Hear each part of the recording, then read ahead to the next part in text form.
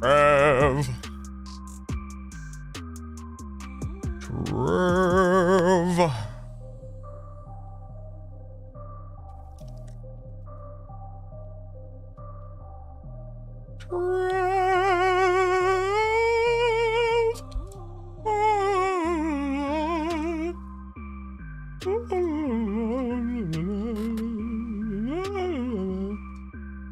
That's where I'm at today. I don't have work tomorrow.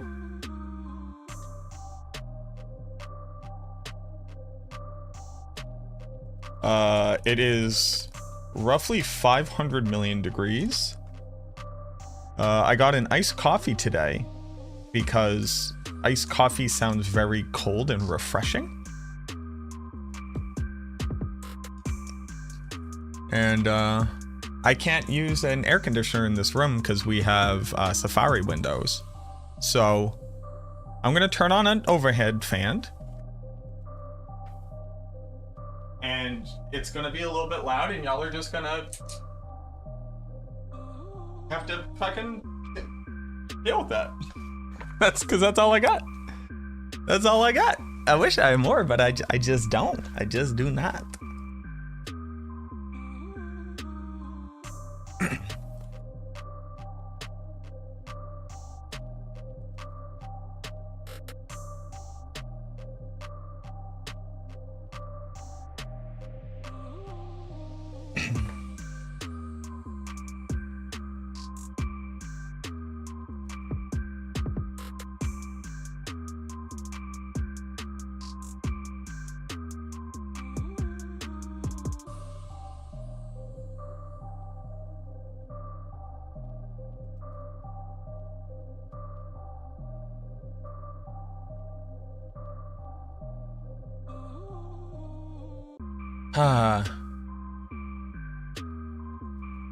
My boy Fallen Beleda.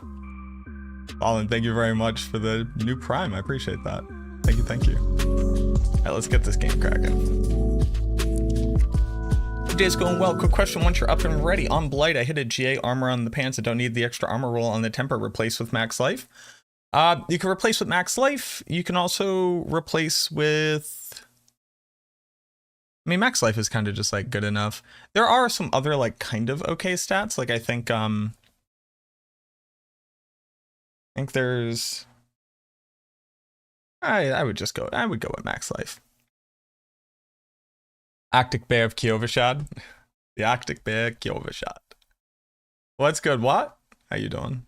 What are we cooking? I want to finish off Doom Necro. I want to put a video to it. Basically just to be like, hey guys, don't do this. Just don't. I was also an idiot and I kind of like redid all my stuff to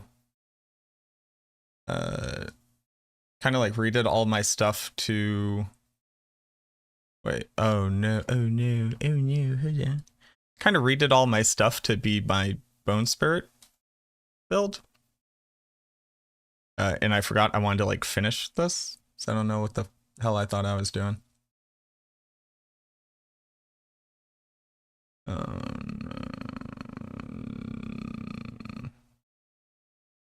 Definitely these.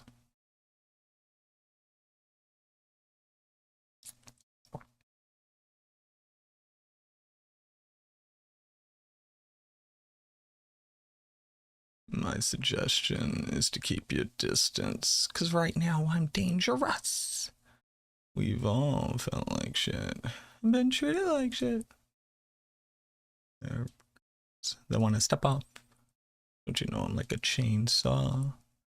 Skin your ass raw. If my game keeps going this way, I just might break something tonight. I'm like a chainsaw.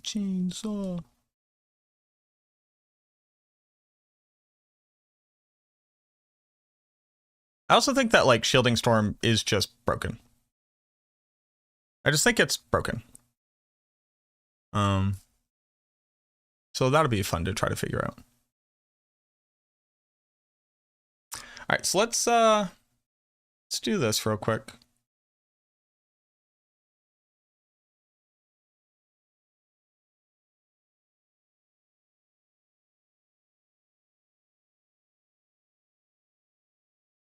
Oh, this is actually my blight ring. Oh, I could just stay there, I guess. This is my gear, right? Also, I need music. Music, por favor. Oh, not that. That'll get me DMCA'd. That's a good song, though. Alright.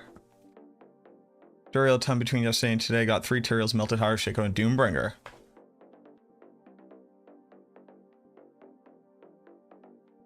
What's going on, El Gusta? How we doing, Red? What's good, Zenyi? So what's the verdict? It's pretty meh. You've seen Bone Spirit clearing 130? I have, yeah. Yeah, my boy Siroc's out there putting in work. I actually want to hop back over to the Bone Spirit build and play it. 911 services are down, which is a weird thing to find out. They have gloves with int, crit chance, and crit damage and ranks to core skills. You can't have gloves with that many stats on it. But I do not. Good day. Great stream. Going gold farming. Enjoy your gold farming. Moonchi, thank you very much for the follow. Appreciate that.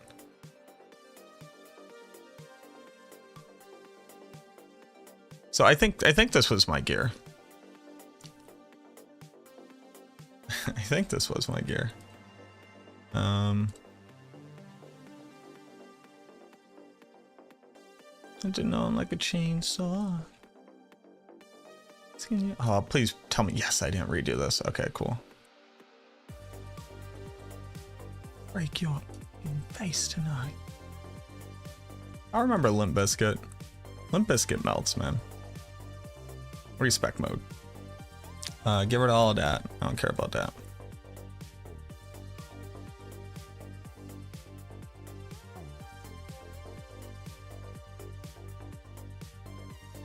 What are like these weird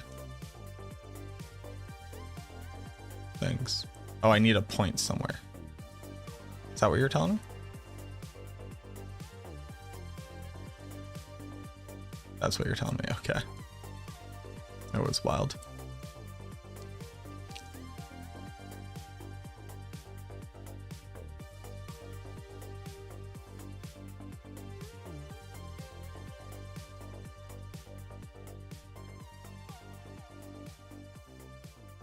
Okay, now let's make sure I'm not screwing something up.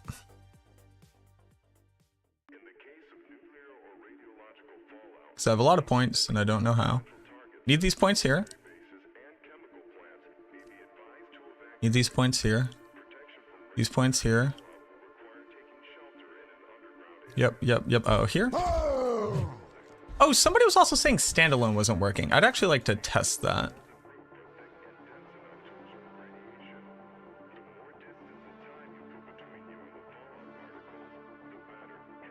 I'm just gonna confirm real quick. Okay, I have like way too much armor, but that's fine, I guess. Is my res fine? My res is fine.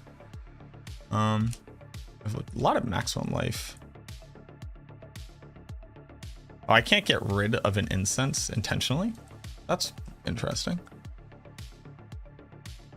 Alright, let's go to Kyovashad real quick.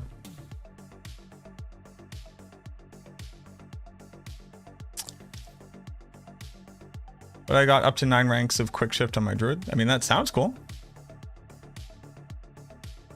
Let's see, build. Oh, build's bad for hit 100 cyber. Straight up, build's bad. In fact, the whole video is going to be talking about why these items are bad. Yeah. Rock the shielding storm. Yes, it would.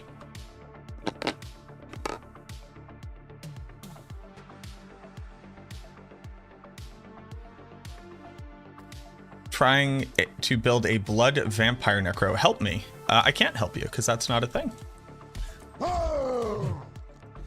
But you can definitely. I encourage you. I encourage you to travel down this road. Well,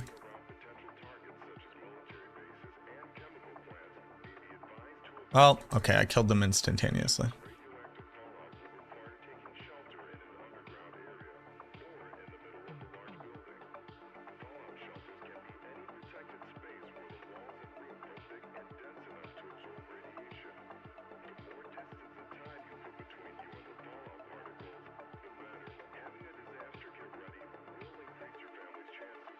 Gene, weren't you all dead?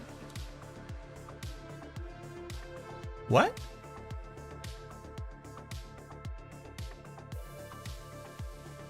Okay, let's go over here.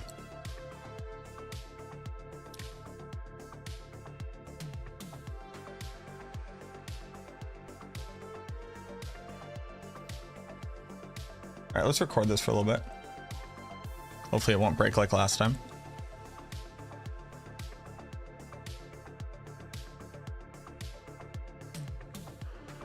Damage seems consistent. Doesn't look like they have like a special attack. They're doing like 201.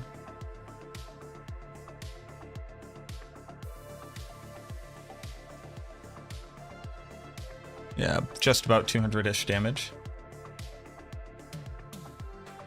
Okay, and now let's put these 3 points in.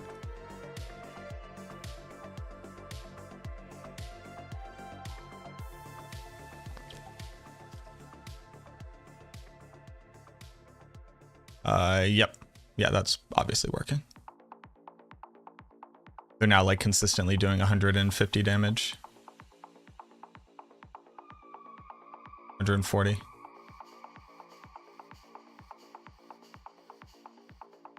That's 140.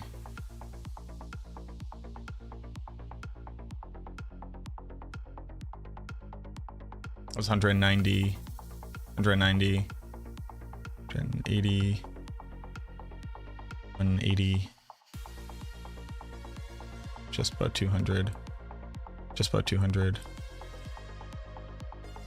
It was 202. Yeah, standalone is absolutely working. Whoever said that is wrong. Okay. You know, you expect him to be, but... Okay. So let's do this. Bones Pair viable again? It's been viable the whole time. Every single build the Necromancer has been viable this whole time.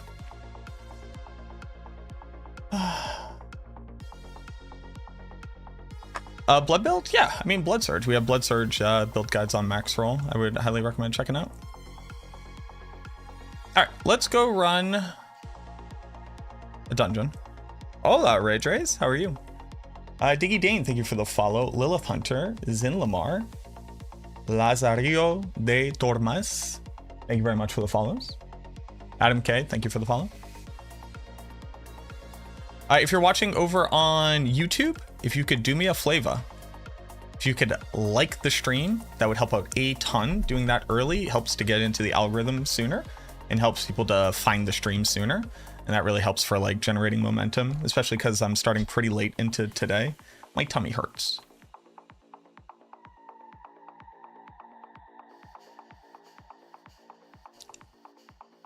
Thanks, y'all. I appreciate it. Oh, rip. Can I change skill assignment? I can. F, yes. Actually. Yeah, okay.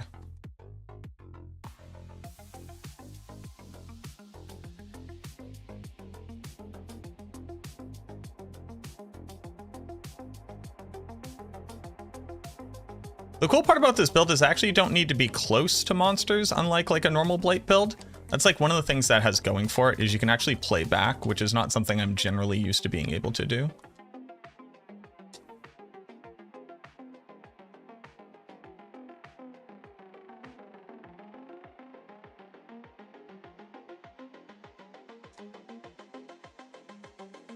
I should also put on a elixir, huh?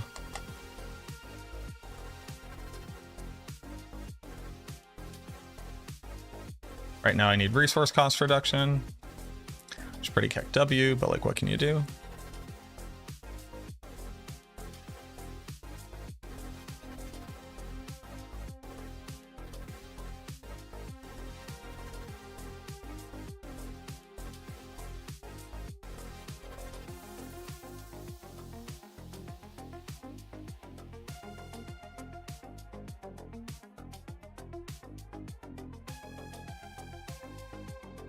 Inconsistent damage, which is the problem with all proc builds.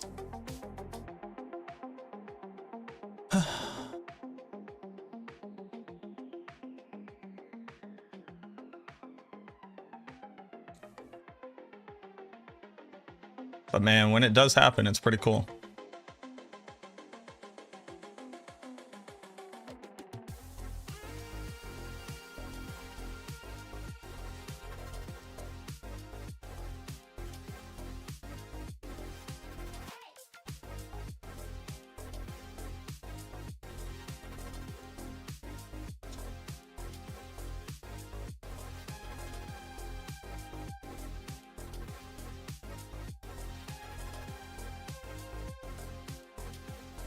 It also doesn't help that I have like roughly the most lucky hit chance I can physically fit on the build while using a Doombringer, and like Decrep is still not reducing cooldown effectively. I'm using a GA damage reduction, using a GA damage reduction, crit on lucky hit chance, pair of Greaves of the Empty Tomb, and like still getting bad output as far as like survivability and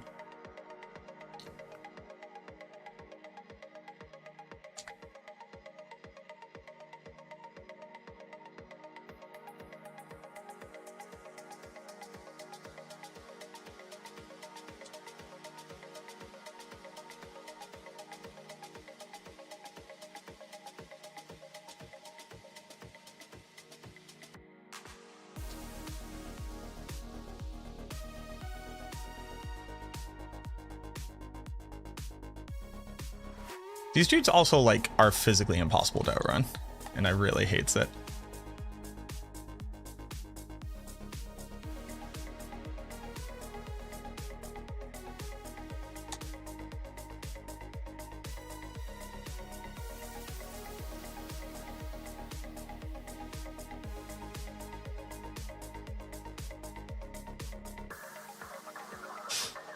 Are you skipping Flesh Eater multi? I'm not skipping it. I do it when I have the opportunity to do it.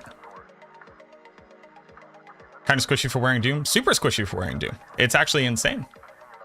I have damage reduction on every single piece of gear that can physically have damage reduction right now without using Tyrael's Might. Kind of nutty.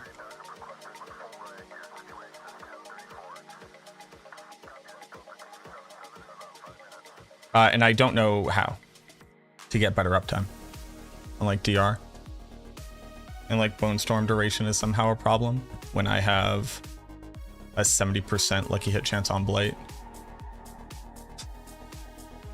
Like I don't actually understand why this build doesn't perform better than it does, other than having inconsistent damage output, so I can't expect to kill monsters at the same time every time.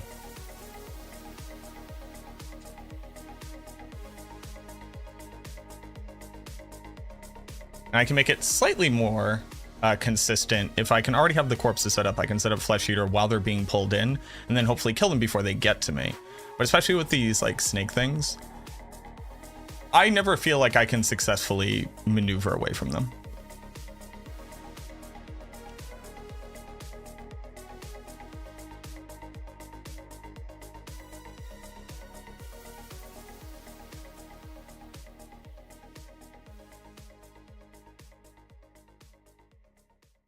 I also just don't think that Shielding Storm is actually working.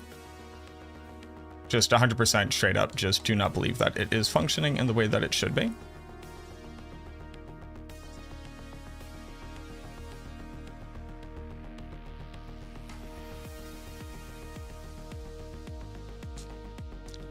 Like on Blight builds, on a Blight build, while standing next to an entire pack of unCC'd elite monsters,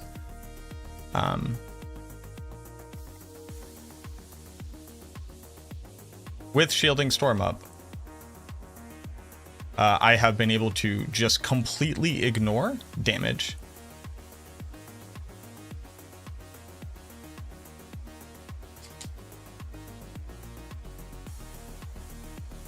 And now, like, and even though it should now be, no joke, like 3 to 4 times stronger than it was previously at generating barrier, even without Shielding Storm, it cannot generate barrier to save my life. It is insane.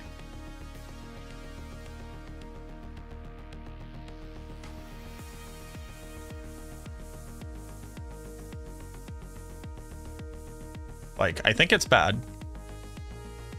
And mostly at this point, the reason why I even want to cover it at all is because I get roughly infinite questions of why are you not doing this? Isn't it good? And the answer is it's just not. Like, the reason why I'm not doing it is because it is bad. And it was bad before it got buffed, and now even though it's gotten buffed, it is still bad. Decompose can only, how do I describe this? Decompose is roughly like a 10th effective at proccing lucky hit chance as these blight stacks would be.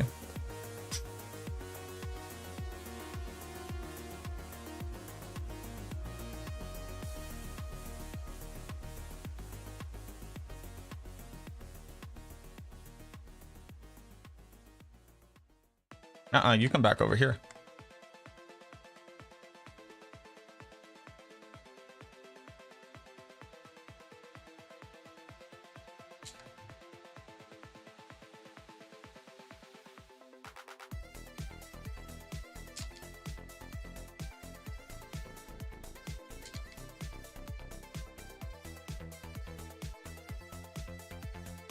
Venga aquí, por favor, mi amigo.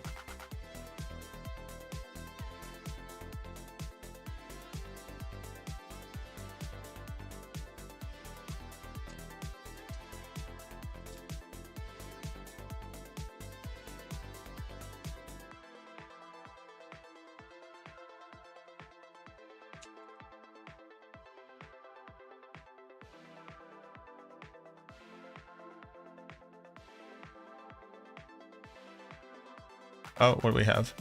Oh, it's bad Lilith. Okay.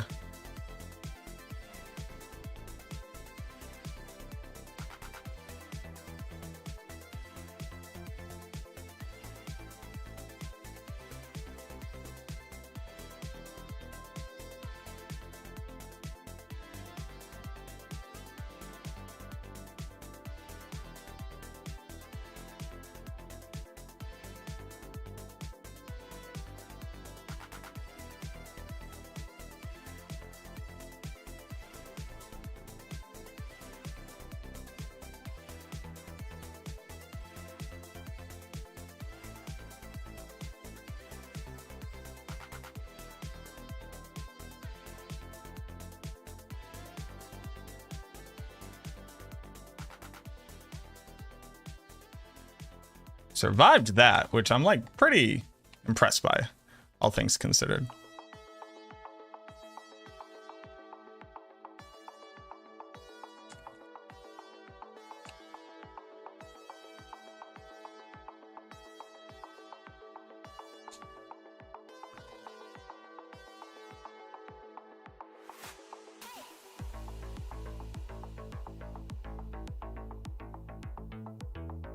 Okay.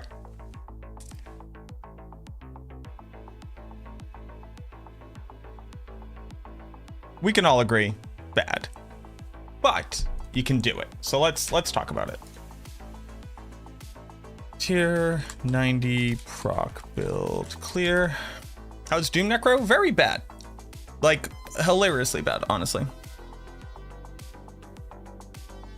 Wouldn't be useless against bosses? Nope, it does damage to the target as well. Do the lances from blood quills? Yes. Why is it enemy dots scale more than player dots? I don't know how to answer that question.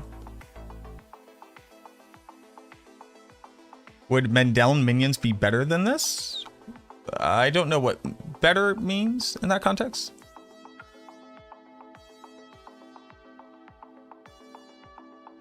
This looks so bad, not even sure if there's any sense running or testing these builds. Well, you don't know that it's bad unless you test it, guys. Right? Like, this is now something that's been shared over the past 2 days. It's like, why are you even looking at this? It's bad. And it's like, you don't know that it's bad until you do it. That's hindsight. Does Doombringer need higher lucky hit chance? Maybe. The major issue here is that, like, I could be triggering Doombringer at a significantly higher rate. I then couldn't be triggering the systems that buff it. Because I could be using Bone Spear. Bone Spear would be sitting at a whopping 81% chance and would have more damage instances to proc Doombringer. But then how do I trigger all of the shadow portions of it?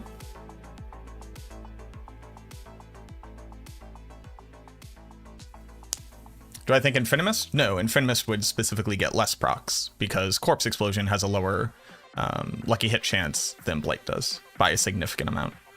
It's nearly half as much. Yeah, this was the major issue why Infinimus, I swapped Infinimus completely over to damage over time because proc Infinimus just does not do consistent damage. The big issue walking into this season is that the pit actually has monsters that actually have real amounts of life that you have to overcome to be able to do damage to them. Yeah, what up, Lucky? Thank you. Like, in the pit now, monsters have an amount of life that requires consistent DPS output as opposed to like random burst windows to be able to kill them.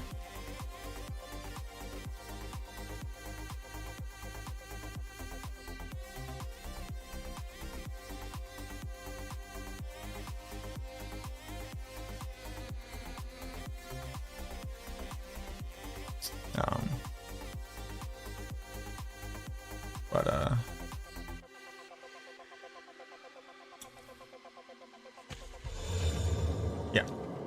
So it's like, I think this build would quite literally be better if I just built into pure Ebon Piercer Blight and then just also said I had X-Falls damage going, and that would, it would just be bad, but you could do it. Versatility glyph for Rogue is giving my Heartseeker build more damage than Devious. Is it bugged? I have no idea, friend. I've never played the Rogue.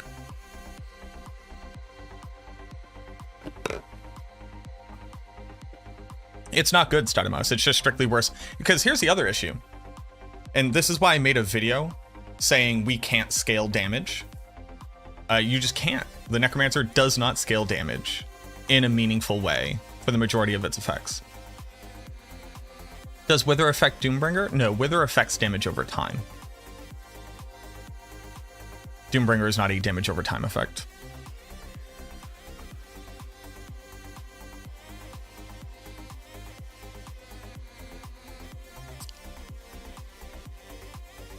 I use Doombringer with my Shadow Minions build in. It's perfect. Cool. Yeah, I'm glad you like that. That's not a problem, Chaos. Yeah, I play the Necromancer. Yeah. So, we're gonna do a video covering this.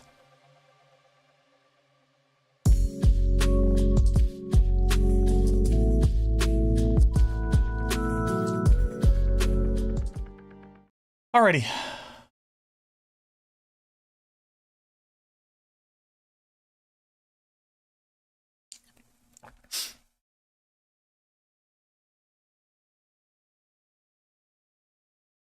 I'm happy to present. I'm sad to present. I have mixed feelings about presenting to you the Doombringer Necromancer, or Doom Necro, or Proc Necro, whatever you want to call it. This is something that I widely get asked all of the time of, can you fit Doombringer and can you fit X-Falls onto a Blight Necromancer build and get big returns? There are items that have high lucky hit chance, abilities to proc AoE damage. It also does shadow damage according to the types that you do. Doombringer has this great ability of applying a damage reduction to the monster as well, which is a very powerful effect. And I get asked all of the time, can you fit these onto Blight? Would they be good on a Blight build? And it makes sense because the majority of the time when you look at something like this, it says it gives you a lucky hit chance to help trigger it, cooldown reduction, which is a big stat on a ring nowadays, and then your damage over time effects have this huge ability to do a massive AoE damage. It can crit, it can benefit from the majority of your stats. Would it be good on the build? Well, the short answer is no. And this is the same reason why Infinimist in this season has been completely swapped over to just a strictly worse damage over time Blight build, as opposed to continuing to chase these proc effects. But I figured I still want to put out this video because I put a damn good amount of time into trying to make this build work, getting good stats. I had to eat 4 different I had to eat 4 different Uber Uniques just to be able to make the Doombringer itself, and while I am going to use it for other builds and other testing, I'm just sad to say the thing doesn't do what you expect it to do. And I mostly want to use this video as a way to kind of show you all what I've done with it so you can get a better idea of what you might want to test, what you might want to change, what you might want to play around with, and the pitfalls that I fell into, and kind of my takeaway walking away from something that theoretically, especially with the massive doubling of damage on this Uber Unique, should have led us to a build that functions.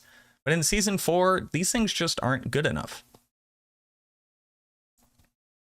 So the major conceit of the build is that we have a lot of lucky hit chance effects that we want to be able to proc, so we need to find a skill that can proc all of them, and then systems that are going to empower that damage further. Doombringer has a 25% lucky hit chance. This can trigger off of any of your skills, and it's going to deal shadow damage. All right, great. We have a really awesome starting point right here to be able to build off of. Let's find ways of boosting our shadow damage. Let's use systems that can reliably proc shadow damage buffs, and let's find ways of incorporating a skill that can also proc our secondary large damage effect. In fact, it's significantly higher damage effect, and it procs more often, in the form of X-Fall's Ring, a 50% chance to do almost double the damage of Doombringer. And while it doesn't carry along the 20% damage reduction effect, it does just add on a very large amount of additional damage and gives us redundant triggering effects here. Add on top of that, while they did nerf it, we can still gain access to the Elemental Surge Temper, which gives us another 40% lucky hit chance, be able to deal a decent amount of shadow damage, which can also crit, but this one can only hit a singular target. Think about this as a way of kind of amplifying our Shadow Blight damage, which does work as an additional trigger effect from all of this, and we're looking to scale critical strike chance, critical strike damage, and then adding on as many generic multipliers as possible, because we do run into one little issue, which is that none of these triggered effects count as a skill. They don't have any skill tags. They're not considered darkness effects. They all just happen to do shadow damage.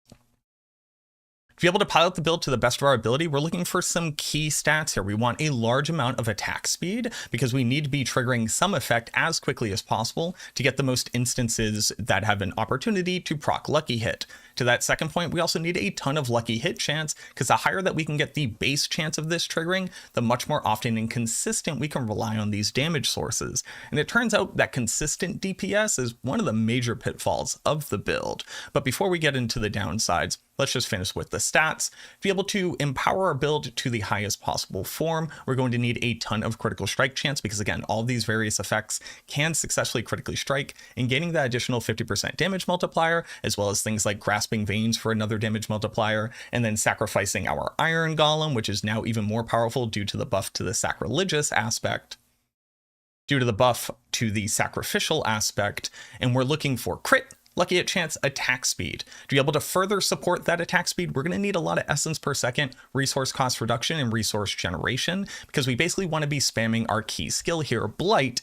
as often as possible.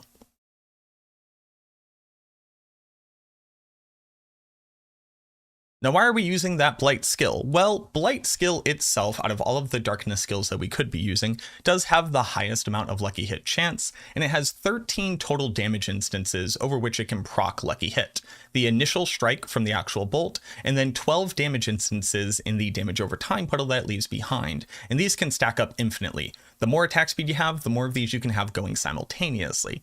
The reason why you wouldn't use something like Bone Spear here, which actually has a much significantly higher base lucky hit chance, is that one, it is not a darkness skill, so it can't trigger things like all of our shadow and darkness skill passives from Gloom, and adding on another critable lucky hit chance effect like Crippling Darkness, but it also wouldn't allow us to trigger Shadow Blight, the biggest overall multiplier that we can possibly put onto a build like this. But the second part here is that Blight is relatively low in essence cost, and it also carries along with it an innate additional 20% damage bonus just from the target standing inside of our Blight, and then also adds on a ton of crowd control, which is key for us to be able to stagger bosses and be able to stack damage as fast as possible. So when you put all of that together, you realize you're going to need some core key aspects here that are going to further empower us. So we're going to be using things like Damned. Damned just increases shadow damage the moment that we curse a target, so that's going to work for all of our effects. obviously blighted itself, and the major issue here is that we sadly can't fit it onto our amulet. There we're going to be putting that Grasping Veins. This is going to help us actually reach 100% crit chance with and without Bone Storm up, and on top of that you can add on really strong additional effects onto your amulet. You'll notice that none of the gear that I'm wearing is going to be like bad gear. I double crit on a max plus gloom rank here, just to give you an idea of like how much power I put into this build. I got max ranks on things like Crippling Darkness, huge amounts of crit chance, lucky hit chance, greater affix lucky hit chance, greater affix lucky hit chance, just tons and tons of greater affixes to very specifically empower the things that we need to do in the build. So okay, great. You have all the stats to handle proccing things and actually getting the damage out. We can consistently cast Blight without stopping, as long as we're willing to use a resource cost reduction potion. Now, what else do you need on the build? Well, we need a ton of survivability, because unlike things like Shadow Bloodwave and Blight with Void, we actually don't have a ton of stopping power. All we really can do is rely on Grasping Veins. All we can really do is rely on Corpse Tendrils to be able to apply a huge amount of crowd control and make it more efficient for all of our damage over time effects, and then AoE damage procs to actually hit. So we're going to want to fit on things like a ton of additional maximum life. We're going to need things like Hardened Bones, obviously, for damage reduction, Shielding Storm for barrier gen, which I'm going to test this in a separate video. I don't think it's working right. I've never felt squishier than walking into this patch on the exact same builds that I previously could just stand next to monsters and kind of completely ignore. But look forward to that in the future. Obviously, we're going to cap our armor, we're going to cap our resistances, and we're going to pick up as much damage reduction as we can possibly fit onto the build. Yes, you could put on something like a Shaco, but then you're losing out on a ton of lucky hit chance, losing out on a ton of essence per second, and you're losing out on more ranks to Crippling Darkness, which is one of our largest total damage applications from the build itself. And then basically the reason why I even wanted to play the build is because they had drastically increased the sacrifice bonuses from our Book of the Dead, and they had empowered the sacrificial aspect to give us an additional 50% multiplier to these stats. So our Reaper Skeletons granting us a 30% damage boost to shadow damage here.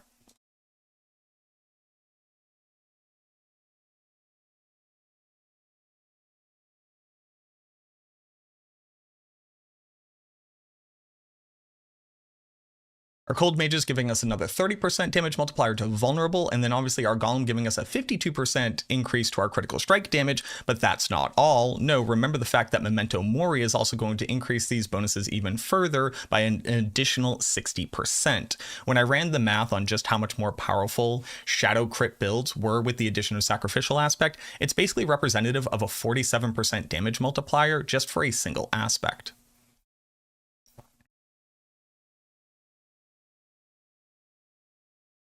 Go on even further to use things like Sacrificial for another 10% damage multiplier, Abyssal for another 10% damage multiplier, Amplify for another 10% damage multiplier, Essence for another 22% damage multiplier once the monster is no longer healthy, adding on Exploit for another 10% damage multiplier whenever they are vulnerable, building all the way over into Control for another 20% damage multiplier the moment that we cast a curse on any normal enemy, and then on a boss when we stagger them, and lastly building into Scourge for another 10% damage multiplier the moment that we apply any damage over time to a target, and you start to see where we should expect to have a ton of damage. Obviously, Scent of Death is going to give us even more damage when there's no corpses around. We're obviously going to be building over to Flesh Eater for another damage multiplier there, and picking up every single thing that we can in our skill tree. Now, I know I'm going fast here. I'll include a planner down below just in case you kind of want to test this out yourself. But now let's talk about the problems with the build. Because I just showed you how I did it. I explained everything about what you kind of need to do to make it successful. But what is the issues with it? Why doesn't it perform well? Well, it comes down to consistency of damage and the ability to properly control the monsters around us.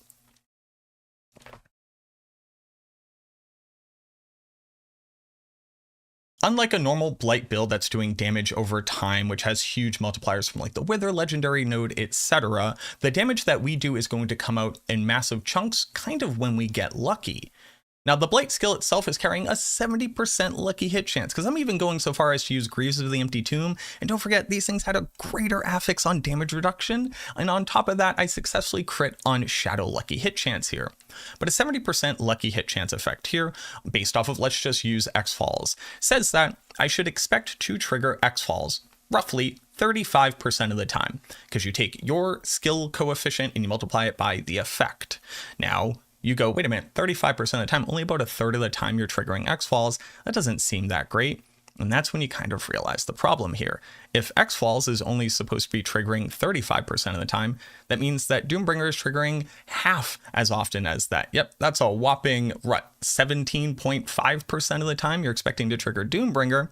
And while Elemental Surge at least has a higher lucky hit chance than Doombringer, its damage value is so much lower that it's kind of just sprinkling on damage. And ultimately, I would swap this thing over to something like Bone Storm Duration, or even just Blight Cast twice, just to have an even higher chance of being able to proc these things. But even though X-Fall's base damage is incredibly high, we run into another issue where we're not able to scale it as hard as we can because we're using a one-handed sword and a focus. In fact, if we were just using a two-handed scythe, the damage on X-Falls would be significantly higher.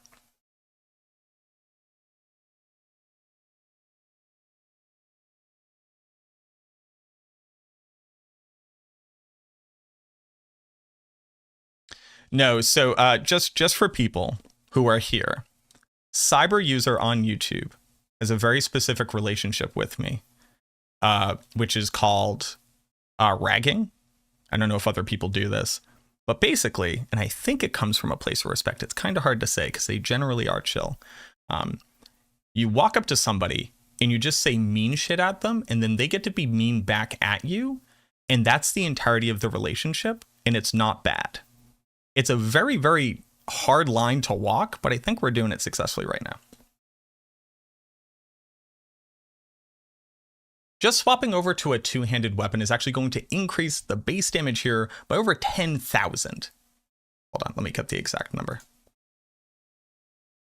So we're going to go from doing 42,000 damage here to 53,000, almost 54,000. That's an increase of 25% expected damage outcome on X-Falls, which unironically, if I was looking to redo this build, I think I would only worry about this and then get the benefits of a double effective temper, both for damage, as well as, again, like Blight Cast twice or Bone Storm Duration, because I really felt like survivability was one of our major issues.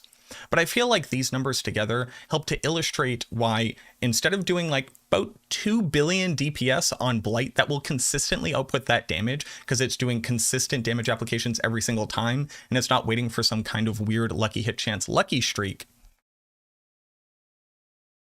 Whereas things like Doombringer, even with the ridiculous amount of lucky hit chance that we have right here, should not expect to proc the vast majority of the time.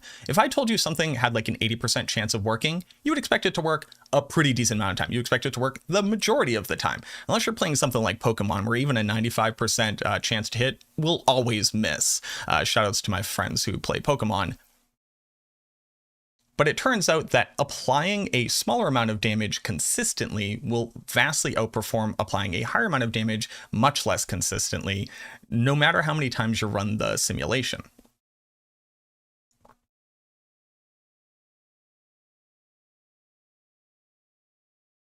And now let's talk about those issues with survivability. And I just again want to point out all of the survivability stats that I currently have. We are capped on armor. On top of that, we are capped on resistances. We have 38,000 maximum life here, which is not the most that we could have, but it's a pretty sizable amount. Technically speaking, Shielding Storm is supposed to be able to generate a maximum life barrier up to our total. So if Shielding Storm actually worked, and again, I don't think that it is properly, but if it did work, I should be able to effectively double my maximum life. I should have 76 total 1,000 amount of maximum life, put air quotes up here, that all of our damage reduction should then work for. 25% damage reduction from Hardened Bones, 21.6% damage reduction from shadow damage over time affected targets, 18% damage reduction from Standalone, and then 8, 10, 12, 14% additional damage reduction from enemies who are affected by shadow damage over time. 20% more damage reduction from Decrepify.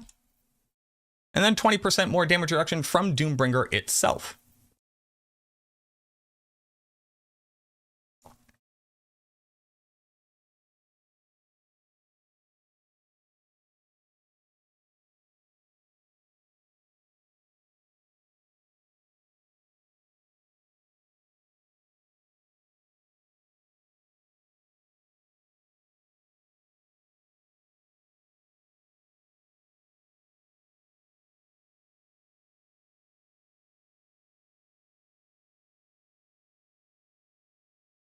And obviously, last but not least, an additional 12% damage reduction from 12 targets.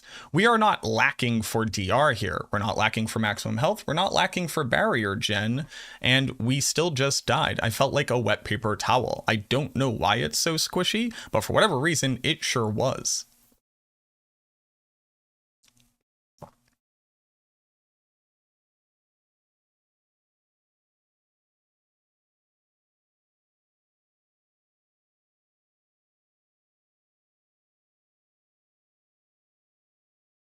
The other ironic part is that it's actually like kind of hard to properly stack on enough lucky hit chance unless you triple crit on greater affixes, but I was no slouch in trying to get these stats as high as I could either. Double lucky hit chance crit on a double lucky hit chance crit on my double lucky hit chance crit here on my helmet. Lucky hit chance on my gloves. Obviously the shadow lucky hit chance with an additional crit here. Lucky hit chance on my amulet. Lucky hit chance with a greater affix on my ring, then obviously the inherent lucky hit chance on X-Falls, and last but not least, another greater affix lucky hit chance roll here. And even so, our lucky hit chance wasn't that high, all things considered. It's kind of funny. One of the biggest reasons being that you don't get to use a wand, which also carries along with it inherent lucky hit chance, because you got to use Doombringer the Sword in the first place.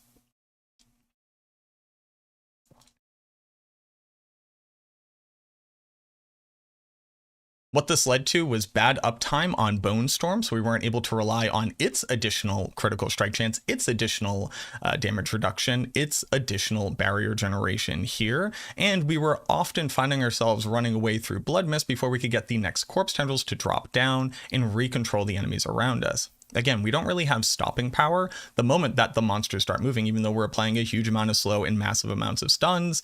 This generally just caused elite monsters to actually become unstoppable more quickly because we were applying too many hard stuns, things through Decrepify as well as Crippling Darkness. So the things that were going to increase our damage output against bosses were actually negatively impacting our ability to be safe against elite monsters.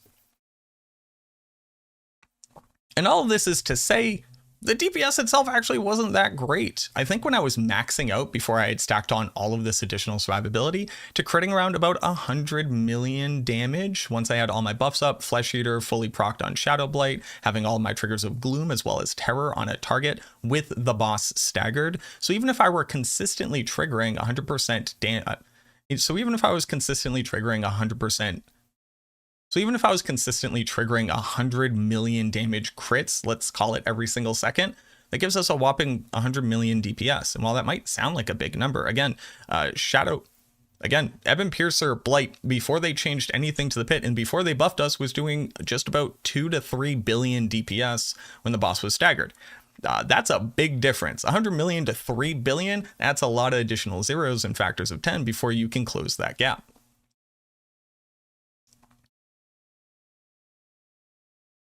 So where does that leave me on Doom? Doombringer? Well, I guess I feel a little bit validated. I now have a concrete piece of evidence to be able to sit down in front of people who are asking about using this item for damage. Now, keep this in mind. You can just throw on Doombringer if you want. You get a ton of maximum life. Like if I were to take this off right now, I would be losing 11,000 maximum life. It gives you a cool little AoE effect that is going to give you more damage reduction if it's working. Hard to say whether or not that's true. But it is something that you can do. You can just put on whatever item that you want. But when you are looking at a Blight build and you're asking the question, what would it take to make something like Doombringer or even X-Falls, nearly double the damage, nearly double the effectiveness chance to proc with many less restrictions vis-a-vis putting on different items, Is it good on a Blight build? The answer is absolutely not. Even fully investing in critical strike chance, critical strike damage, as well as proccing as many damage multipliers as you possibly can for it, it's just worse than having a skill that does at least as much or slightly more damage consistently. That's generally where I kind of want to leave it off. I wanted to finish the build. I thought it had a chance of doing something cool, especially with the huge additional damage bonus to Doombringer, but I think it kind of just proves the point that, like, unless you're just using it as a little bit of extra damage, or maybe you're using it to trigger a very specific effect for your build, or you just like the maximum life, Doombringer isn't for the Necromancer. It's just bad. It's just a bad item for the Necro. Now, can you use it on a blood build? Sure, you can throw it onto a blood build, get a huge amount of maximum life. You're going to lose out on a ton of multipliers, but at least blood builds don't have good tempers to put on their weapon anyways. And that's actually another one of the biggest issues here. Using a unique weapon needs to have a ridiculous stat line and effect for it to outperform the tempers that we currently have in the game. And again, most notably, the tempers that you can then put onto a two-handed weapon to get double effectiveness out of them. So any stat line on an item like this has to drastically outperform that, and I just don't think that Doombringer does. Now, is there any hope for the build? No, there just isn't. Can you swap it over to a Sever build? Sure, but then you lose X Falls, the thing that procs twice as often and deals twice the damage. Can you, again, just toss it onto a Blight build? Sure, but then you lose Doombringer itself, and you haven't really empowered Blight's damage in any meaningful way. Can you at least rejigger the various stats that I have on here? Yeah, you definitely can. A little bit more cooldown reduction, making sure that you're hitting crit cap without needing to use Bone Storm's crit so that something like Grasping Veins can just do it itself. Yeah, can you throw on a different temper here? Also, yes. But that was probably one of the biggest issues I was kind of running into. There aren't any good tempers for the damage type that you want to do. This build really doesn't want to stand next to enemies. It actually wants to be shooting from far. So you could go with damage to distant, but that's a stat that shuts off the moment that things get close. And sometimes you just kind of have to brawl things. Do you want to go with just damage to close? Sure, but the moment that you're running away from the various pit shadow boss mechanics and you're just trying to fire from range or stay out of the way of trouble, you lose your damage there too. Can you go with generic damage? Yes, but unlike a damage over time build, generic damage doesn't like double dip just because we're doing shadow damage. It doesn't add anything extra, so it's a very non-niche damage source, so it's very low. Damage to curse comes to mind, but good luck trying to temper on damage to curse because there's just 4 other stats there that are just complete trash for the majority of builds. So you're just going to brick more items than you could possibly save. Can't work with darkness damage because these aren't darkness skills. They are shadow damage effects, which is very different. And our only shadow damage temper is very specifically for shadow damage over time. I don't think this build was meant to be. Now, the last thing that I'll say here, and it might be asking the question like, why'd you put out a build guide and a planner for this thing? And it's because, well, you don't find out that a build is bad until you test out the build. I think I tried my best to replicate what this build should be doing at any given time, and I think I put my best foot forward. So I want to share that information again with you all in case you're testing out something similar. You kind of want to just like bounce it off of the wall. That is the ideas that I put forward, and maybe you come out with a different outcome. Let me know down in the comments. I'd love to hear from you. I know a lot of people were excited about trying out this build, so if somebody else figured it out, I would love to be proven wrong because I think that this is super cool. I've been trying desperately to have Doombringer be relevant for the Necromancer for a very long time, and it just keeps falling short. But again, let me know down in the comments if you're brand new here and you at least appreciated the honest portrayal of the build here. Go ahead and subscribe to the channel. You don't want to be missing on anything like this. And also toss a like onto the video if you wouldn't mind. It helps me out drastically. But thank you very much for watching this video. I truly hope that helps you to at least, I don't know, maybe save out those 4 resplendent sparks and not salvaging stuff to be able to try this out yourself. And I look forward to seeing you in the next video.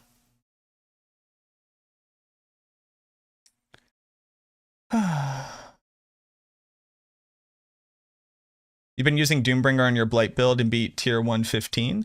So my thing about that is the Doombringer's kind of just not doing anything for you. Is there a reason to use Defenders over Reapers? Where? For what? Did I want to mess around with the 4GA X-Falls? No, thank you. That wouldn't meaningfully change the outcome of the build. I appreciate it. What is average DPS on this build? About 50 million if you're lucky. For a Bone Spirit, is there a reason to use Defenders over Reapers? There is, yeah. In higher pits, Reapers can't survive. Can I do a pit with this? Sure, if you want to watch me run an 8-minute tier 90, I got you. Doombringer explanation.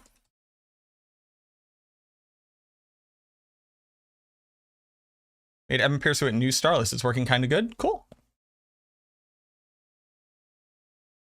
Reaper's 100% fine for high pits, by the way. Okay. That was not my experience. But if you're experiencing that, that's sick. Do you have to invest in survivability at all?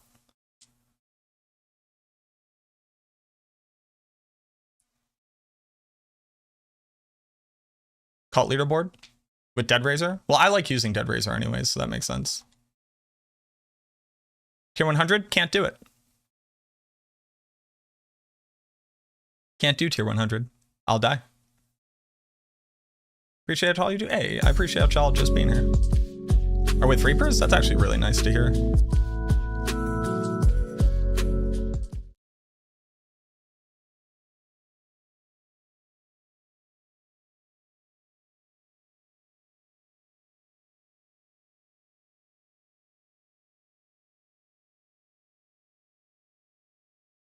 Oh, you know what? Here's another major issue. The monsters are dying from things that can't trigger lucky hit chance. That's actually why uptime is so bad, I just realized. Like, yes, the blight is applying to them, but the things that actually kill them, like the damage instances that actually kill them, can't trigger lucky hit chance.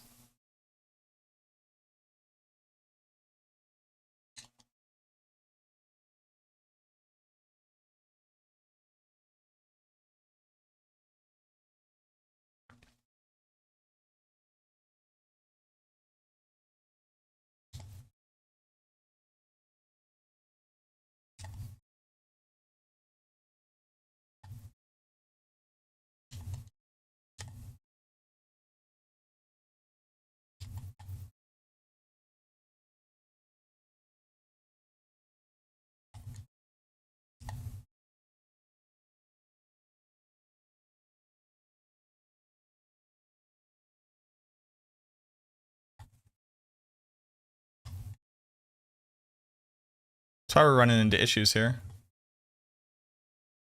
Although this is now like really smooth and people are just like, I mean, not fast, but smooth. And people are gonna be like, why do you think this is bad? But just wait until I get to the boss, Baka.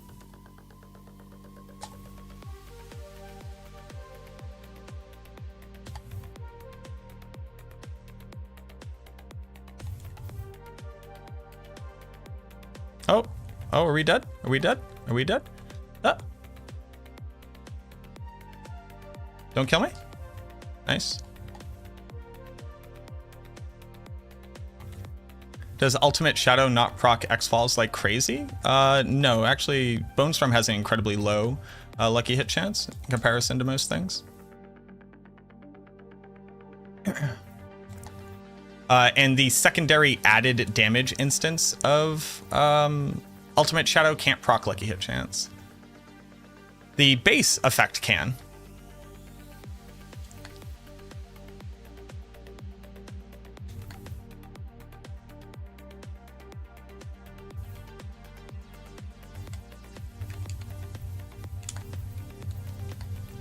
What about poison and shadow? We don't really have ways of scaling poison damage because wither doesn't work for it. We only have generic multipliers for poison damage. So those would be things like blighted, damned wouldn't work for it, sacrificial would at least. Well, no, only the vulnerable damage sacrifice from our minions would.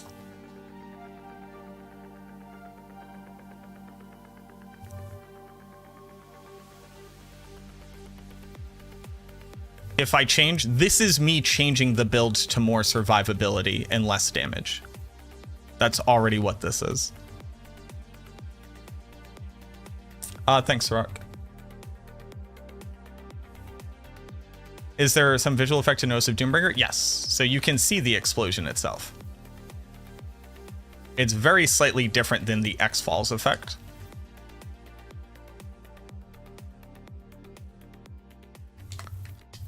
Yeah, so for people who are brand new today, this is day 2 of me testing the build. I've gone the full gambit of what if I add on even more survivability, what if I actually just add on more damage, etc., etc. Decompose and Might. Well, the major issue with Decompose is that it can't trigger corpse generation through huge flesh, and it also can't trigger Abhorrent Decrepify. So it would have even worse uptime on cooldowns. And it also applies less total procs per second than Blight, and is slower than Blight. So it's just worse in every way.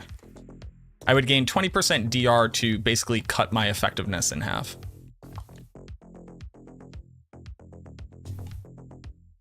And the way to actually get the maximum out of it is I would have to channel cancel. I would have to spam the skill, because the base Decompose has a divide by 2 function in its lucky hit chance calculation. But you can overcome this by spamming the skill, which layers on 2 instances of Decompose per channel cycle. But that requires you to cancel and re-engage the channel multiple times per second. So rather than hold down a trigger button here, I would have to be individually clicking the spam key, and that gets really tiring. One of the many reasons why I play on controller is to alleviate input.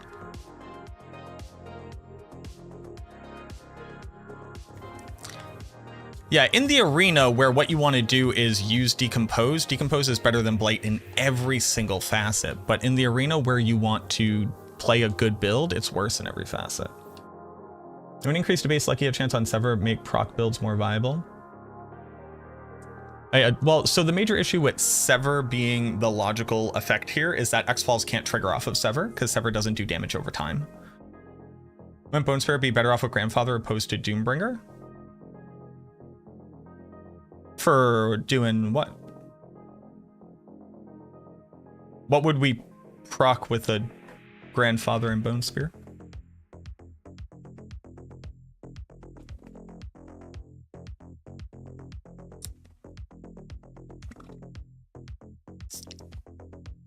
What would we actually proc then?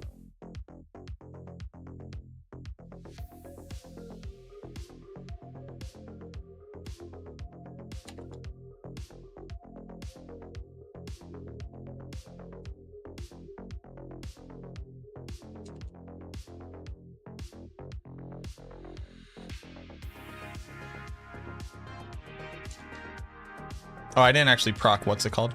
Rip.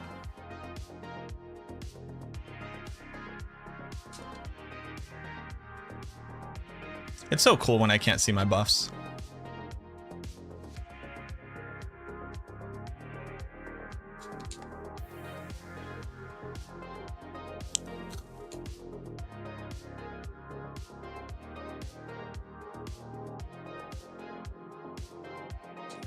This almost makes the build look good, and it's mostly just because I'm getting better at playing the build.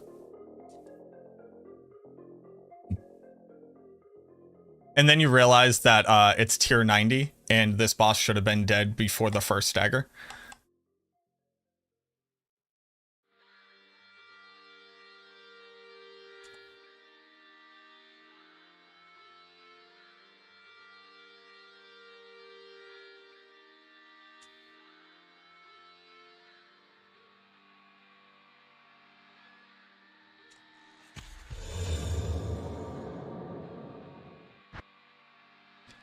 What up, Blue Eyes? What do you think of overpower Bone Spear with 3 Ubers? I think it's a very bad idea. Because triggering 1 overpower Bone Spear like every 15 Bone Spears or whatever it would have to be seems like very bad.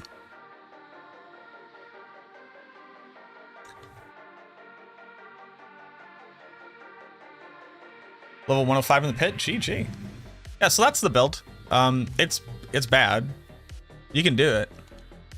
What level gear is this?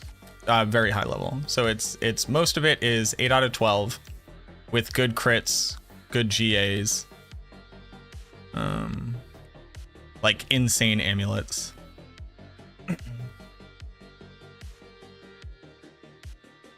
What's better to play against, monsters that are 20 levels above me or 10? Well, monsters stop giving bonus experience after 10 levels above you, so if you're leveling, there's no real reason to do that. You want to be killing monsters that are level 95 as fast as possible, so that they can be dropping item power at 925. What weapon should I use on Rogue? I assume Emerald for crit chance, or the one that gives vulnerable damage. I don't really know what build you're playing. There's not like a gem for the class. There's gems for damage types that we're trying to apply. What up, Blabeling?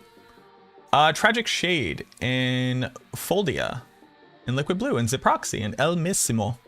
Taint Punches. Oh boy, rolled up with the name Taint Punches 53. Diggy Dane, Lilith Hunter, Zin Lamar. Thank you so much for the follows. Fallen Belader, thank you very much again for the prime. What up, Taint Punch? That's a great fucking name. That's so good. Not that the rest of y'all names ain't good, but Homeboy did show up with Taint Punch, so you know.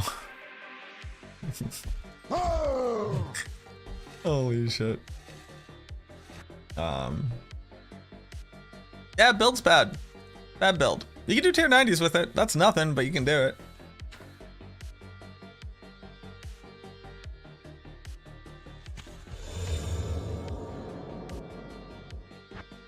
Vape Guy, thank you for the follow. Mr. Smith, thank you for the follow.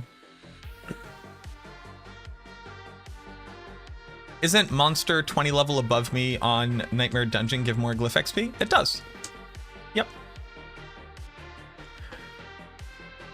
So if you would like for me to answer a question that's specific to a thing that you're looking to get answered, I recommend giving me more context. Because when you just say, should I kill a monster that's higher level than me? I can only assume that you're talking about experience.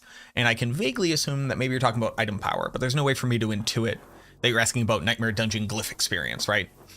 That's like saying, hey Mac, should I eat bread today? When the answer is, what would make me have a gluten reaction as fast as possible?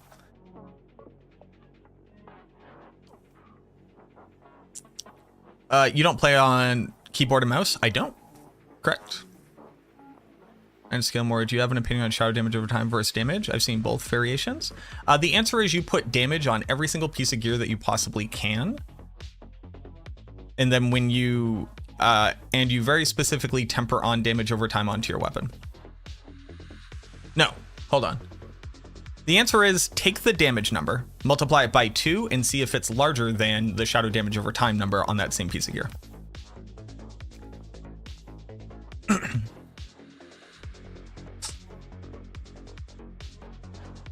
Does damage still? Yes, it does.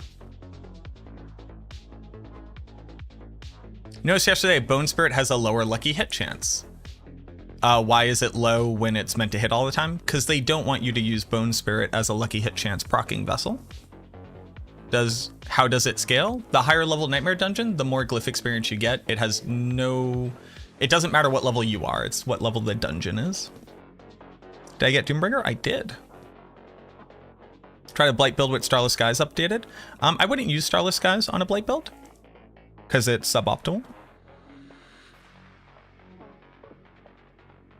I don't need to test it out. The damage number is just suboptimal in comparison to other options which we have available. And most notably, we want to put Sacrificial on the build to gain access to the 22.5% increased attack speed, as well as the roughly 25-ish plus 26% damage bonus that we get from the aspect itself to be able to reach the last breakpoint for attack speed. After mid-season patch, what do I think is the Necro build capable of pushing highest pit tier? Once they turn Holy Bolts back on, minions. Gee, Brian, where are we going? I can't do a pinky. Arf. Arf. Where do I have a pinky in here? Gee. Nope. Gee. Jay, Brian. Oh, that's getting there. Jay, Brian. Nope. You have to get really high up to do a pinky. There's like a lot of nasal control in it. Gee, Brian? Nope. Does it fit nicely in any Necro build? Shadow Mages. What is the last attack speed breakpoints for Blight? That's like 93% or something like that. Worth putting on a weapon in a Blight build? It's not, because the Blight damage itself is almost completely meaningless. Have I ever ran into a video game where overclocking is an issue and lags servers? I don't think that's what overclocking can do, but I don't overclock my computer.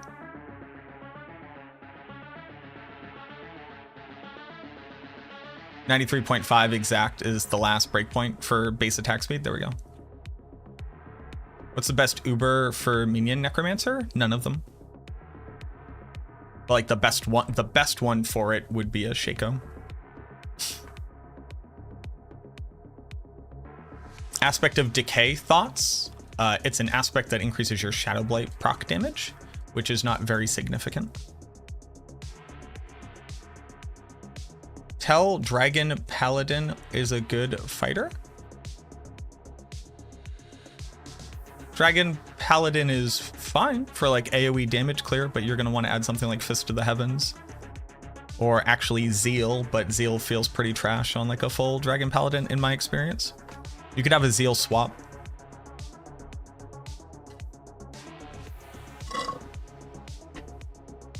Cake or pie? Cake or pie? Depends on the pie and it depends on the cake. I generally don't like cake. Like I fucking hate chocolate cake. I hate most like I hate most cakes because they just have like a plain sugar frosting. I like a creamier frosting. But I also don't like the majority of pies because I don't really like cooked fruit. Hola, sir. ¿Cómo estás, class? ¿Qué pasó? Why do I hate chocolate cake? I like chocolate. I don't like things flavored like chocolate. Doom Necro is pretty bad. You can run tier 90s. If that's a thing you want to do. You like Boston cream pie? I fucking love Boston cream pie. Bien, ¿y tú? Estoy cansado, pero estoy así. You know? Penitent Greaves not worth it with Doombringer? Is Sever that bad? Penitent Greaves, I believe you're referencing Greaves of the Empty Tomb, and I'm currently using them. But Sever is like the worst lucky hit chance skill that the Necro has. I speak well, thank you very much, Psycho Boom. I took a bunch of years of Spanish, and then I worked with these great guys from Guatemala for a while, and they didn't speak a ton of English. So I had to become like conversational and try to remember words that they might need to say at me. That's basically what I got. Also, I was one of like the only people who had like a vague handhold on the Spanish language in my pharmacy. So I would have to like help get orders in. Who makes the best Boston cream pie? I don't really know because I'm not really like up on who makes good desserts other than like Italian bakeries for stuff. But I don't think that they make the best Boston cream pies. I think that they make great cannoli. And then they generally make like a ton of good stuff that you just generally like, right? Like eclair and croissant. Does Mutilator Plate have any bugs that I know? Not to my knowledge, other than you can dodge the Fortify, I believe. Spanish is your first language? Dope. Also, it helps that, and I can't roll my R's. Hey, so I'm from Boston, Massachusetts. In Boston, you don't say as. Ere? Can't roll that. Can't do ere. Cannot do this. My name, me llamo Marco. Can't roll my R's, okay? Can't roll my R's. When I say pero, you don't know if I'm saying butt or dog. Can't do it. But I forgot the point I was going to make. Mostly I was just shitting on the fact that I can't roll my A's. weren't able to redeem Crippling Darkness. That's like one of the big, honestly, that's kind of unironically the most upsetting part for me. Because like Crippling Darkness, look at this thing, 160 base weapon, and this is only with 5 ranks in it. Something chowder, clam chowder. I fucking hate clam chowder. As a content creator, how much of the D4 community is interested in optimum builds versus niche builds like Doomburger when you just experimented with? So I think this is actually a really interesting, I think this is actually like a really interesting question, Dante. Coming from Diablo 2, Diablo 2 is a game that's old enough now where everybody has basically played the Blizzard Sork and the Lightning Javazon and the Trap Assassin, and, you know, Hammer Pally, and then just like, you know, like Frenzy Barb and Berserk Barb, just Horking Barb, you know, Singer. Everybody has played Tornado Druid and Bad Fire Druid. Now they made it better. Everybody's played Minion Necro or Fishymancer. Everybody has like played the vast majority of builds in Diablo 2. So I would get amazing returns on theory crafting and presenting and working on weird builds. Like I made Corpse Explosion Barbarian. I tried to like really repopularize Plague Javazon using like Death's Web swap tech. And in the Diablo 2 universe, people fucking love off-meta builds, mostly because they tend to not be able to get the more expensive gear pieces for the meta builds. And the off-meta build at least lets them feel like they're farming towards something that's like interesting and fun. In Diablo 4, because there aren't really farming strategies yet, right? It's either Helltide or killing a boss. Those are your 2 different like strategies that you need to employ. The thing that people care about in Diablo 4 is the meta build, kind of fucking only. Like that's all people care about. You might hear people that are like, no, I want to do off meta stuff. You know, I hate the meta. Oh, I don't just want to do the meta. The problem being in Diablo 4, off meta stuff just doesn't work as well. It's not like it can do a niche thing. So in Diablo 2, you could play a cold Boazon, an ice boa. Ice boa, before they added Sunder Charms, wasn't really good, but it was very strong, relatively cheap to build at first, and you could go do things like cows, or you could farm a couple places in like Act 3. You could bring it to some interesting places, and because it could do cows at all, people liked the build. So it was fine that it wasn't good in other places, because they could farm a thing that they liked doing. In Diablo 4, for your build to be worth your time to put in time and money into, it has to be able to do Helltide and do bosses and be good at doing Tree of Whispers, and you have to be able to run dungeons with it. It has to be able to push the pit, because it takes a lot more to invest into a character in this game to get something up and running. Not the same amount of investment you would need to do for like a Poison Necro in Diablo 2, right? You may never get a Death's Web. But here to get a build up and running and functional, it requires a lot more investment to start. So people only care about the meta as far as wide reception. And then people generally find cool things that they want to do and then want to know the best way of doing those things, which is the exact same thing as saying a meta build. Like nobody wants your bad Bloodlance build, they want a meta Bloodlance build. That's perfectly fine, you can make a competent Bloodlance build. But like, the opportunities to do off-meta stuff in the game don't have things that reward you for doing it, it just makes you worse at doing the stuff in the game. So I could go make a Crew Wars Embrace, Death Speakers, Amulet, Minion, Blood Surge build. People would be excited to play that because they don't know that it's weak. So they believe it can be a meta build. And again, if you can create a competent version of it, it's part of the meta. But once somebody learns that it's bad, they generally don't want to do it anymore until it becomes good. So they don't want to see my video that says, They want to see my video that says I made Blood Surge minions work. It's great. What they don't want to hear is I made Blood Surge minions work. It's a D tier build. And that's the big difference.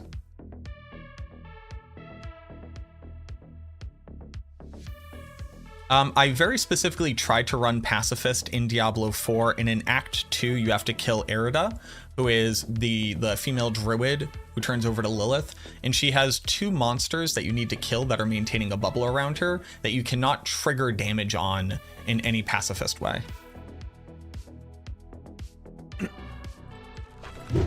Is Bloodlance significantly better? No. I would say it's relatively the exact same. Is there a viable build with Flicker Storm and Bone Storm for storm damage? For storm uptime? You can maintain 100% storm uptime without having to use that many gimmicks. So those gimmicks are just kind of bad. You can do it, but it just means that you are making whatever build you're doing worse by doing it. So do people want off-meta builds? They do, but they want those builds to be just as good as meta builds. And since there aren't niche things that you can farm with builds, there's nothing to use those off-meta builds for. Like the closest that we got was Blood Surge being the Gauntlet build, because everybody wanted to do the Gauntlet for a bit. So like, oh, I'll build Blood Surge for the Gauntlet. And now people are generally like burnt out on the Gauntlet because it doesn't really have a ton of replayability. So.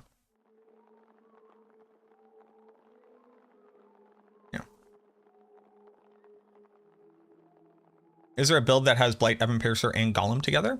You can put Golem on it. It's not generally good, but you can do it.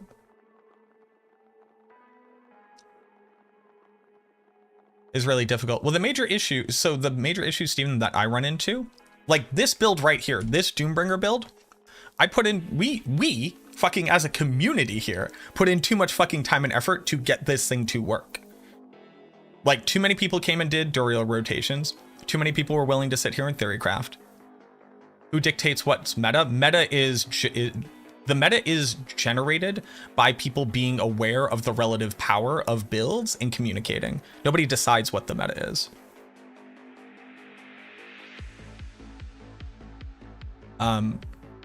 So I'm gonna cover the build, and maybe people will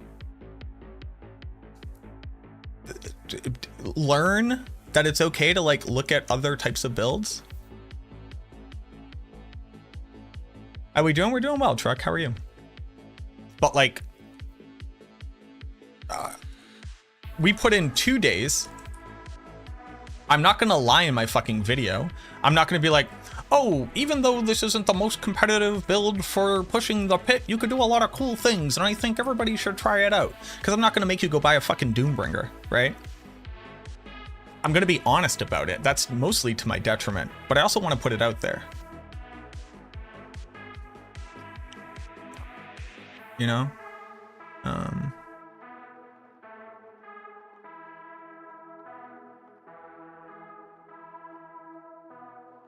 Oh, I don't think that you were digging, Steven, at all. But sorry, the reason I just realized I didn't even get to the point. But the problem being that this is now 2 days of a stream, which that might not seem like a lot of time, but a patch just dropped. Everybody is going to be asking what the new meta is, and I'm just like not currently putting in time and effort to make those videos because I want to try out weird stuff. So I'm just like literally losing out on cultural relevance to try weird stuff like this. So that's why you're not going to find a lot of people willing to invest time and energy to make this kind of stuff. Because it's like not worth it. Like at the end of the day, I got fucking bills to pay. I'm trying to buy a house, but this is the stuff that interests me. So like, I'm cool with that. I'm not sweating it. You know what I mean? But like the other thing, and this is going to be kind of hard to grok unless you've been a content creator. And this is not a flex. This is like a legitimate pain point that we run into, at least for myself on max roll. If I put out a bad build, if I put out a build that isn't good, and people spend their weeks of gold and their weeks of materials and hours farming, and they put it together and it doesn't do that well for them, like the more niche a build becomes, the harder it becomes to pilot. I'm unironically ruining people's time with the game. A lot of people don't like think about that necessarily, but like if I tell you, yeah, you could do this, it's like fine, you can go enjoy it, and then somebody goes out and puts in the 300 million gold to buy gear pieces and to reroll stuff, and they really want to do it, and they're trying to reroll fucking Golem on their chest, and it just like doesn't work well. I've ruined their season. Like they stop playing. And that's a really kind of dangerous thing to do, in my opinion, to like negatively impact people in that way. So it becomes hard. Taint Punches, thank you very much for the Prime. MF Great, thank you very much for becoming a new member. I appreciate y'all. Welcome to the real ones. So that's the other part too. Can I put out a Crew Wars Embrace the Death Speaker's Amulet build right now? Go make 100,000 views? Of course I can. Thumbnail. We finally made Blood Minions is here. Title, we made Blood Minions S tier. Put it out there. Fucking ruin people's seasons. You know what I mean? They're like, cool, season ruined. I spent all this money on this shit. And that's tough. That's tough. At least for me, that's morally tough for me.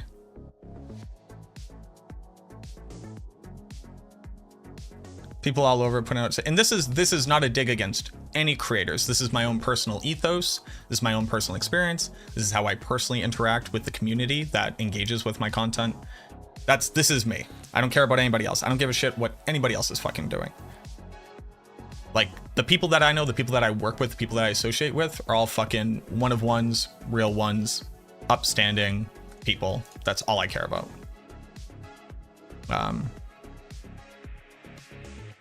I don't care what anybody else is doing. I'm not interested in what anybody else is doing. I'm not interested in shit on what anybody else is doing. I'm not worried about that. I'm just worried about the people around me, people at Maxroll.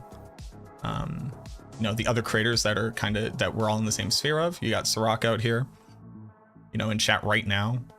Like that's, you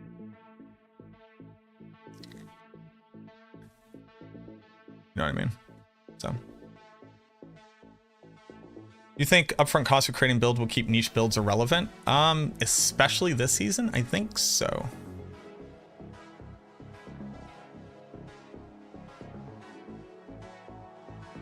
You know, like unironically, I think it plays a huge part.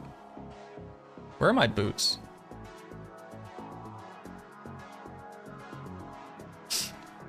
These are my pants. I just have to resocket them.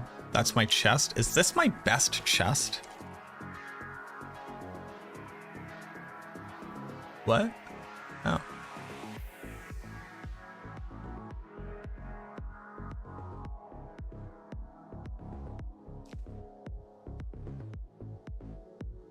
This is actually my chest.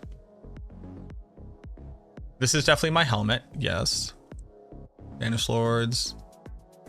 I guess that's my ring. I guess that's my ring. This.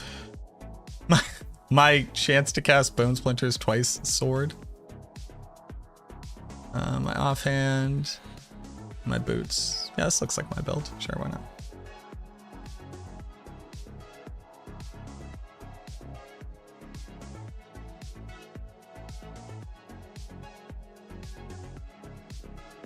My new amulet, my new DR, and it's my bad. This thing. All right, this looks like a build, right? Oh no, where's my essence per second armor? I don't have a macabre essence per second armor.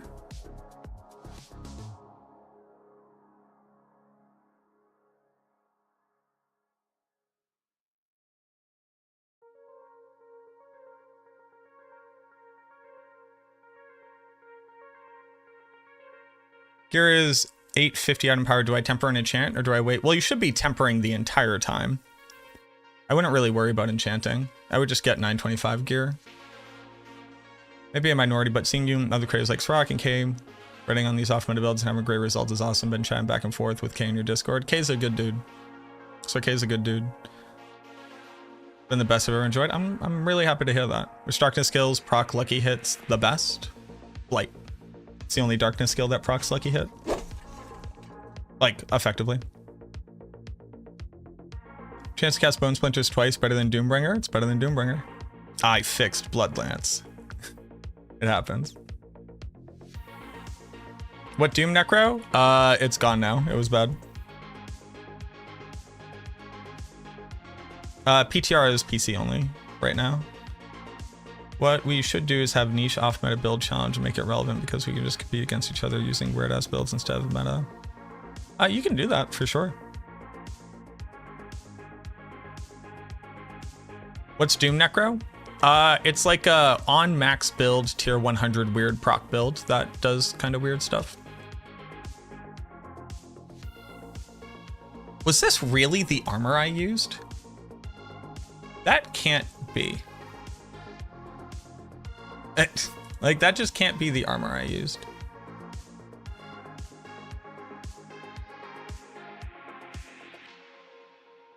Like, I need Macabre and Essence per second.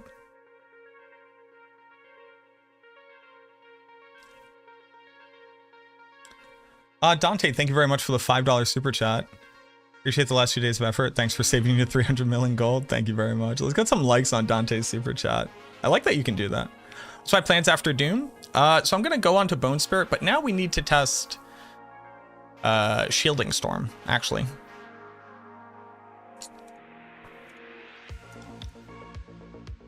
All right, I'm gonna go watch my video really quick.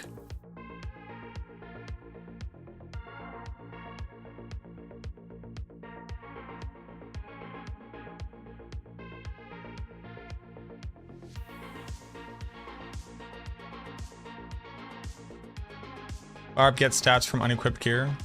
Be good just to carry for stats. The Barbarian gains stats from all 4 weapons that they carry, and that's why they typically use a Grandfather and Doombringer to get up to like 400k maximum life. Blight's still the best non-summoner so far after the patch. Bone Spirit is.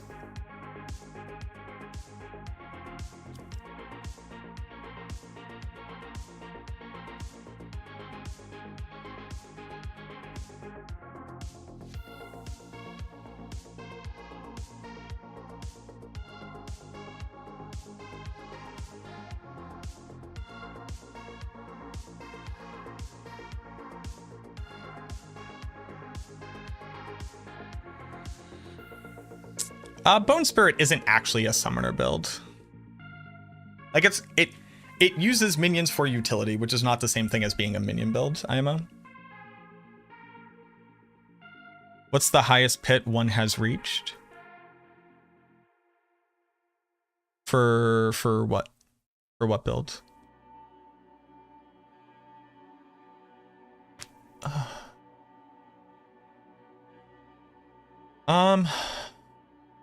I need to look up my video for Bone Spirit.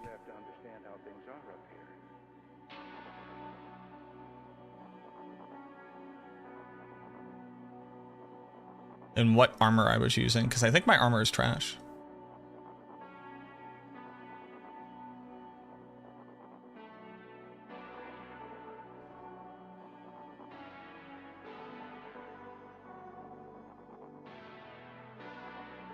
Oh, my gear is so bad. Right, I did it in the D4 planner.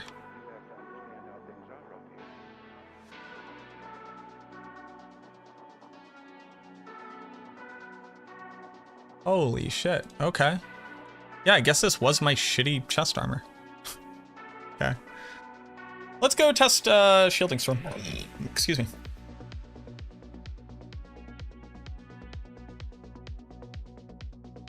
Well, we'll redo everything else in a second, but let's go redo Shielding Storm.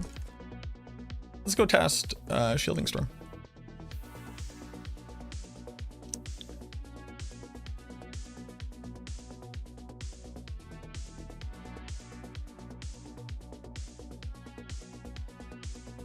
Any build, what's my highest? Me? Like a 109. I have not really been pit pushing. I've been too busy testing shit like Soul Brand and Sever.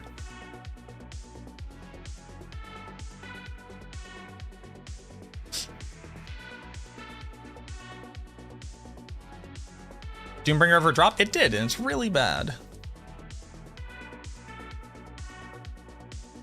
Are we tweaking it, or is it dead? It's not dead, it's just, it caps out at tier 100 on perfect gear, and that's just kind of like what it does.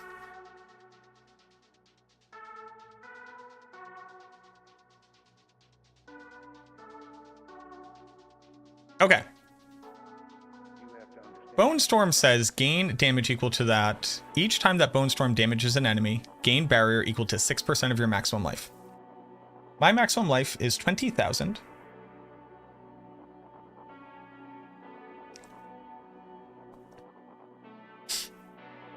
Why don't I just pull out a calculator? So I have 20,583 multiplied by 0.06. I should generate 1,234 barrier each time it deals damage.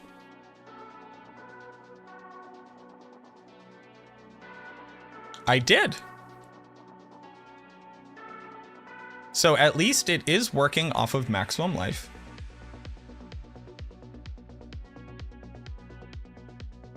Hold on, though. Hold on, hold on, hold on.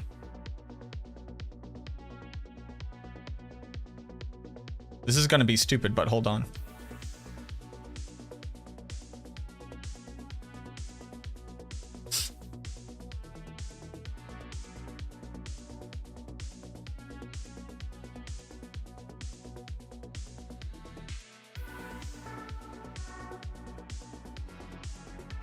So now I have 20,000.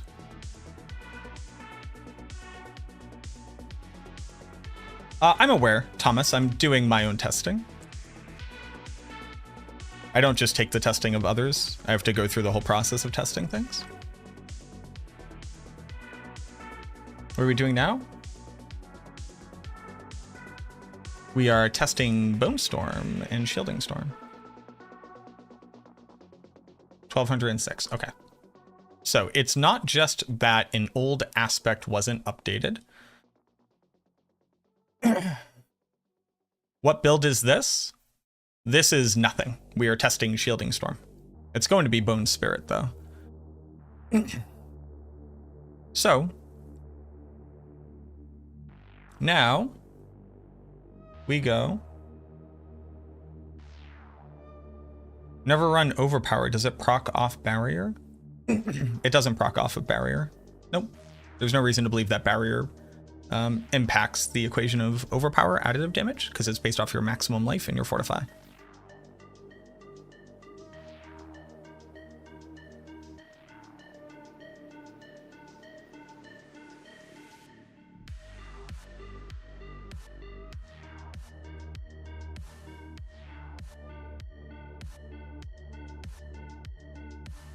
The second damage instance added 900 barrier.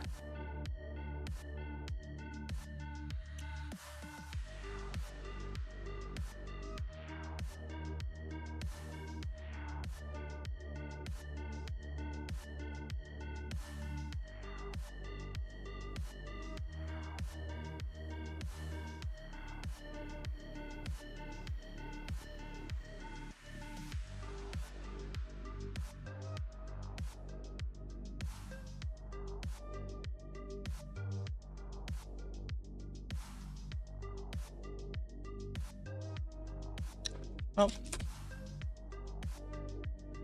How do I remember all this shit? I professionally play this video game.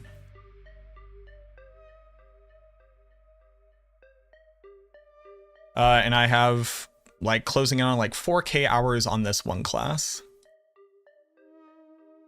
And it's kind of my job to know things.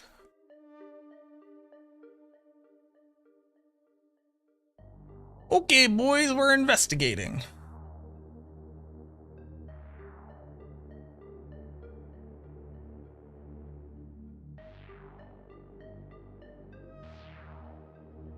Wow, that clip was super long ago. That does nothing for me.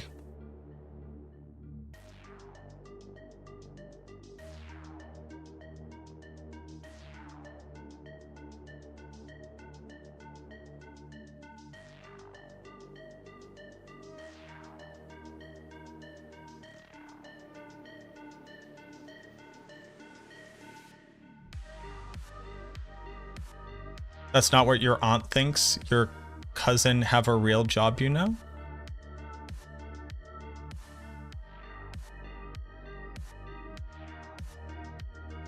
What? What's the best Necro build for leveling for a level 95 like me where I'm not as close to the end game? I would do minions.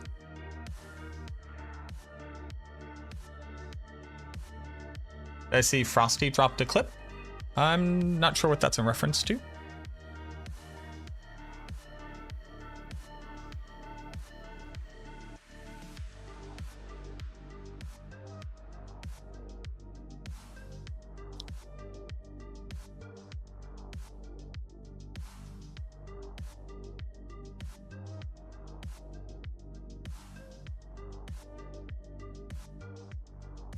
Did I see that Frosty dropped a clip of me? Or just in general? Because Frosty stuff is pretty dope. Frosty's a funny dude.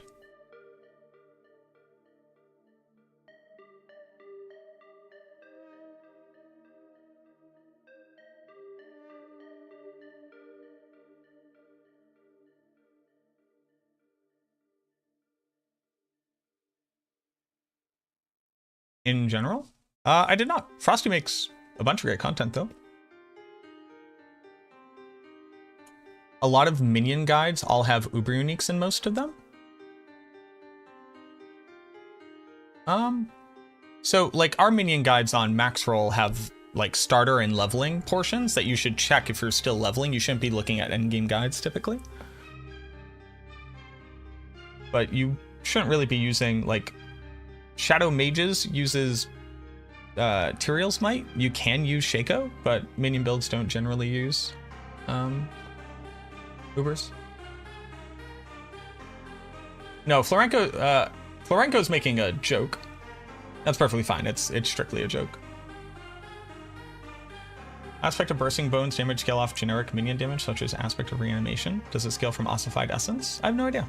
It does trash damage, so I've never really investigated it, but you can't actually scale its damage any, like, even if you did, you couldn't really scale it. Thoughts on Blight build? It's one of the best Necro builds.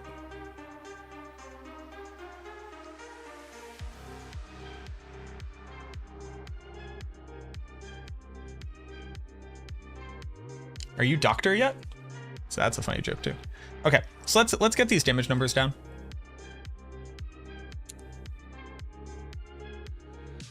Hold on. You Doctor yet? You Doctor yet is a funny joke. Although, typically that joke gets employed for a group of people I don't get to participate with, sadly. I'm just a white dude. Barrier Gen expected. Expected barrier. Actual barrier. Max life. Roll on shielding. Shielding. So let's put this all together. I have 20,583. Let me make sure I don't have any secret things, okay? 20,583. So 20,583. I have a roll of 0.06. So expected barrier. I expect to do damage 20 times. Because we deal damage twice per second. This is equal to this times this. 2, 3, 4, 5, 6, 7, blah, blah, blah, blah. What?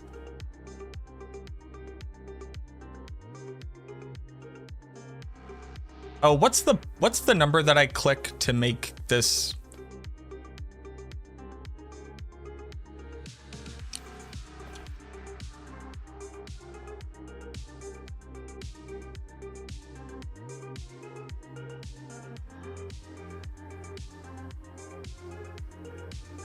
Doesn't matter. We'll do it the cheap way. Actual barrier.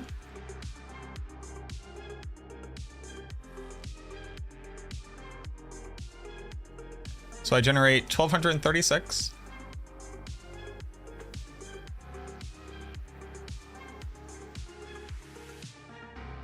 Pretty cool. Oh, do I have barrier gen on my character? Somewhere?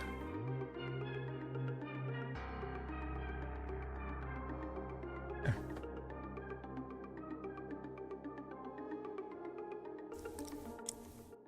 Should I use skellies on the aspect that gives you essence per, or should I use momentum and sacrifice them? If you're doing Banished Lord's Talisman, you should use minions with Requiem. Let's say I have 2 rings where I want to compare my DPS output using one or the other. What method would you suggest? The lack of DPS meter? You have to understand how damage works on your build, Wonka.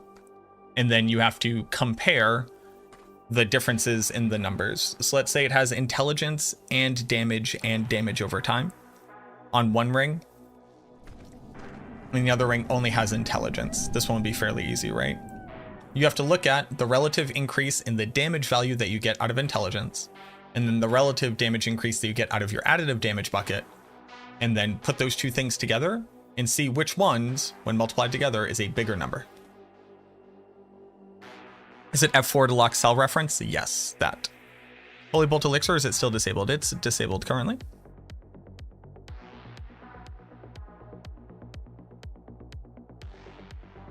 What do you expect from Season 5, considering it has to be something substantial as there will be a PTR? What do I expect out of Season 5? What do I expect? Class balance, new content to run. Strato Online and Magoli and Welfer, thank you very much for the follows. Spreadsheet it is, spreadsheet it is.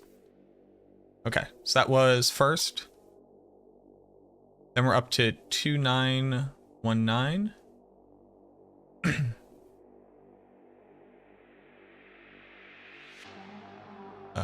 2919. This is equal to 21.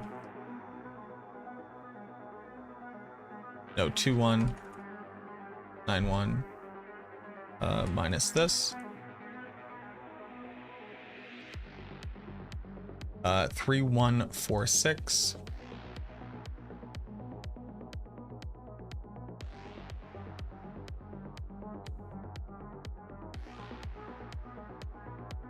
Or 101.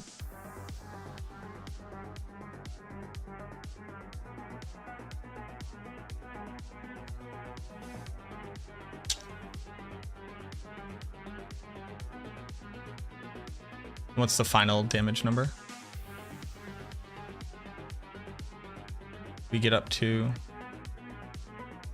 10,787.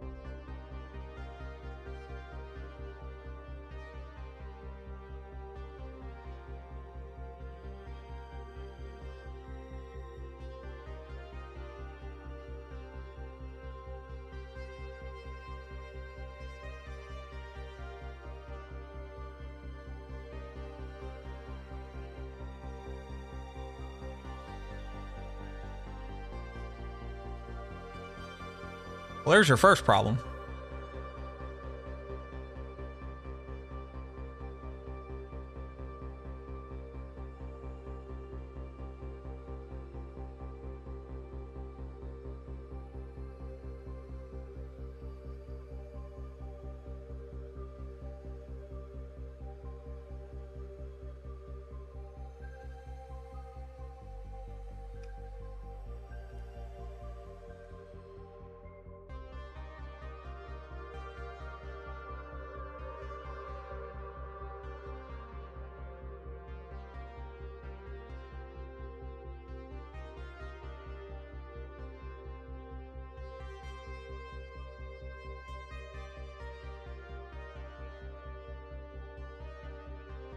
Why is it only 77% effective?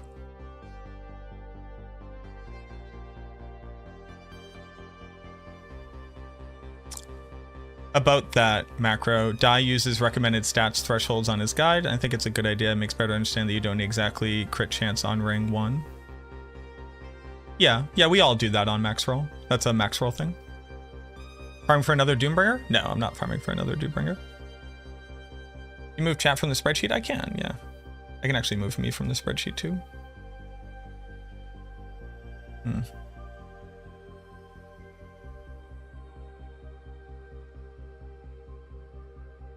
Aspect of the Damned isn't really bugged. It works unintuitively, but that's not the same thing as bugged.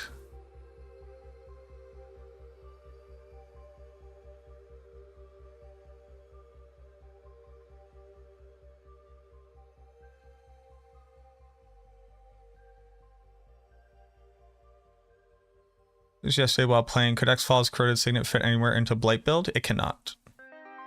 And I would not recommend it. Skeletal Mage and Golem Mastery. So Wally, the big issue here is that your stat screen is lying to you. Your Golem Mastery doesn't only multiply your Golem damage. Golem Mastery is just a new multiplier. Do not believe your stat screen. I would highly recommend watching my damage video. It's in the description below. Do not trust your character stat screen, it's lying to you. Golem Mastery says that your Golem gains this damage multiplier. All additive damage goes into a single bucket, and if your minions can apply it, they do.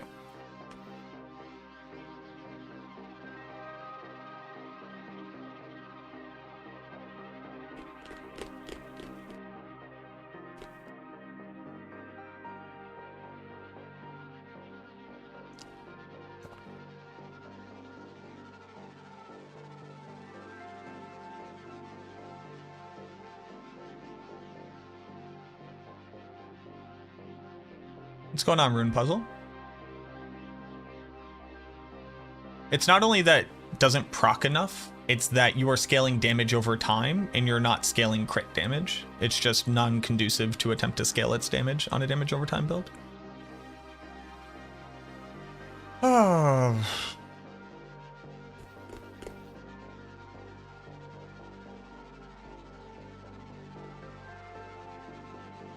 How am I losing 23%?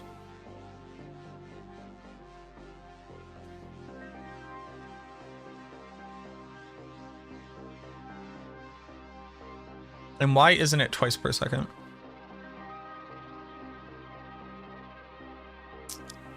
No, Godric, I'm not saying that at all.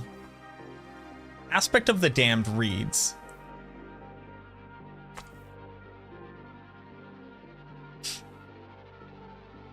you deal 50% increased shadow damage to enemies afflicted by any curse. The way that that applies to the target is if they are cursed, Damned now applies to them. So when you apply shadow damage to them, it increases that damage by 50%. The curse does not read your minions as you. This isn't you gain 50% damage bonus if you have cursed a target. If it worked that way, then your minions would gain it. This applies to the debuff added to the target and reads you as the source and not your minions. You're a real one. Hey Mac, hope all is good. Appreciate the content. Yo, Daedalus, thank you very much for the 13 months.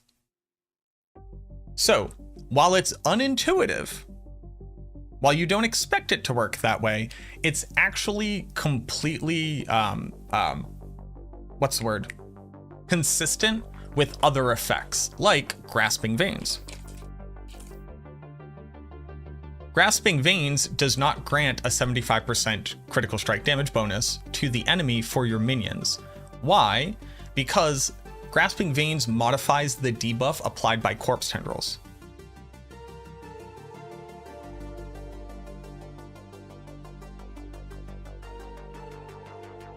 Yes. Your minions can read that a target has been cursed.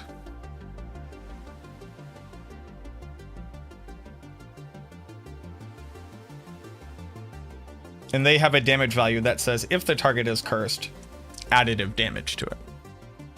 Which is very different than modify the effect of the debuff that you put on the target. It seems like a bug. It's actually working exactly like what it says, and there's no reason why your minion should benefit from it. It's just not intuitive. And it should be different.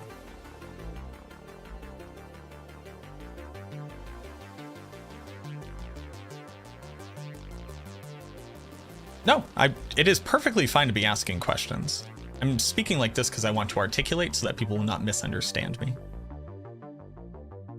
Looks like an Infinimus skill bar. It's a Bone Spirit skill bar. Why is it just 23% effective?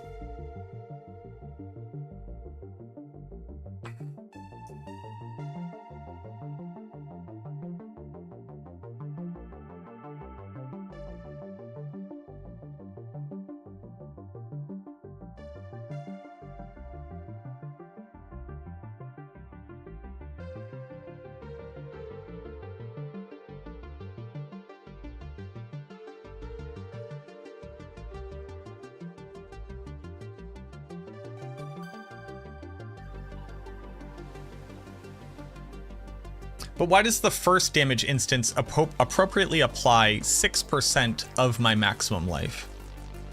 That's like the follow-up. Like to get to here, the first damage instance does 1236.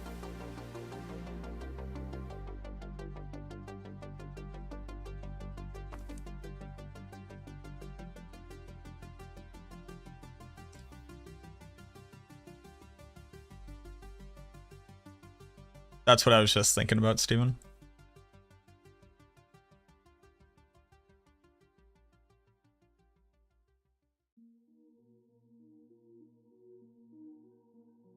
Nope, first damage instance is always 1236.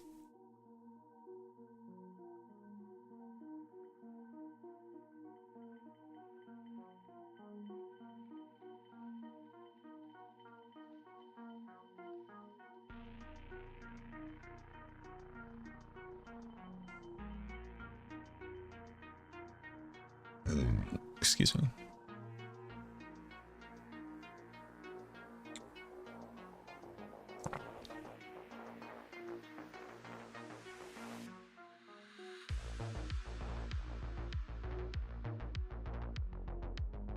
All right, let's ramp up my maximum life here. See if we get a different outcome.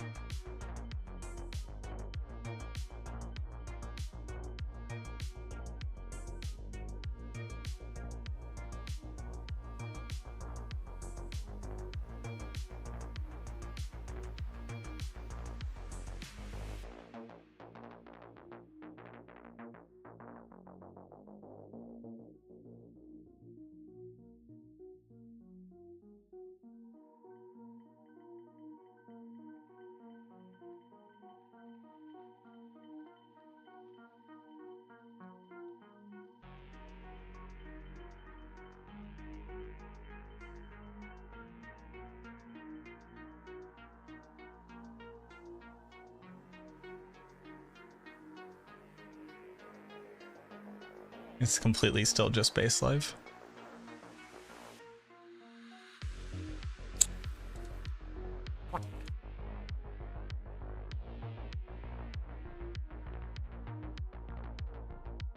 We get the higher initial burst because 3-6.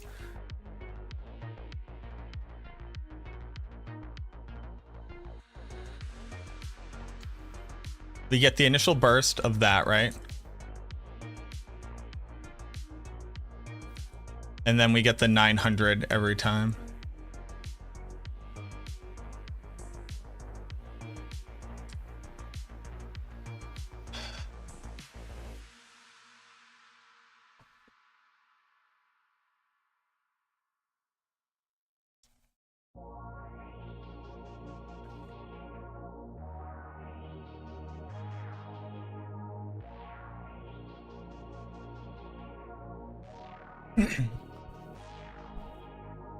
Fucking new barrier.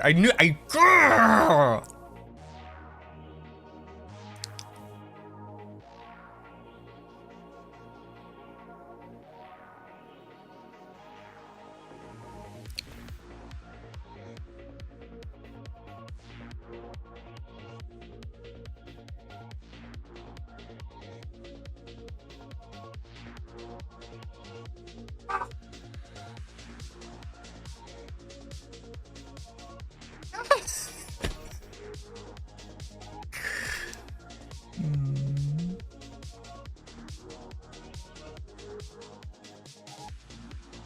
Oh, man.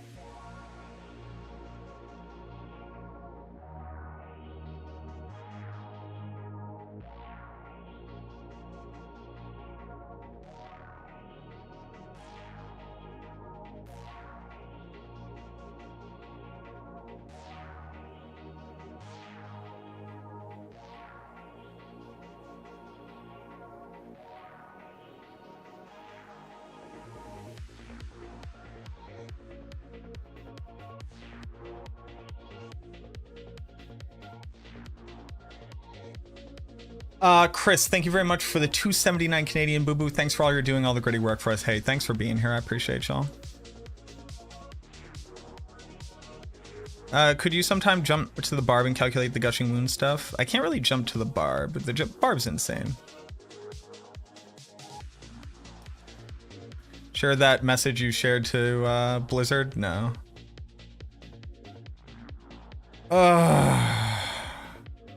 Running Blade Pill, do you think the legendary aspect that boosts your sacrificial might be worth it? It is worth it over Inner Calm. Golem Necro dead? No, not at all. They just disabled Holy Bolts right now.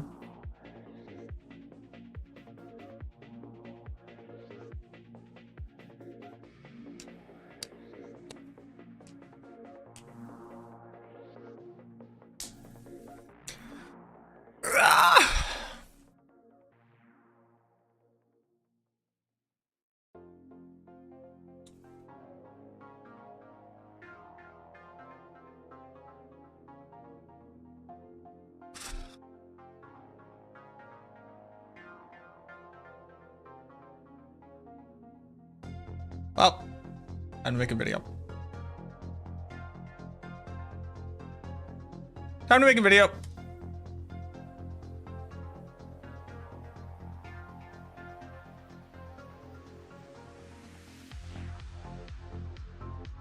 Why did they fuck up every Necro that was pushing pits with Holy Bolts? What am I going to do now? Run a lower level pit? Or test how good your build is without Holy Bolts? They didn't fuck up Necros in particular. The elixir's broken. They needed to disable it because it was causing problems. Lower levels is not pushing. It is pushing because apparently your build couldn't do it without the potion. So now you get to see where your build gets to push without the potion. Use it as an opportunity to learn, like really learn the extent of your build. Look, you can either get something out of it or nothing out of it. Those that's the best I could do for you. I wish I could do something else for you, but they had to turn it off. They didn't do it to you personally. You can take it as an opportunity. I get that, it's frustrating. Is it true Bone Spirit did 170? Not to my knowledge.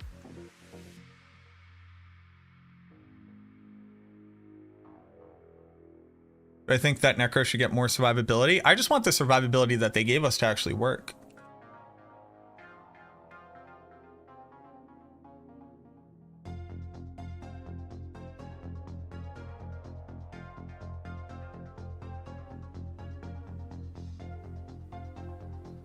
Yep.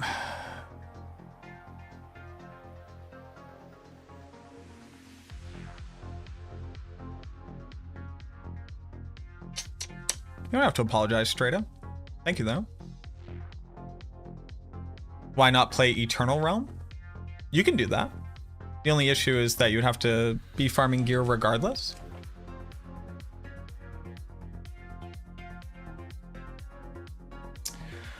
All right. All right, everybody. I need to get up and stretch real quick. I need to go run, grab some water. I'm a little dehydrated because I drank a nice coffee today because I was trying to be cold. But we're going to cover this in my next video of This Shit Doesn't Fucking Work. Population Us. I will be right back.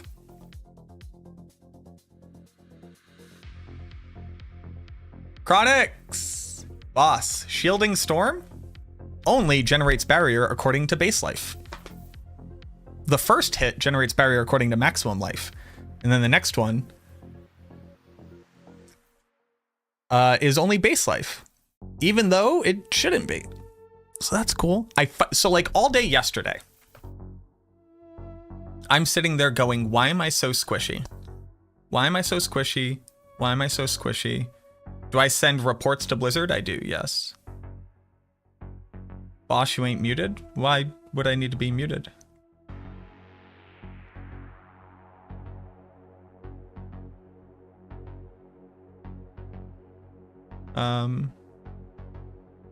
No, Chronix is in Twitch chat. And I was like, why am I so squishy? Why am I so squishy? Why am I so squishy? And other people are saying, hey, I don't feel squishier. What are you talking about? And I go, I should be ignoring all incoming damage. Like, I should be basically unkillable right now. What's the issue? And I thought that maybe it was you had to re-imprint the aspect or something. Nope. Just only generates barrier off of base life, which was never enough to survive in high tier pit.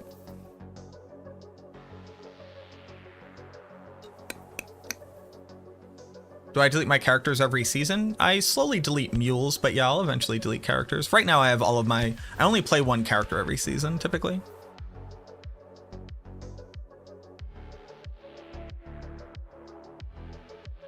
How's Doom Necro build going? It's pretty mid.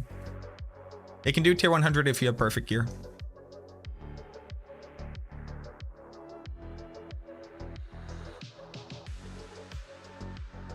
What is base life? Base life at level 100 is 7,959. You can read it right there. But I'll be right back. I'm going to run ads now so that we're not interrupted later.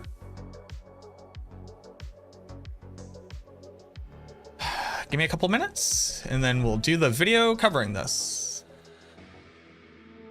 Oh, ads already ran on Twitch. Sick. Hey, also, before I click the button, if you're watching on YouTube and you haven't liked the stream yet, please click the like button. It would mean the world to me. I would appreciate it. If I could come back to 200 likes on the video, I'll give y'all a cookie. But I will be right back. Hang out with the jams. Hang out with the jams.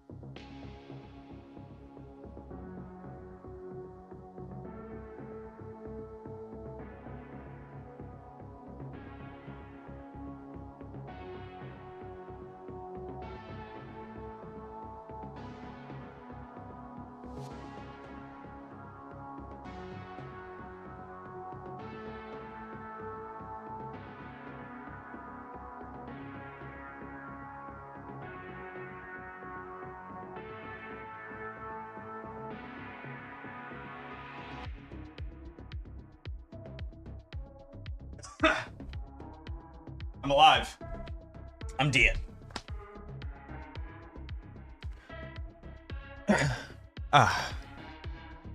To push builds past a certain point, all you can do is kill the same things just in 3 seconds to... Maybe we're just waiting and hoping for something?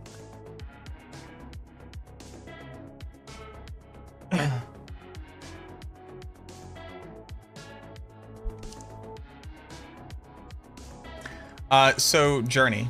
I think the thing that... What up, Sirach? Do you need to go to YouTube? You can get one there. Yeah, for sure. Real homies go and like it on YouTube. Just thank you. I appreciate that. Got loaded tater tots? Actually fucking jealous. So Journey of One on YouTube is basically asked the question, what's the point of playing an ARPG? At the end of the day, that's ultimately what you're asking. And the answer is people like to feel accomplishment and to see number go up and to do better than what they did previously. And that's ultimately what ARPGs boil down to. That's just the point of it, right? What's the point of playing chess when it is a completely figured out game? It's just how many different types of moves can you remember the outcomes of? Why do chess masters continue to play chess? One, to like develop strategies and like routes that have not been seen previously, that have different chances of winning based off of your opponent being able to remember it. But what's the point? It's because some people just like playing video games.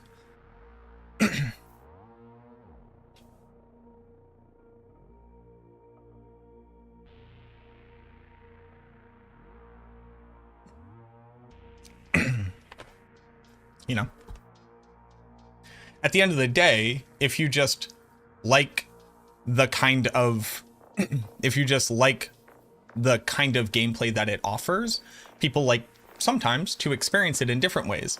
This build might be worse, but maybe it does something cool I wasn't doing previously. What does this build do? There's a lot of different reasons why you play ARPGs, but at the end of the day, you have to like playing it for the purposes of enjoying playing it. It can't offer you something that it doesn't do.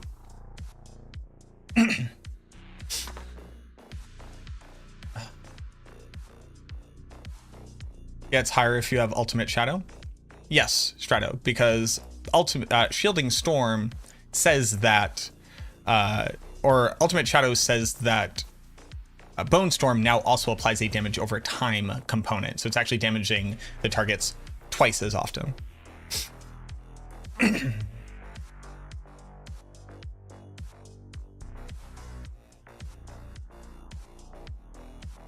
Your minions can't proc Lucky Hit Chance. All they can proc is Decrepify, which is not the same thing as them procking Lucky Hit Chance. I play ARPGs because my wife is always busy with her boyfriend. Yeah, and then that can fill in the time for you. How was playing as a Sork? A Sork was incredibly fun to play as.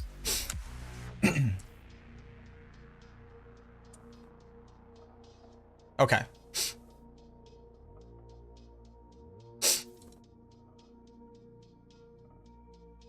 Let's record a video.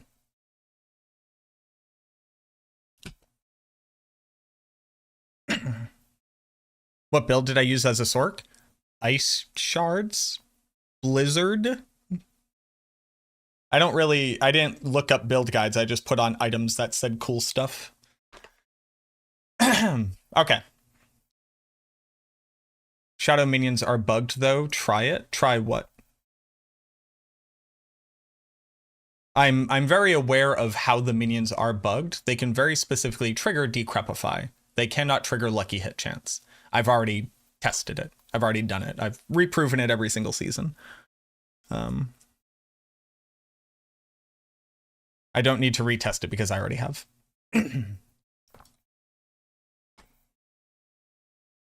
Darth Moo, thank you very much for the follow. Mr. Daedalus, thank you very much for the 13 months. Appreciate you. Appreciate you. Alrighty, let's do this video. I knew it. I knew I wasn't crazy. You know how I knew I wasn't crazy? Because the game felt different. You know when you're playing a video game and you're kind of doing something, you go, this doesn't feel right. And most of the time it's just because, like, I don't know, you're weird and like maybe you didn't get enough food that day or maybe you're dehydrated. No, no, no, no, no. I wasn't crazy. We are squishier than we should be. And it's because they didn't actually fix Shielding Storm at all. It still just does base life, and I have the proof for it. Man, I wish I didn't have to put out videos like this back to back. But if you noticed in my last 2 videos, I had been talking about the fact that I just generally felt squishier than I should be, and nothing really made sense. All my aspects are what they should be. Generating barrier off of max life and Shielding Storm should now be an incredible increase to survivability, but time and time again, I was dying to stuff that I just shouldn't be dying to. And it's because this thing just doesn't work. But it's even more insidious than that. It looks like it's working, and then it doesn't. Let's go ahead and take a look at it because it's wild, y'all. I just want the Necromancer to have this stuff that it's supposed to have.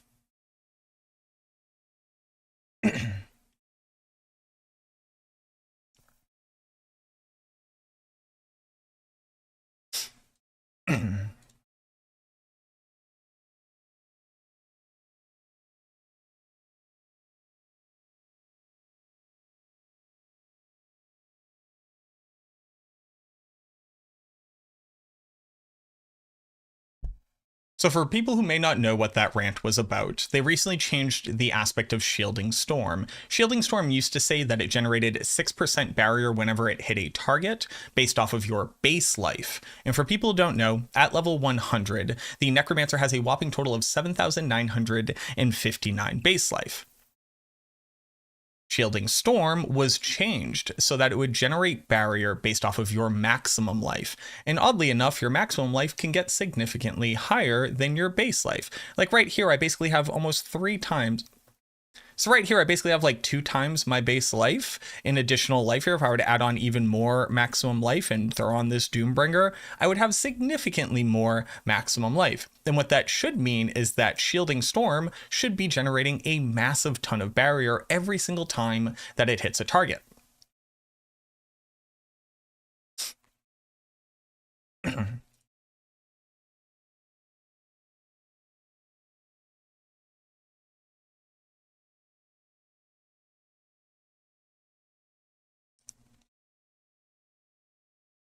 But how much maximum barrier should we be generating per hit? Well, if I have maximum life of 20,583 and I'm generating 6% barrier every single time I hit a target and Bone Storm hits targets twice per second, I should be expecting to get 20 total instances of 1,200 barrier generation. And what that means is that at the end of Bone Storm, I should get a total of 24,699 barrier. Well, let's go ahead and just test that in real time. Here's Bone Storm, here's the maximum life, here's Shielding Storm, and when I cast Bone Storm, let's look at how much barrier I generate in total. Just as like a quick fun fact, it's not going to be that 20,000 number. No. At the end of the 10 seconds of Bone Storm, 20 damage instances, I generate a total of 10,787 barrier. So that's about 14,000 barrier short of what I should be generating, and that doesn't really make much sense. And remember when I said it gets even more insidious? Well, what I did was I went and just recorded that very quickly, and I looked at how many times we gained barrier over that total amount of instances, and this second data set is what we got.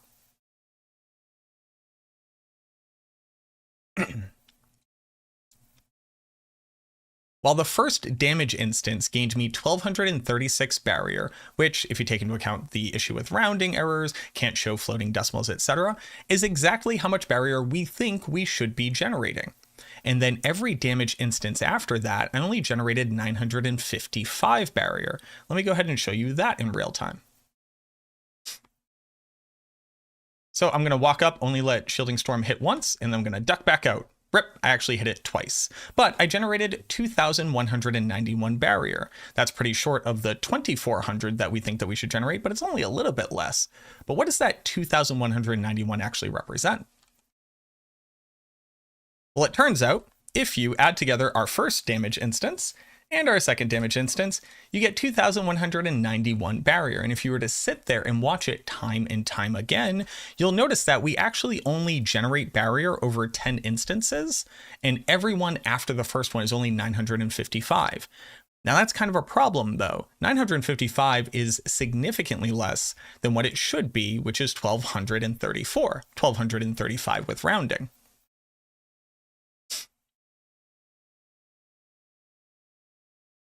In fact, if I were to do the math very quickly, so, you know, just like 1 minus this divided by this, it is 22% less than what we should be getting. Now, what if it has something to do with like this weird coefficient between base life and maximum life, which is an issue that Temerity has. Temerity, as part of its calculation, takes the difference between your base life and your maximum life and just like reduces the incoming barrier by that amount. But sadly, that number actually doesn't follow along with this understanding. So if I were to do the exact same calculation right here, boodly boop, and actually show it to you in real time as opposed to hide it, these two numbers don't add up to 100%. So it's not some weird calculation with base life versus max life or some kind of weird variable that takes them both into account. So what's actually happening here? Well, a keen-eyed mathematician might notice two things. One, there are less instances of us generating barrier than you might think, because again, Bone Storm will hit a target twice. And the aspect itself says each time that Bone Storm damages an enemy, gain barrier. But if you stare at this number right here, really close, you can actually figure out the equation. Have you caught on yet? That's okay. Let's go ahead and take 2 times our total expected barrier generation. Let's go ahead and take 2 times, so 2 damage instances per second, our expected barrier generation percentage, and multiply that number by our base life. The number that we get is 955. So interestingly enough, you are generating barrier on 2 hits per second, but it only gains that barrier at the end of the second. So it's not like per damage instance, it's per second, which is just interesting. It ultimately comes out to be the same amount of barrier, but it's just weird that you don't gain it until the end of the second, as opposed to each time that it deals damage. But it's the fact that how much barrier you're generating is actually based off of your base life still and not your maximum life. And that's why our number is so much lower than what we would expect it to be. Now, what if it's just something to do with my gear? Maybe I don't have enough maximum life. Maybe I don't really understand the equation altogether that well. Well, let's just go ahead and just like toss on a stupid amount of additional maximum life. We're currently at 20,000. And now we're at a whopping 36,000. And what I'm going to do is I'm just going to go hit this target real quick, and we're going to see how much total barrier we generate over the length of Bone Storm. Again, notice that the barrier goes up every second as opposed to every damage instance, which is just an interesting observation. But at the end of this, we're going to end up with a whopping 11,745 barrier. So nearly doubling my total maximum life, I went from doing 10,000 barrier to 11,000 barrier. That shouldn't be right.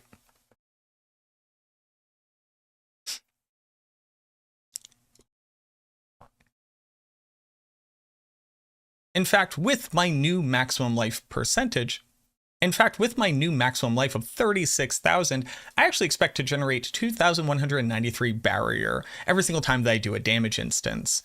But here's the fun fact. If I were to take the barrier that I generated, 11,745, and I were to do a quick little equation, which says, what is the initial barrier generation tick of 2,193, which I can actually show you in game. Walk up, do a single damage instance. There we go. And I generated 2,194. Again, rounding errors here.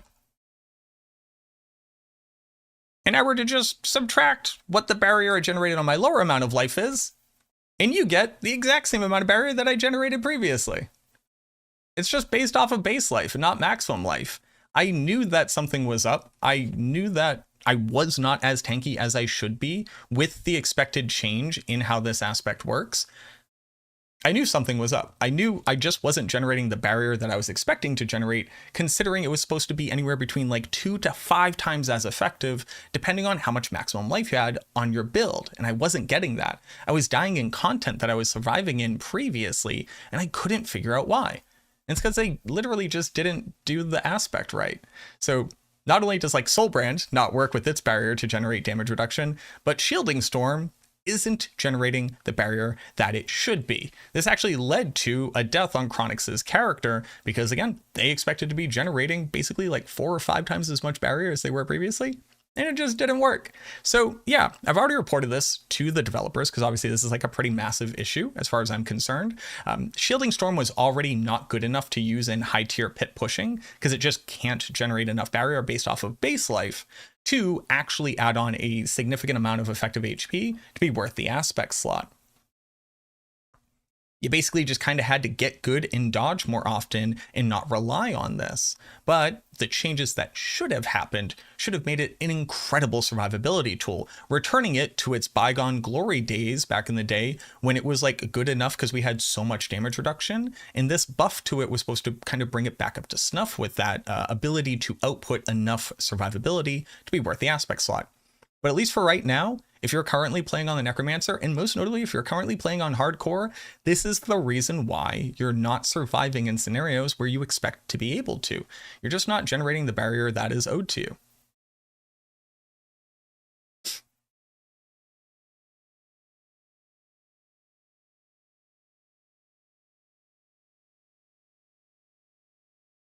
Now keep in mind, if you were to add on Ultimate Shadow to your build, that does increase the total number of damage instances that Bone Storm does, and as such causes you to generate more barrier.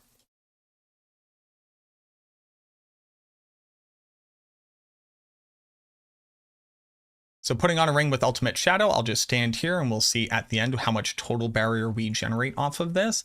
It is going to be significantly higher than it was previously. It basically doubles how much barrier you generate. And that's why so often we were recommending this on builds that were using Bone Storm, and most notably things like Shadow Blight and Darkness skills in general, because it does add on a huge amount of survivability. Now, right now, that should have been something like, I don't know, like 60,000 barrier generated over that total amount of time. Obviously, you can't barrier past your maximum life, but we are getting hilariously scammed on how much survivability this aspect is supposed to be offering. So I just want to put out this video. Again, I've already reported this to developers. Hopefully this is something that is fixed very quickly because it's just going to lead to the deaths of a lot of hardcore characters who just don't know to not be expecting it. But also, most notably, I want the ding-dang things I was promised in my patch notes. But let me know down in the comments if you come across any weird interactions like this. There is a ton of stuff popping up that we're kind of finding from this patch, just a bunch of like not fixed, not implemented, and weird undocumented changes. And I'd like to get this information out as soon as possible so that people are equipped. But I'd love to hear from you down in the comments below. If you're brand new to the channel, consider subscribing. It would mean the world to me. Also, if you've been watching my stuff and you never clicked that button, I might just be showing up in your algorithm. It happens all the time. I think only like 50% of the people who watch my stuff are subscribed, and I think that that number goes down every single day. So please check that button. It would mean the world to me. Toss a like onto the video if you wouldn't mind as well. But as always, thank you so much for watching this video. I truly hope that it helps you, and I look forward to seeing you in the next one.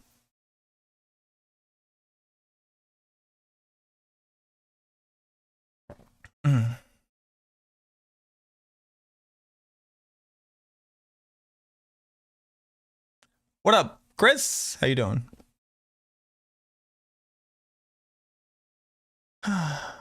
Subbed on YouTube. I appreciate you, boo boo. Thank you. Echoing Cries, thank you for redeeming the darkness. The darkness has been redeemed. Hopefully the darkness will stay redeemed. Shielding Storm is not working. Okay. Diablo 4, let's go back to this setup. Let's get some fucking music going. If I could sub twice, I would. Thank you. Excuse me.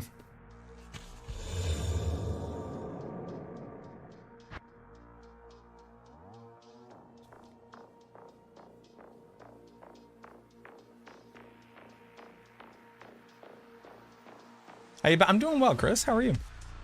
You're awesome. I appreciate that. I'm just some dude trying to play this video game and getting scammed just like everybody else. But I appreciate that. Thank you for that kind words. Zod, thank you for the follow. Demon Game, Bjorn, Darth Moo, thank you for the follows as well. Thank you for all of the likes on the YouTube stream, by the way. I didn't check. Hold on, is everybody getting a cookie? We're at 190 likes on YouTube. Y'all almost got a cookie out of me.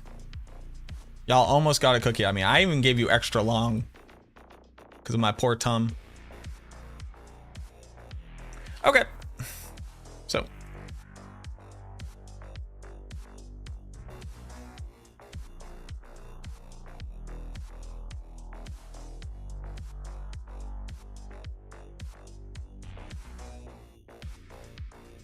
I might need some gems, so let's just take some gems with us.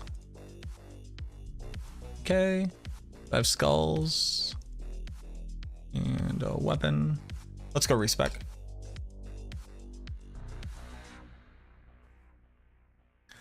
Blight isn't great on gloves after getting set with GA, Blight, and attack speed. Blight is not particularly powerful on gloves. It's not nothing, but it's not particularly powerful. Galletas for everyone? What is a galleta? ¿Cómo se dice galletas in inglés? Where's my cookie? New gaming PC died on me? Oh, dude, I'm sorry to hear that, man. Pure Kiwi, thank you for the follows. Zodiac. Zodias? Thank you for the follows.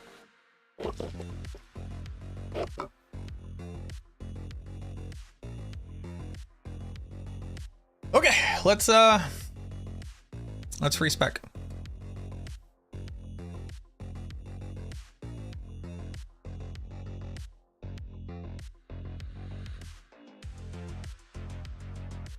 How goes the world today? The world goes well today.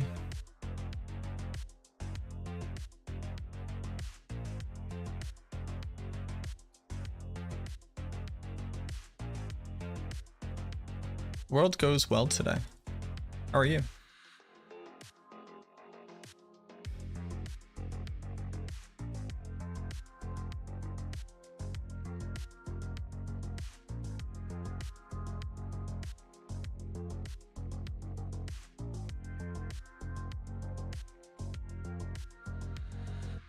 Aries, thank you very much for the 20 biddies. What isn't working about Shielding Storm? They didn't actually change it to max life, it's still base life. Put the aspect of sacrifice, not particularly, Ezekiel. I wouldn't use it. Pure Kiwi, thank you so much for the prime as well. I appreciate that. Tell me how chill, is it something that just happens or is it some kind of invisible meter that fills up? Chill is a meter that fills up to frozen status.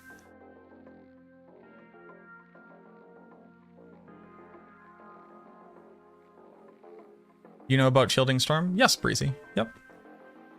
How far in the pick can you go with Bloodlance? Easily tier 100 now. I'm not sure how far though.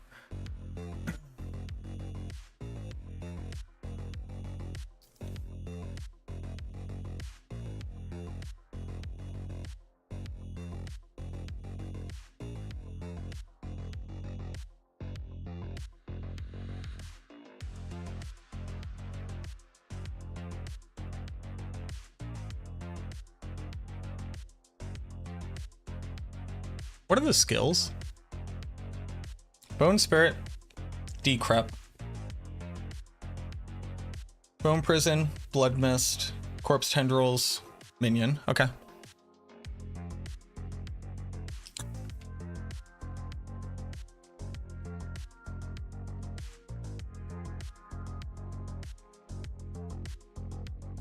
Thorns to trigger Dead Razor. Confirm. Paragon.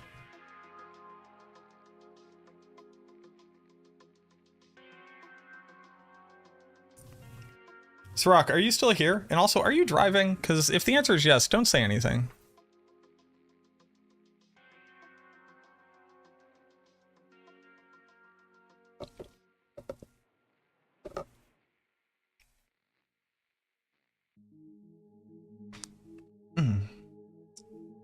Okay.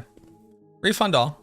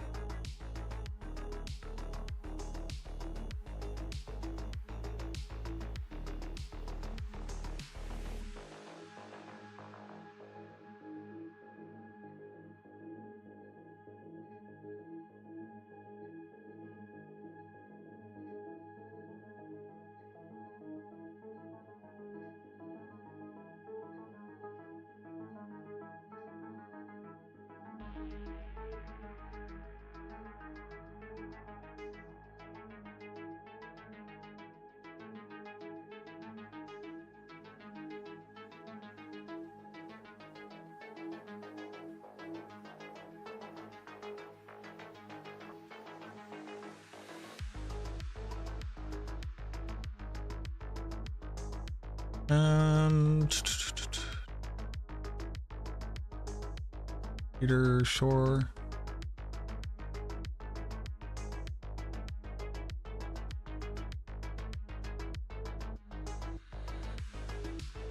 Brave Keepa.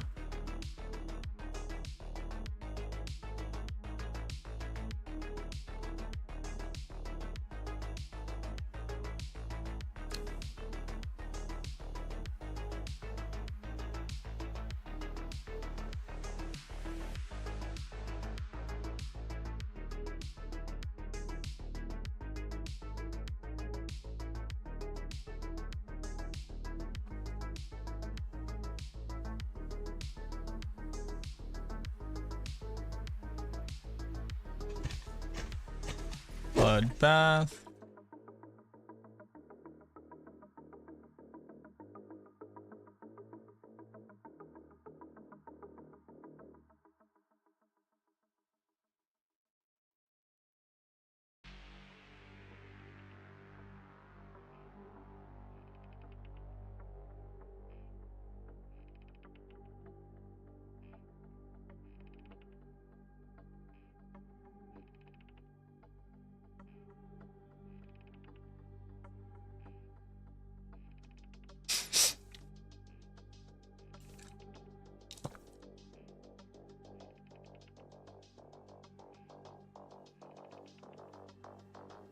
Okay. Yo, what up, Chano? What are we doing? Cannot use holy bolts in the pit. It's currently disabled. They have a note about it in the launcher. Since the update, Shadow Minions has been the strongest build the entire time. Kiwi? 50 plus Uber Durials last few days and then get an Uber Unique. How is this even possible? You should not expect to drop an Uber Unique in any less than like 60-ish runs if you take into account like normal average expected outcome. Can anybody tell you what Doom Necro is? Doombringer Necromancer. It's very bad. What is basic resource gen? Resource generation from basic skills. Does double damage on Shadow still work? Yep. Also, thank you for the follow.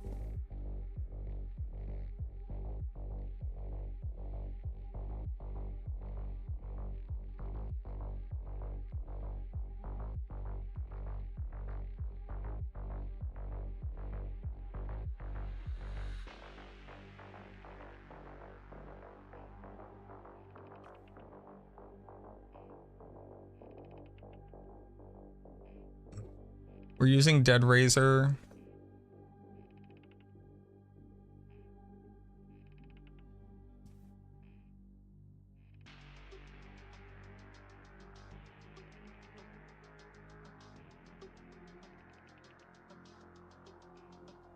So Dead Razor and Exploit, I guess?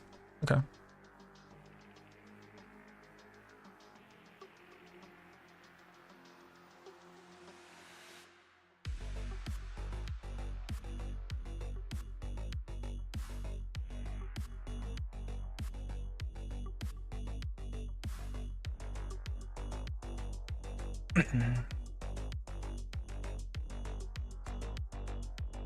Is this the boards that I came up with?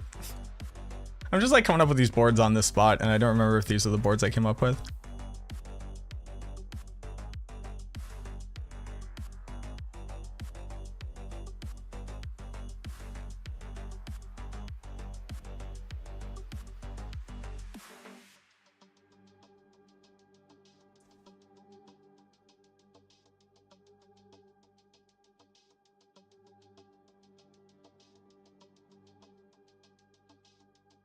Oh, I need Dominate. That's why this is different. I always forget Dominate.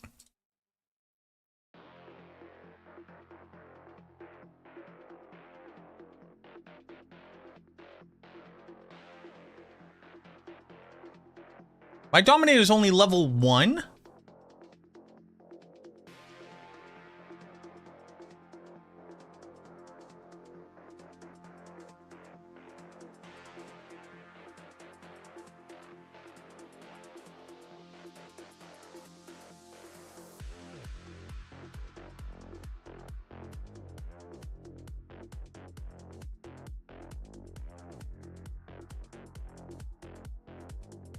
Well, that's missing a bit of damage.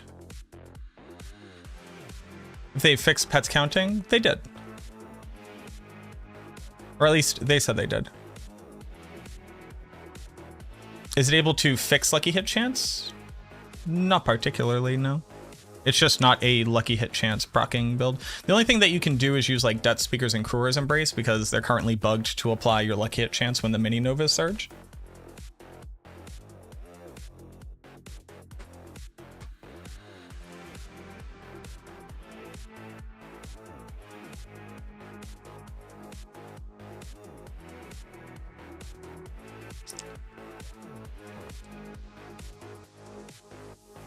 I don't need to get to this node. This is only level 1 right now. This will reach once this is done.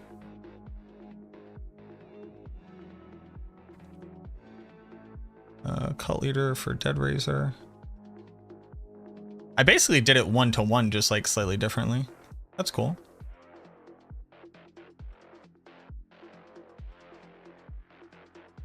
And then Cult Leader looks interesting where it does this.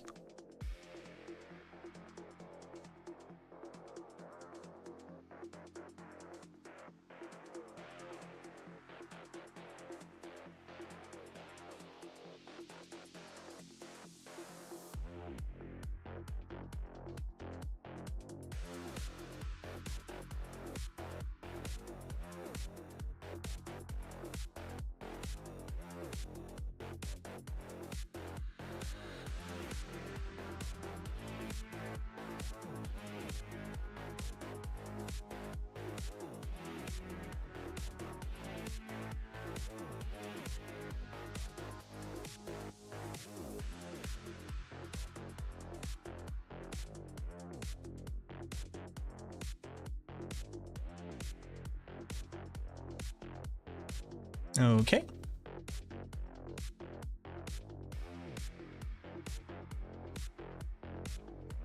And skill assignment is this. Yep. Okay, I need some armor. I need some resistiones.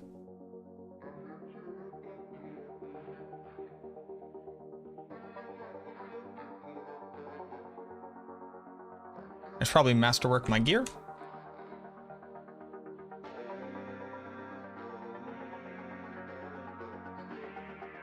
I need some stuff.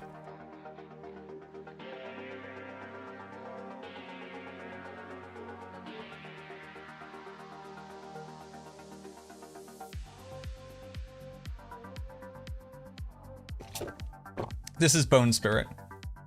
Blood Wave to spam Bone Spirit? No. No, I'm not using Blood Arsen's cures.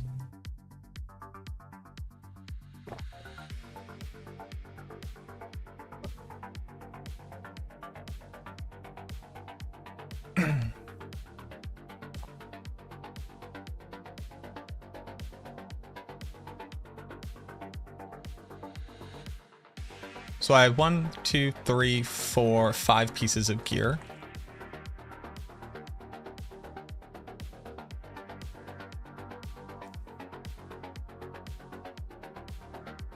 Looking like shadow minions? Nope.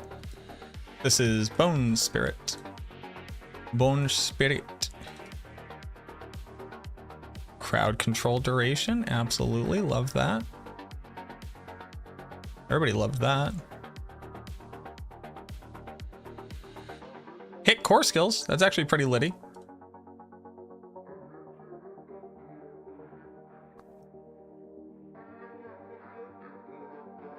Hit DR. Also fucking sick. Thank you.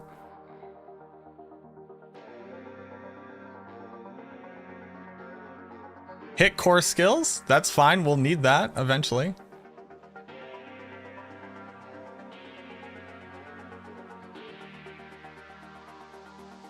And hit int. That's not bad.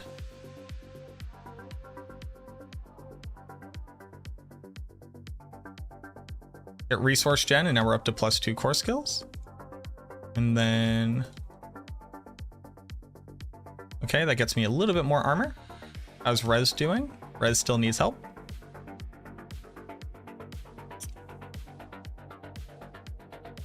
Okie dokie. Max life is also kind of low.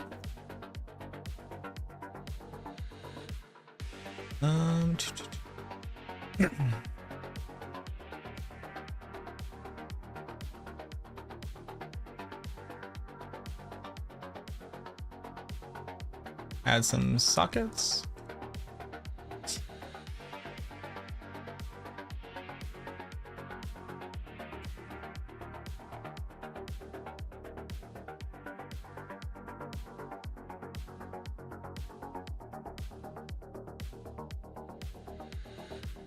Oh, it almost gets me there. Rip.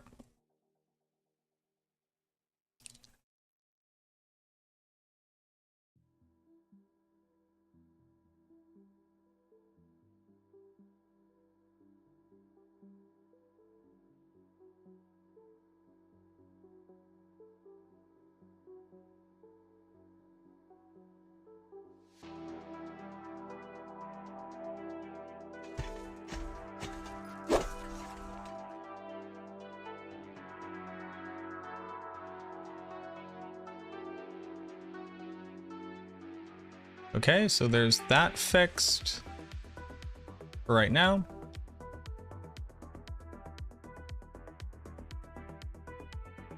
Almost fixed. Need one more skill point here.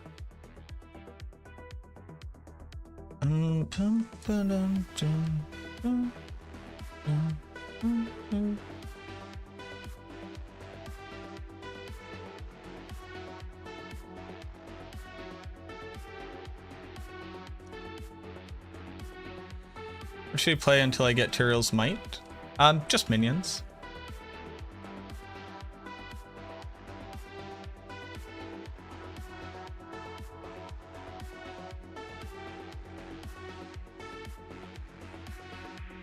I don't know if you mentioned this in another video, but do you know how Blood Artisans... Yes, it scales off of maximum life now.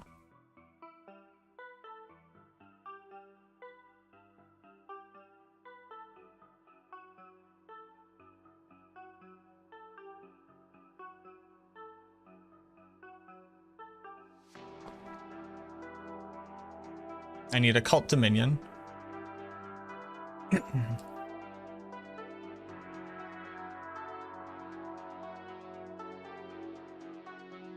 Be 1, 2, 3, 4. Which would be... I still don't have a perfect Requiem.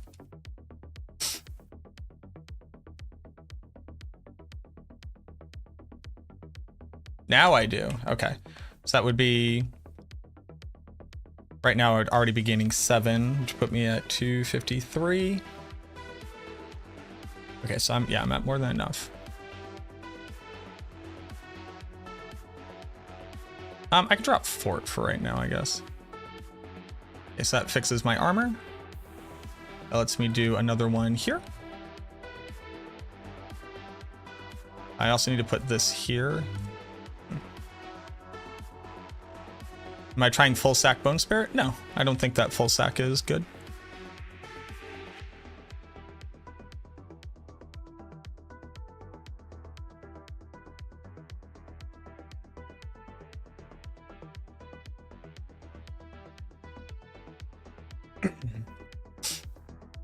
Like, the math just doesn't play out for full sacrifice.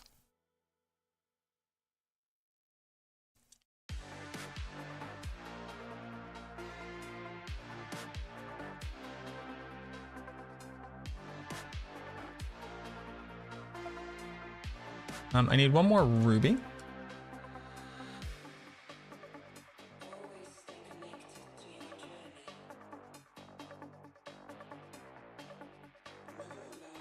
I also do not understand. Like, this is gonna sound weird. I actually don't get the.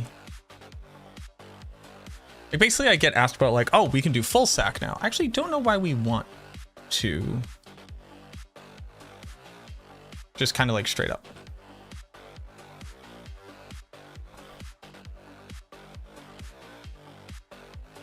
So I need better Requiem.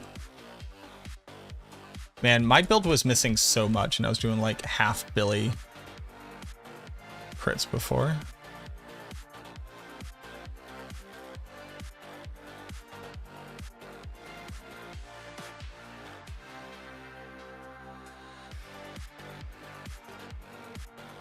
Don't forget repair. Oh, I don't repair until it's broken. There's no reason to. It's a waste of time. So there's that. And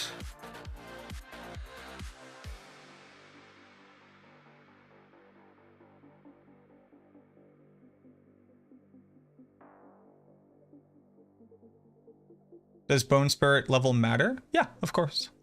It increases our base damage.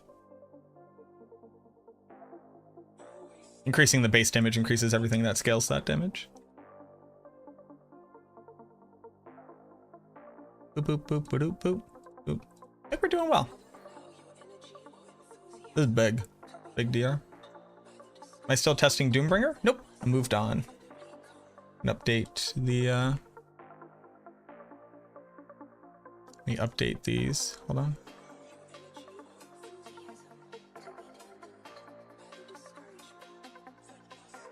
Doom, Necro, bad. Shielding, Storm, don't work. Now, Bone Spirit.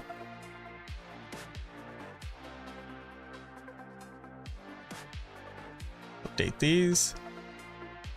Yo, over 200 likes on the YouTube stream. Thank you very much, y'all. I appreciate it. Any Uber Unique good for this? Nope. That's the cool part about the build. You don't need Uber Uniques.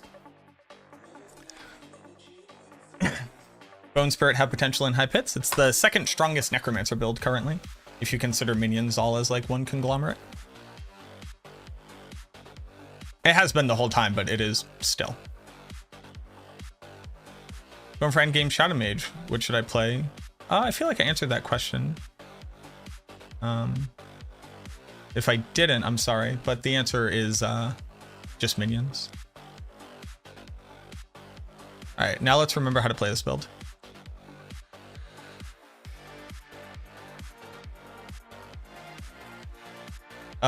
Bone Spirit right now is doing pit tier 136.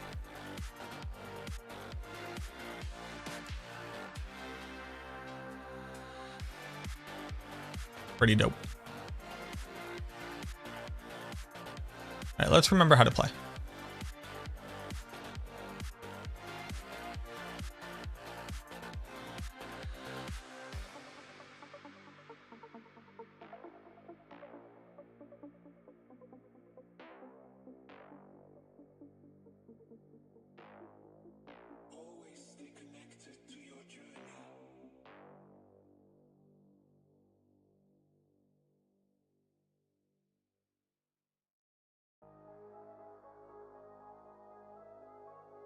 So, without Dominate leveled,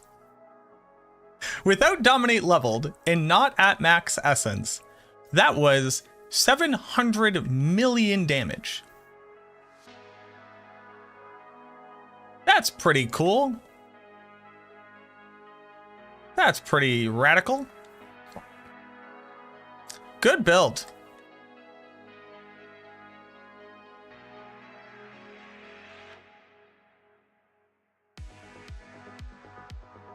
What killed me? Oh, I was standing on a cold thing. Ripper Dipper. I also have to like play good. That sucks. I need to get better gear so I can increase my maximum.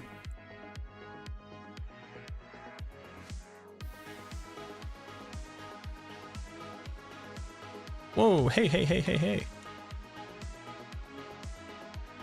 What is happening, Kimosabi?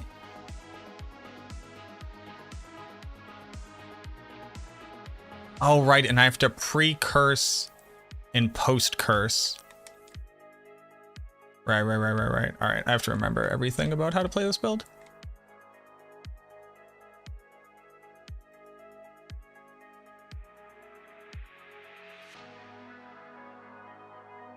Okay. Yeah, my shit's broken. All right, try that again.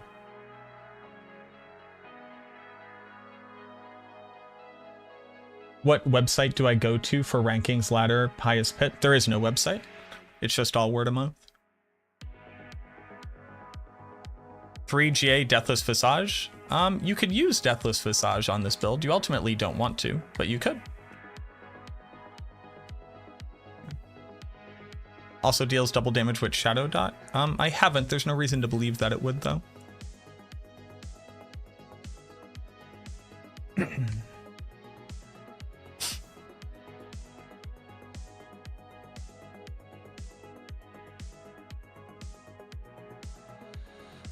Whose stats are useful to Necro? Example, put a lot of GA int. I farm with Necro on my rogue for the crit chance it provides on rogue. Not generally, no, Eric.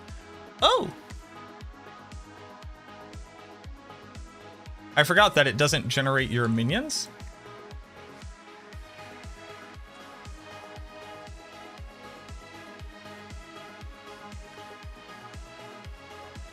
When you first walk in, so that's fun.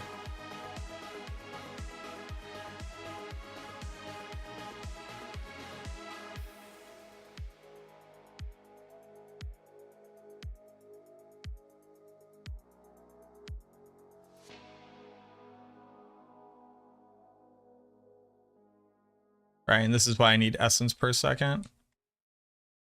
All right, yeah, so we need essence per second on our helmet.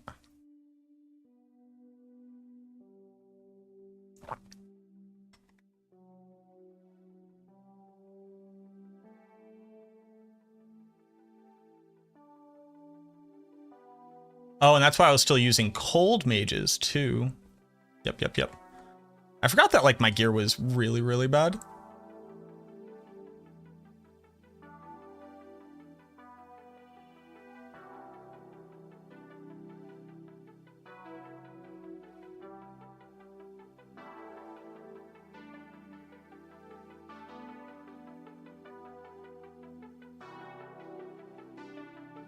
I should probably swap Bone Prison over to. Oh, I got the thing to happen.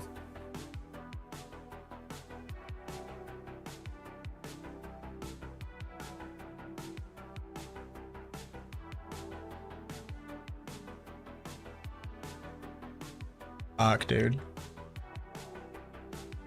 Did get the thing to happen though. Oh, hold on.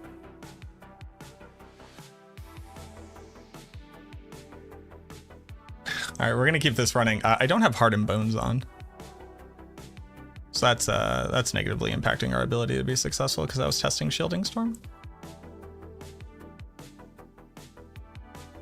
I'm like, wow, I'm really getting popped here. Okay, no, I'm just getting popped immediately. All right, let's go put on the thing. Bone Spirit is doing 136 currently.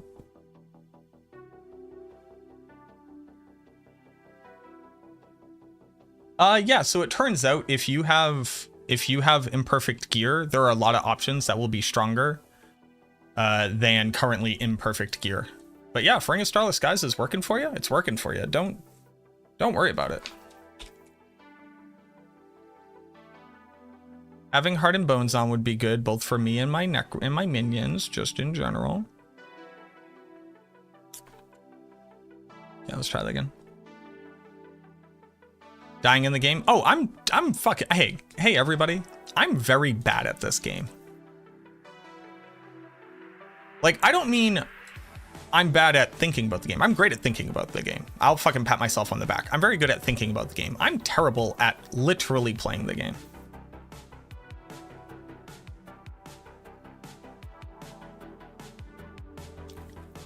Like, I'm no joke just physically bad at playing the game. One, I'm playing on a controller, so I'm just worse. Like, I can't be as accurate.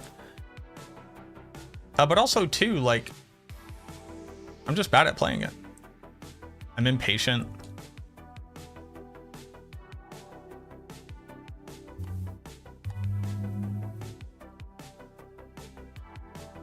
But yeah, homie, I'm bad. Yo, thank you very much, Kevin. I appreciate it. What do you recommend for the Blight build while Bone Storm is bugged? What do I recommend? Well, I didn't... In the end game, you didn't even use Shielding Storm on Blight. But right now, it's currently functioning at the same rate that it was previously, so you actually haven't lost anything. It's that you were supposed to gain something. Which aspect? Intercom.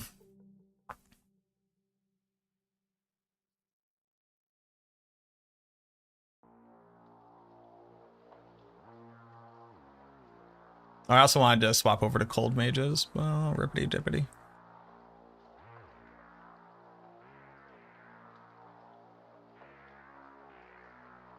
Fuck me, dude.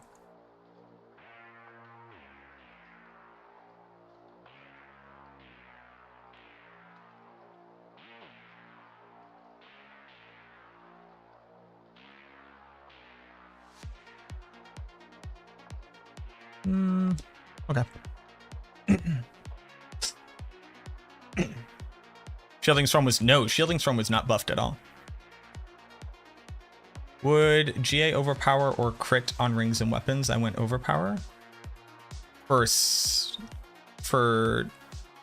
you need 100% crit chance, and then after that, there's no reason to like. Dude, the lightning.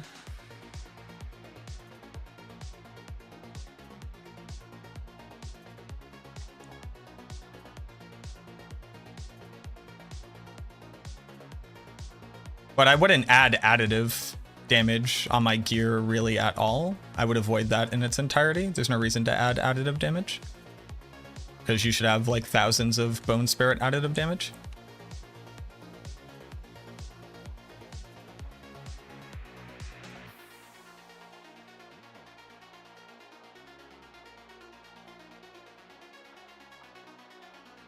Hey guys. Hey, can you let me kill you? There we go. Essence Gen is rough sickles here.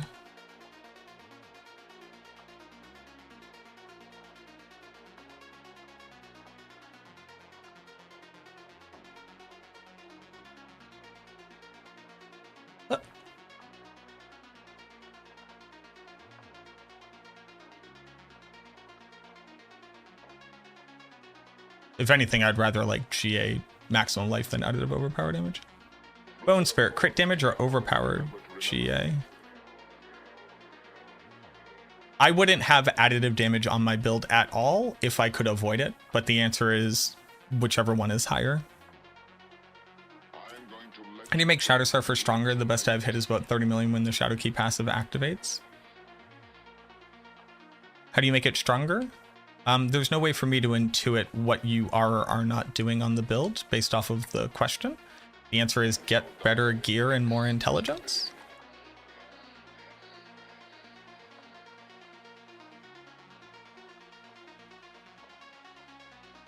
Something like that. So, here we go.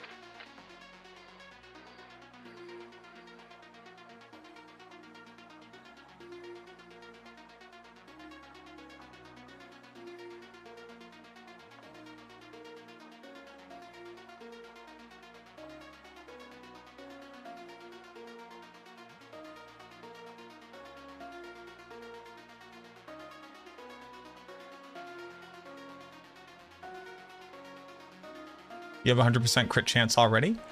Yeah, that's why that's why I'm confused by the question. You should GA the most powerful stats for your build and hit the requirements of the build to function. There really isn't like a question of which one is better. It's just whatever number is higher for the stats that you need. There's not really like a... There's not really like a... I don't even know how to describe it. Like a... There's no wiggle room. It's just the best stats. Have them GA'd. On this build, if you're at full essence, you deal the most damage? Yes. But yeah, lightning damage right now is like cracked out of its gourd, I think. It's in a weird place.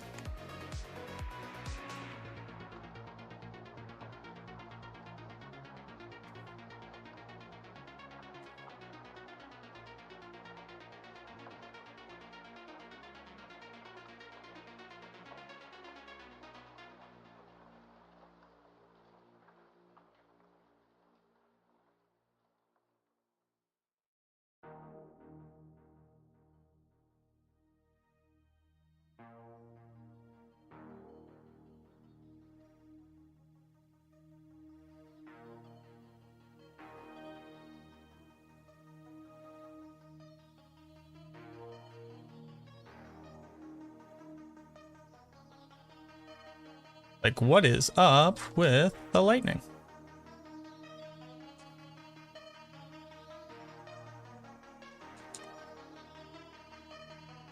Can you die? Like, I know I don't have a lot of maximum life, but that damage is insane.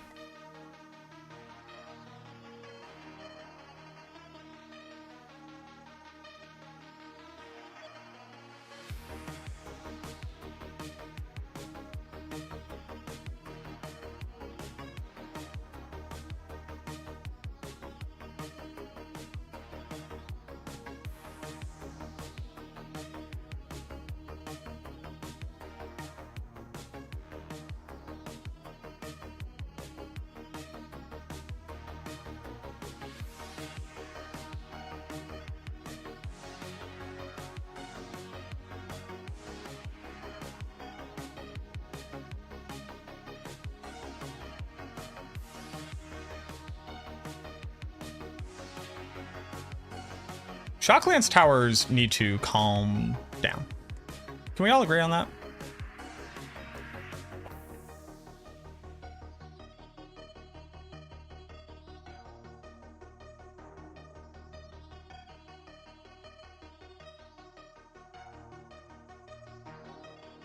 Aspect of Embalmer, Blood Artisan's Curse on this build? No, it is not.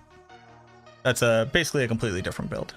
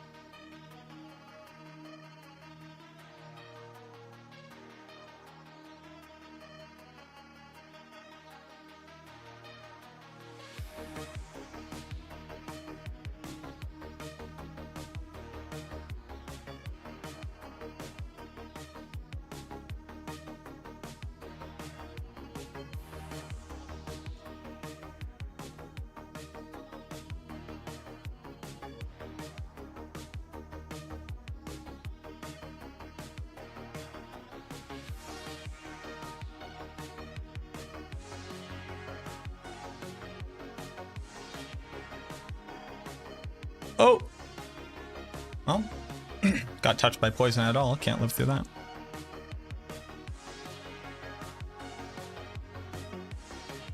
Got it.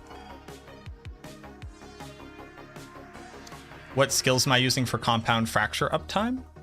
Bone Spirit.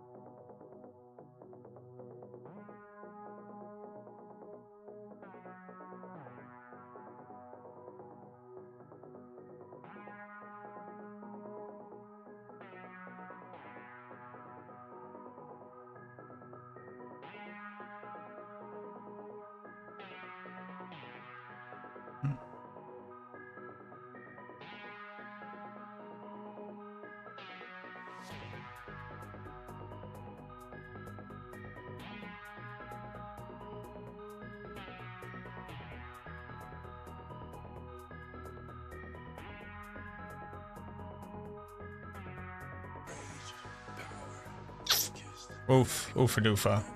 Alright, I think you're bad. Bug Whip, Blood Artist's current Spirit scaling when I was testing it is always stronger than one casted by me. It is currently scaling off of your maximum life now, as opposed to just a percentage of how much life you had left over. They've changed it.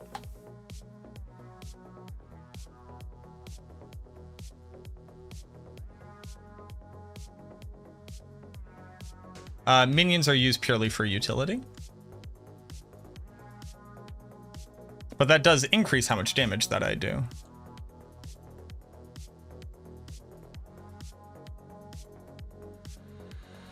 Rage, power, weakest, foes, money, driven, major, fraud, breathless, body, diamond, bones, wanna be it, wanna feel it.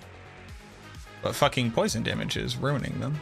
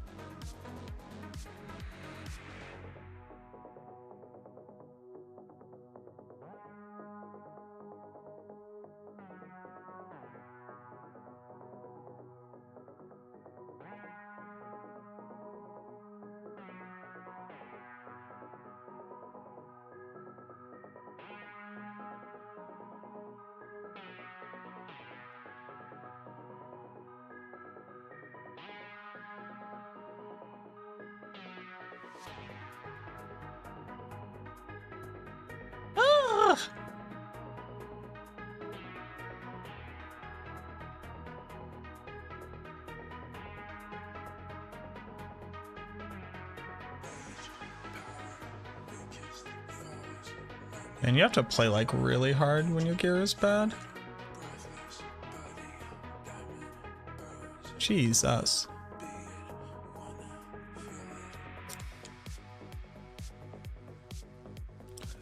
What up, Scrib?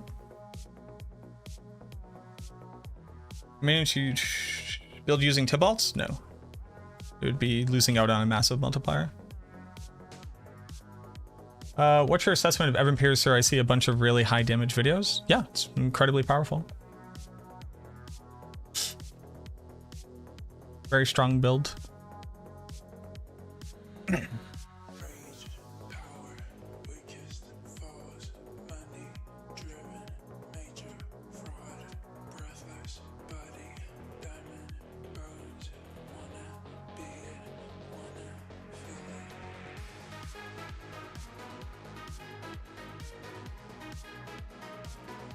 Leave me alone.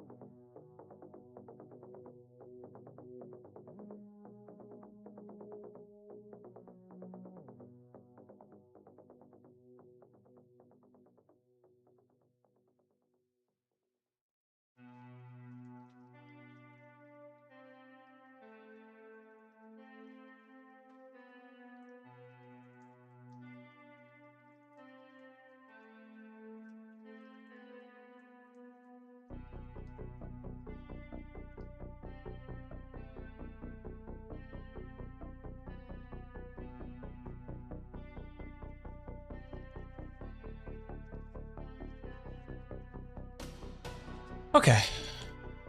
So we can't kill it. I just need better gear. Okay.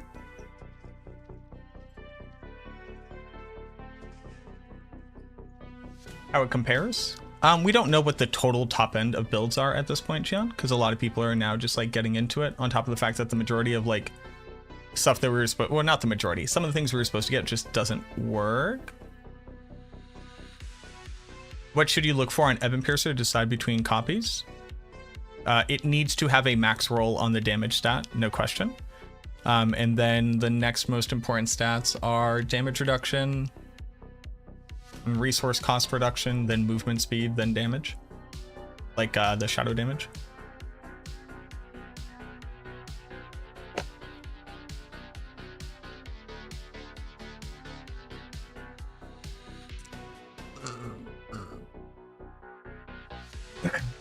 All right, now need better gear.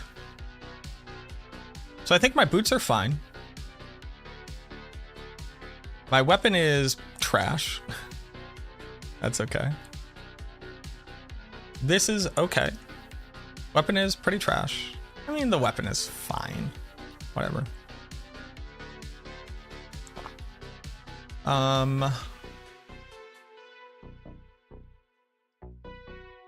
Do I have better gear than this? I don't think that I do.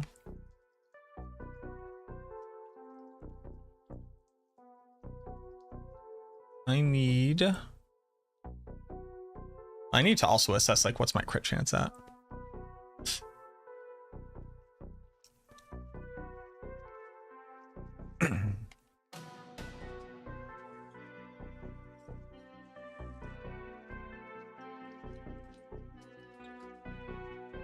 Crit chance is currently at 65, which is actually 69%.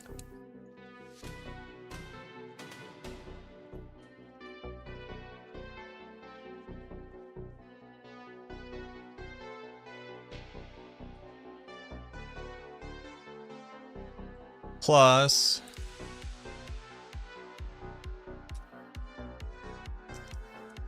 281.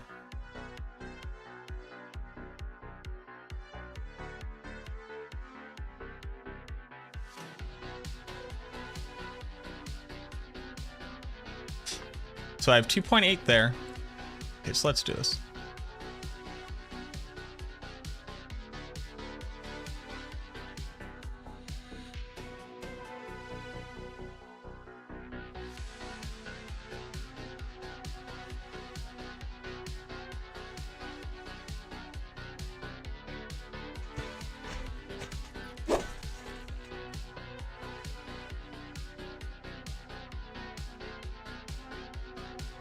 What?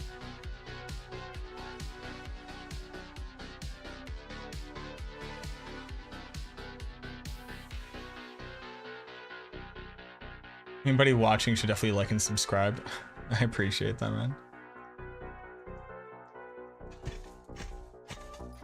man. People can feel free to hold on to their money. Their money is for them to have. Just sitting here and helping me just like wrench money out of the pockets of the bourgeoisie who pay to advertise stuff to you that you're absolutely not going to buy. I'm more than. Why am I not at 65% lucky hit or crit chance anymore? Okay, so 65, 69, 71. So I still currently need this. Mab, thank you very much for the prime.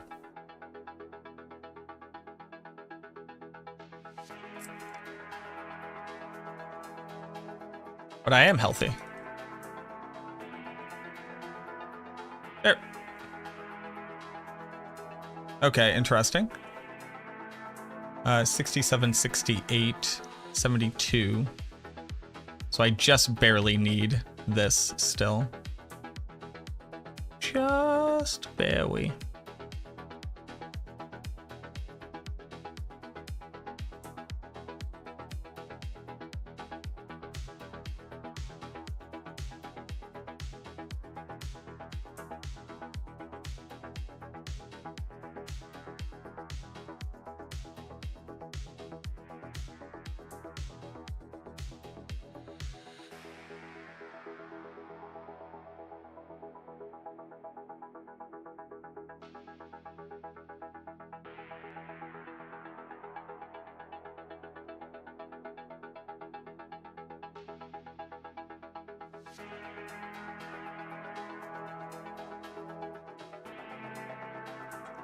I'm not using my bone spirit boots.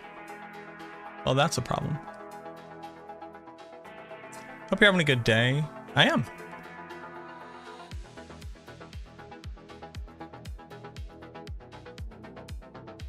Hey, thank you very much, Big Ben.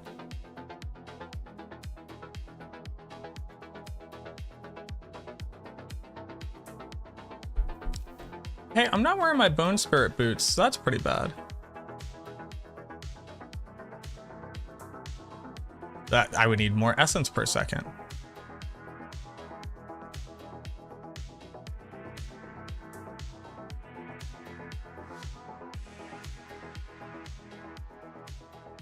right, so I need new boots.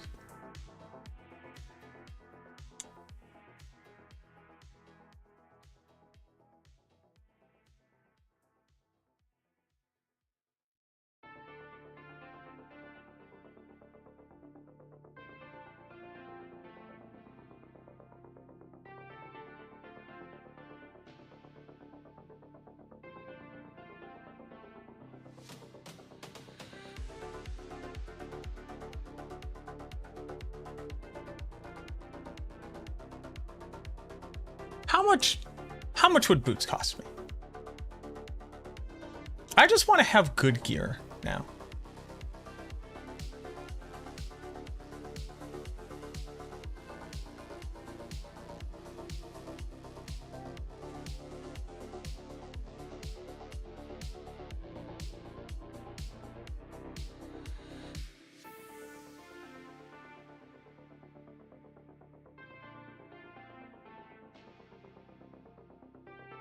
What crit chance is adequate? 100%.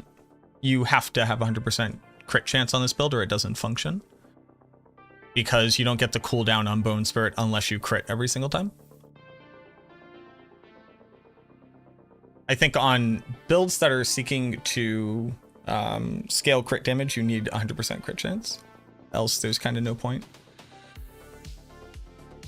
What's up with Shielding Storm? They didn't actually buff it. Let's go to Diablo.trade. What boots am I looking for? I'm looking for movement speed, essence per second with bone spirit on it.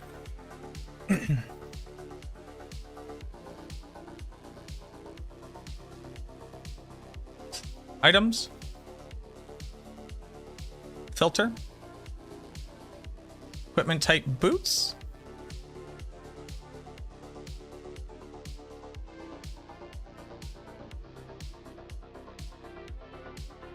Then I need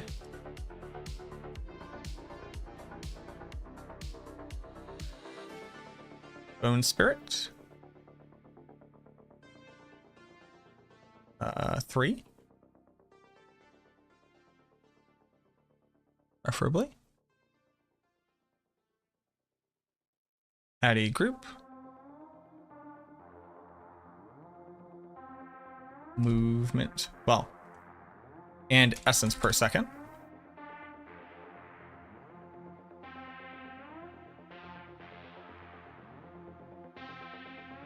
No, not essence on kill. Essence per second.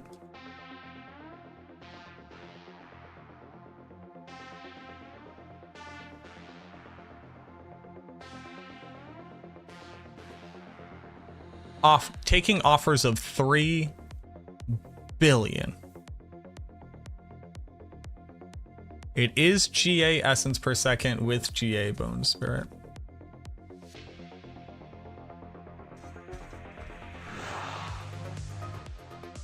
Yo, what up, Miz? How we doing, boo boo? Welcome on in. Thank you very much for the raid. Welcome everybody from Miz's stream. It's your boy MacroBioBoi. So I play Diablo 4. What can you do? We're out here. subscribe to a bad content creator.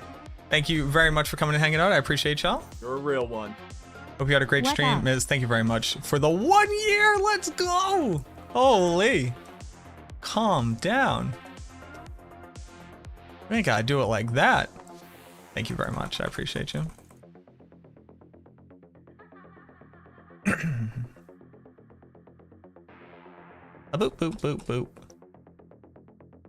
A boop. Boop, boop. Boop, boop. Boop, boop. A boop. That's essence per second.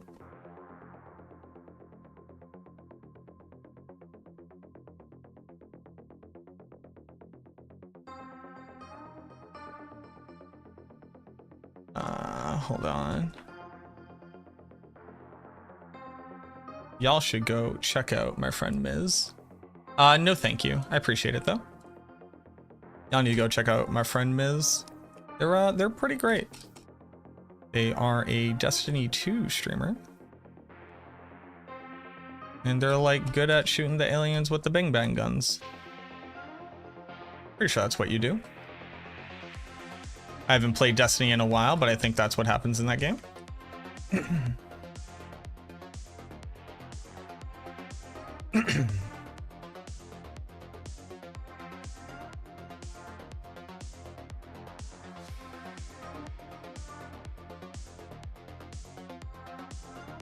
If I need to, I will just completely respec over to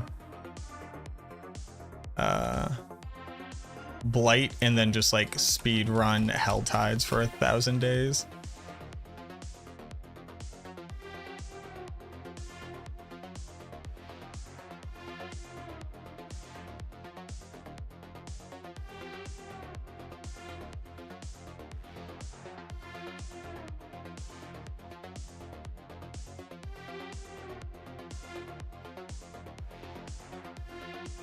Okay, so I won't be able to do that upgrade for right now. So I might as well have the essence per second.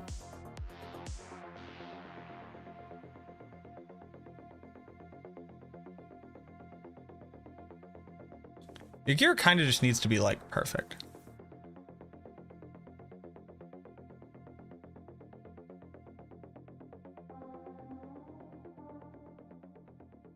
Let's look through all my gear right now and see if I have upgrades on stuff.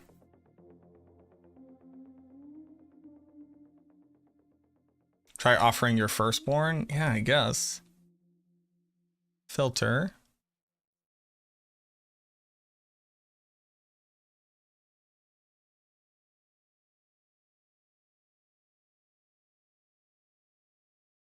What if it's 3 essence per second?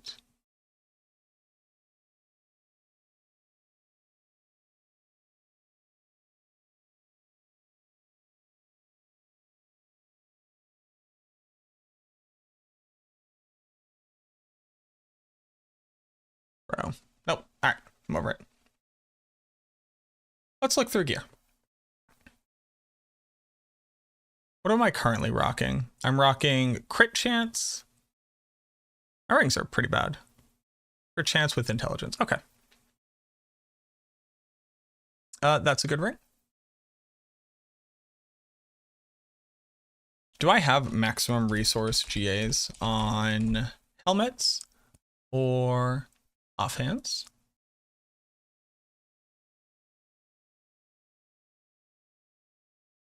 This one does. It's missing other bad stuff though.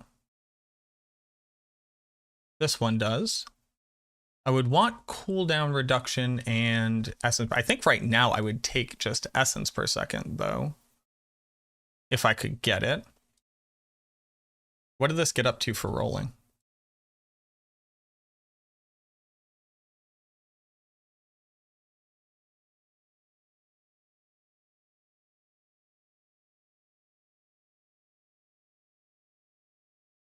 Let's just give it a couple rolls.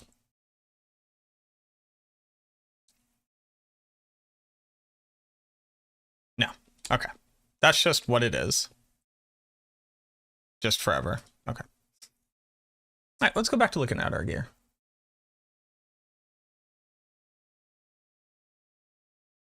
Dear music, where'd you go?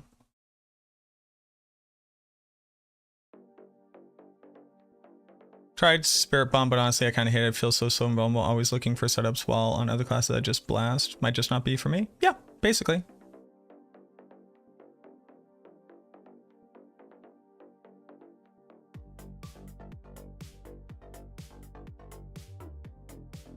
Haven't had a single drop one today. I've been farming for hours. Did anything change with Stygian stone drop rate? Not to our knowledge.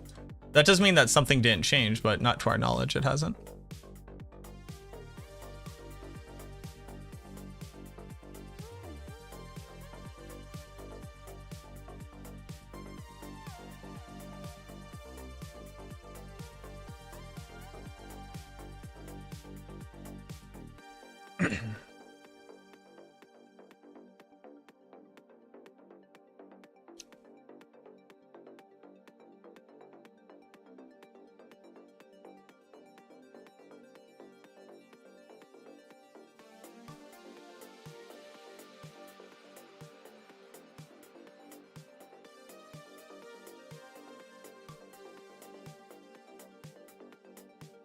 I could also use a better sword. I have a pretty decent sword.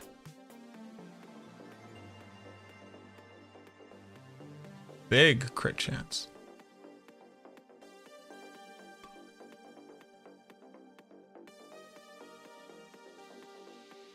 Big crit chance.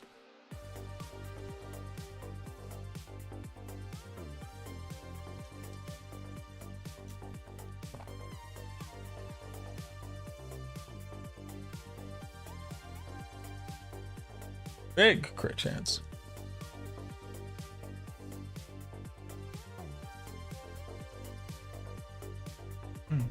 Do the devs test this game? They do, oddly enough, yeah.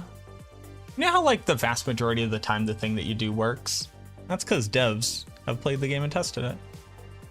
What is a Doom Necro? Doom Necro is a Doombringer Necromancer.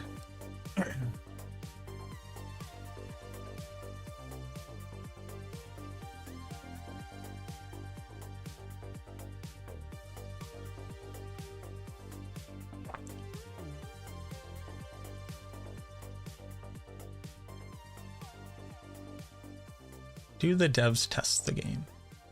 Probably not. That'd be crazy. Why do I have this? How does it deliver damage? Yep, from Doombringer and from X-Falls and from Elemental Surge. And it's pretty bad. Pretty bad, all things considered. It was very not good. Wrong with Shielding Storm. It still uses base essence or base life as opposed to maximum life.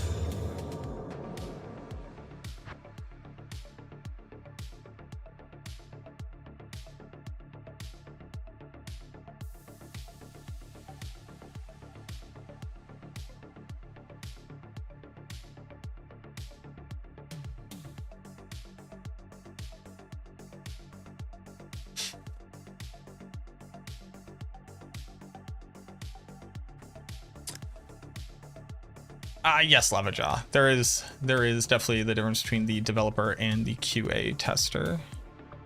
But when people say the devs, they kind of just mean everybody involved in the development of the game. But yeah. Euphoric, thank you very much for the follow. Doombringer is bad on Blight. Always was. Always was.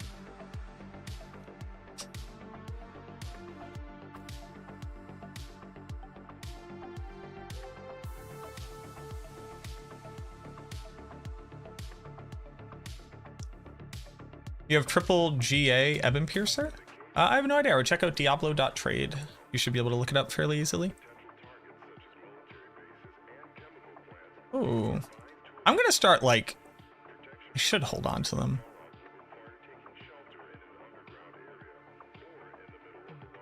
I'm gonna look at like the total amount of like stuff I have. And then just try to sell off the rest.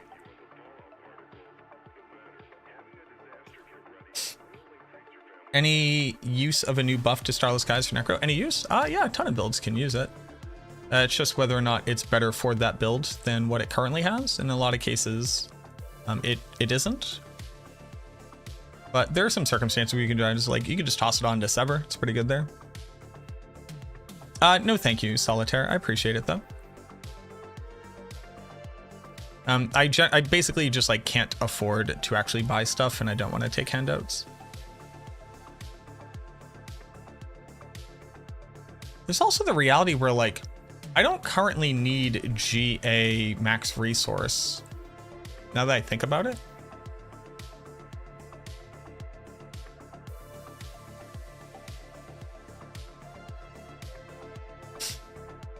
Yeah, I don't need GA max resource.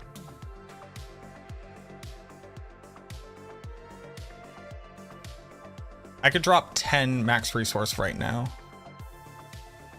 Okay, so that's actually very good to know. 498 million gold. So the boots that I wanted to buy that don't even have all the stats that I want, they just have essence per second and bone spirit at the maximum roll of the base, 3 billion gold. So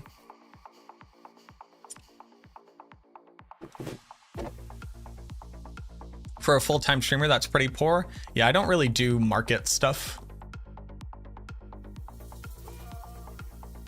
I could drop this max resource roll right now.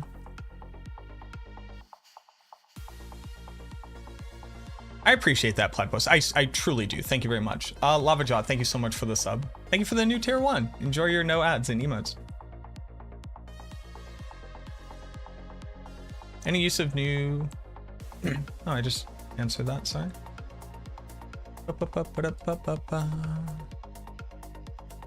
So where was I in my bank? Here? Okay, so thing to notice, essence per second on helmets.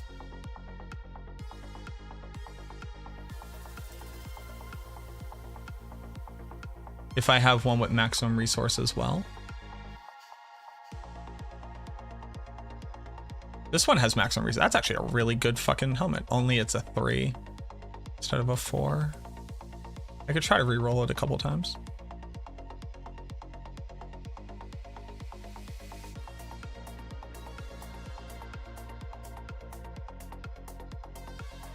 But this would already be better. I would lose out on cooldown reduction, but right now we're kind of just abusing the bug with rapid ossification.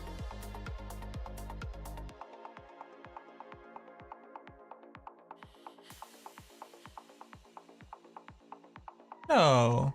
Hey, Darth, I appreciate that. I don't think anybody right now is being a dickbag. I think everybody's just kind of joking. Yo, what's going on, Swags? I do appreciate the support, though. Isn't exactly full-time compared to Rob or Rax. Yeah, sure. We can like compare people who have more and less time to. I also have I have 4 jobs because I'm a poor person.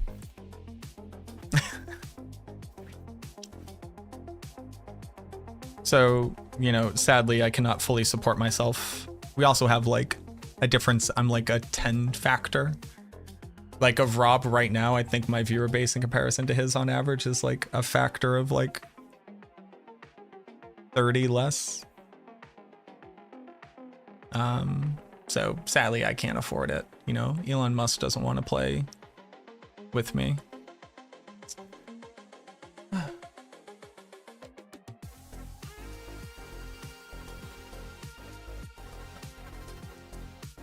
But yeah, only streaming like 7 to 9 hours every day is not enough to be considered full time.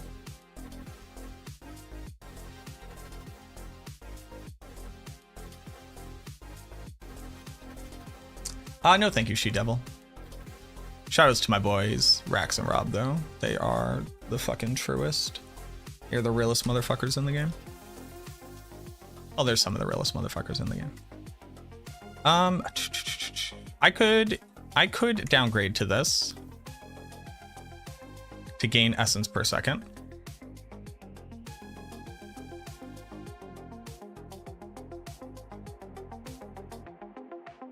Yeah, and then with bug, I'm over. I'm also going to upgrade it, so it's going to gain me a little bit more resource. I might even crit on it. I'm going to lose cooldown reduction. Oh, the difference is negligible there. And obviously with Bone Prison up, I'm super overcapped. Okay, so we could do that. Let's go try to roll this.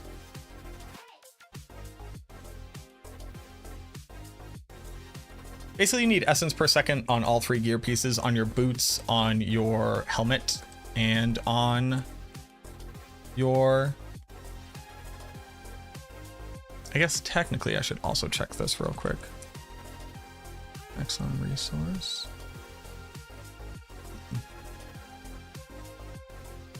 See if I also have cooldown reduction on one. I do.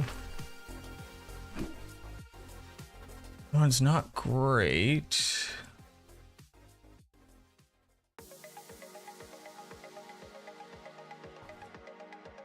But it is a high roll of cost reduction. I wonder if you give a little more insight on what you think Ring of Starless Skies is not optimal on Blight. First off, thank you for the $5. I do appreciate that for the super chat. You do not need to do that to ask me a question, but thank you very much. Ring of Starless Skies says no attack speed, which you need on Blight. You just need a max roll of attack speed on your ring, just straight up. But it handles resource cost reduction for you, and it gets you a 50% damage multiplier, while losing you the ability to gain an additive damage roll. And having stats that we don't care about, crit chance, as well as crit damage, when we want intelligence and attack speed. And then typically resource cost reduction or intelligence. We need intelligence on every single gear piece. It's our biggest overall multiplier of damage through Wither. So what do you have to do? So what would you also be? So that's before we even get to, it takes up an aspect slot, right? So Ring of Starless Skies. Where is mine? Ring of Starless Skies has crit chance, we don't care about that. Crit damage, we do not care about that. Core damage, we do not care about that. And lucky hit chance, we do not care about that. So it has no stats that we care about in any way, shape, or form.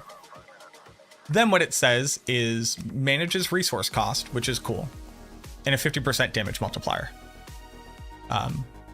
Or we could have intelligence, which would gain us 2% more chance to crit on Wither, as well as 8% more damage multiplier on Wither. That's before you like masterwork it and stuff. Attack speed, which you need to get on the build, And then again, an additive roll, a resource cost reduction roll, which is already kind of basically the resource cost reduction of it is not like so valuable that what you could get on a ring itself would be worth losing it. And then you get an aspect. So the aspect that we put on instead of Ring of Starless Skies in the final version of the build is Sacrificial. Sacrificial is going to increase the multiplier from our darkness damage, increase the multiplier for our vulnerable damage, as well as increase the attack speed from Bone Golem Sacrifice. So we go from 15% attack speed to 22.5, and then we also gain roughly about a 27% damage multiplier from the increases to those two individual ones. So you have no good stats. Your damage multiplier is less than twice as powerful as the one that you could just put on the ring very easily, and you lose out on required attack speed. So that's why.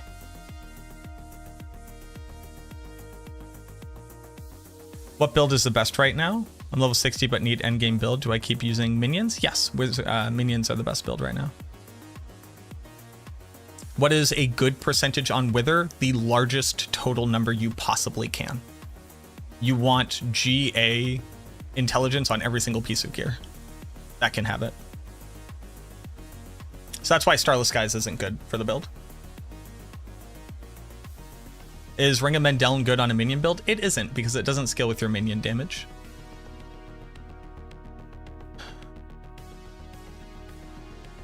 So this is where I need to put my total armor roll. You know what? I shouldn't mess around with this at all right now. What I should do is I should just put these off to the side. Let's keep looking at stuff.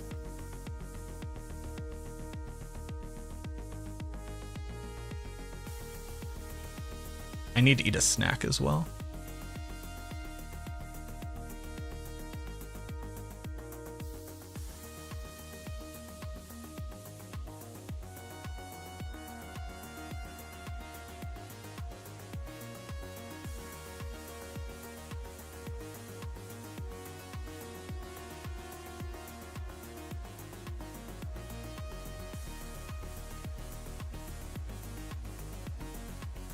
The reason why I want better rings is because I need to hit better macabre skill restorals on them. Did Blight Necro get any changes? Yes, you're going to use Sacrificial aspect now.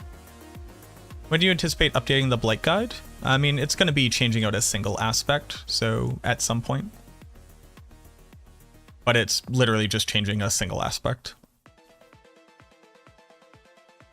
And a max roll triple GA Black River? Cool. Ever try base skill build? A bunch of times, yeah.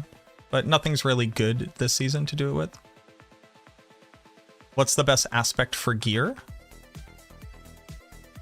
Wizard, I would highly recommend checking out our max roll build guides. Because the question that you just asked is, can you describe the entirety of a build right now? And I really can't. So I would go check out the build guides on maxroll.gg. We have a minion leveling build and an endgame build guide. That explains all of that. Stoichev, thank you very much for the 10 for cheeseburger and a cold beer. I appreciate you, friend. Thank you. Thank you. Thank you. Thank you for that support. Can you please explain why attack speed is so sacrosanct? Because it is our largest multiplier of damage.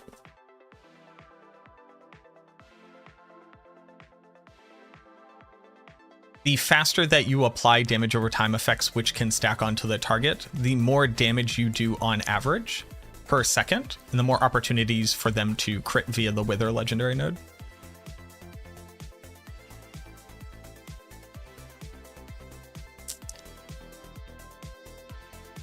You sent me a helm in game chat? That is a very cool helmet. I do not want it, but thank you very much.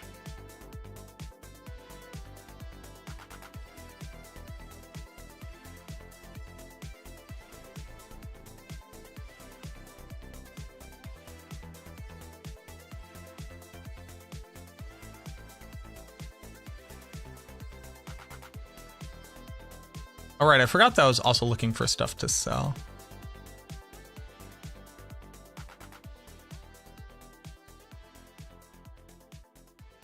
You know when you forget?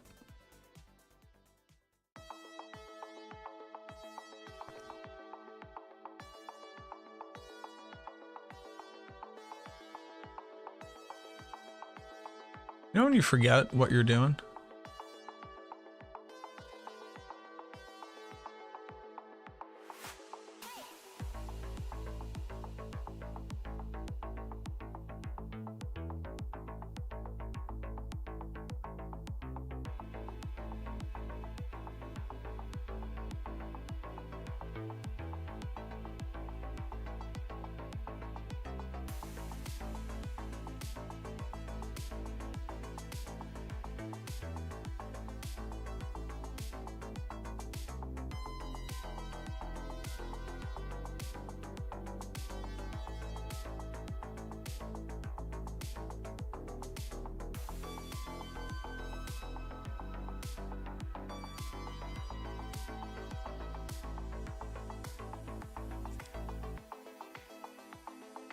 Mine is good. Yeah, I don't need to reroll mine at all.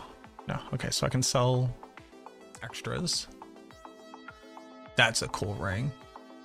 I should sell this ring because I'm never going to use this ring.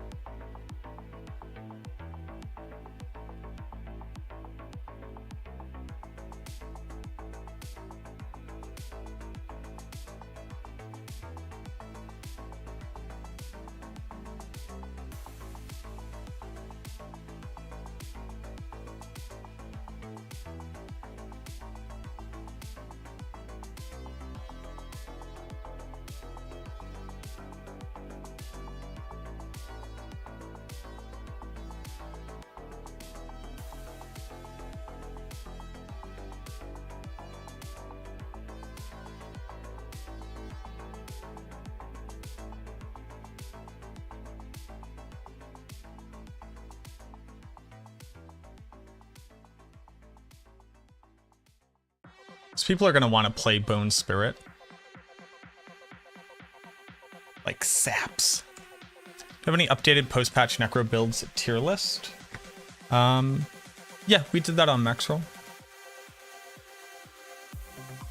What piece of gear would you put sacrificial for Blight build? On your ring.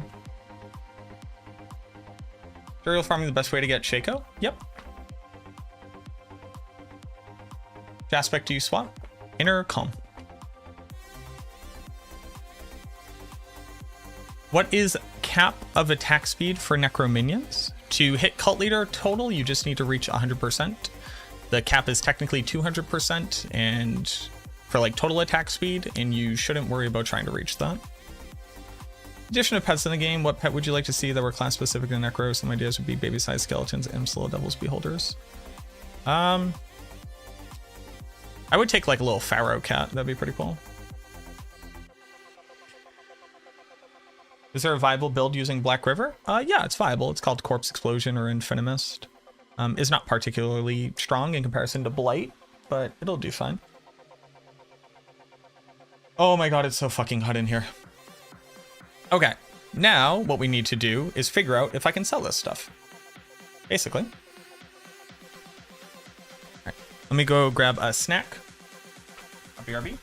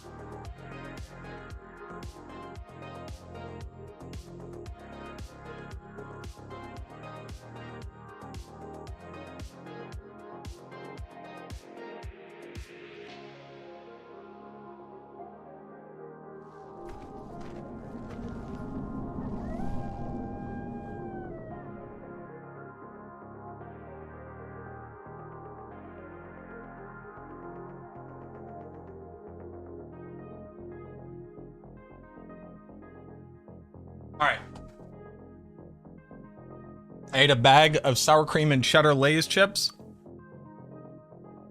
And now we need calcium.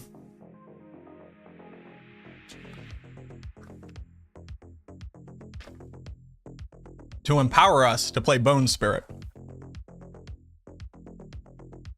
Other nodes, abyssal effects. Yep, look at the Wither board. Is Necro dead in the water? No, not at all. Bone Spirit builds. Minions versus sacrifice. What is better and why? I went full sacrifice for sacrificial aspect plus memento mori plus standalone plus sacrifices. Skirmishers, Shadow, Iron Golem.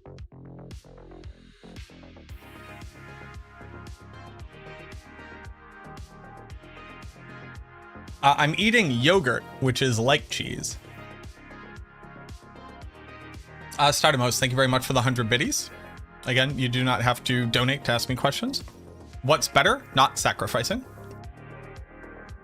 The answer is the numbers are bigger. It doesn't really get deeper than that.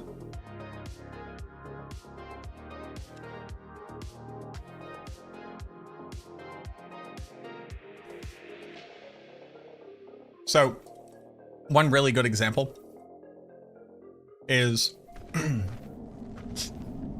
if I can reach the essence requirements. If I can meet the essence requirements while sacrificing my minions, that means I don't need my minions for the essence, right? So, Requiem could be gaining me 7 essence per minion, which is currently 6, if I'm just using Reapers. And then it gains me a permanent 7 essence just for casting Bone Prison until I load. And then on top of that gets me 7 essence per Bone Prison section. That's another 42 essence, so it's 49 essence in total. So 49 essence plus the 42 here is 81 essence. Or I can get essence through Shadow. Well, if I could get essence through Shadow, why would I not be using the Overpower multiplier, which is a significantly larger increase in damage than the essence from Shadow? And if you just follow, like, the why is the damage numbers are bigger, and the how is do the arithmetic, and you'll better understand it yourself. But I get this question a lot. There's like a obsession with running this setup but without minions, but it ignores the math behind it, typically.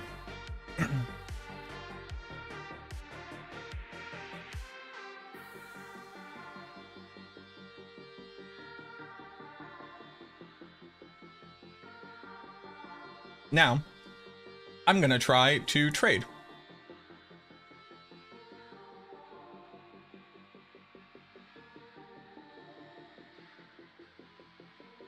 What's flavor of the month right now? It's mages, right?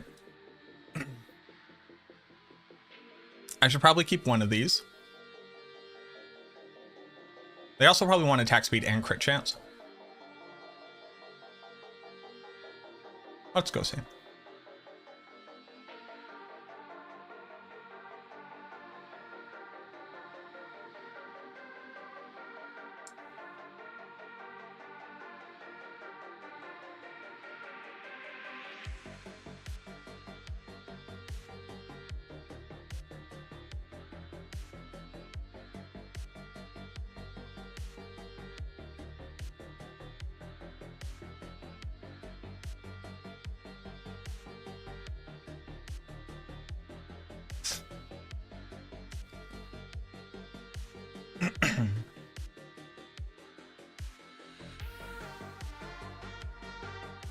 Okay, so recently sold.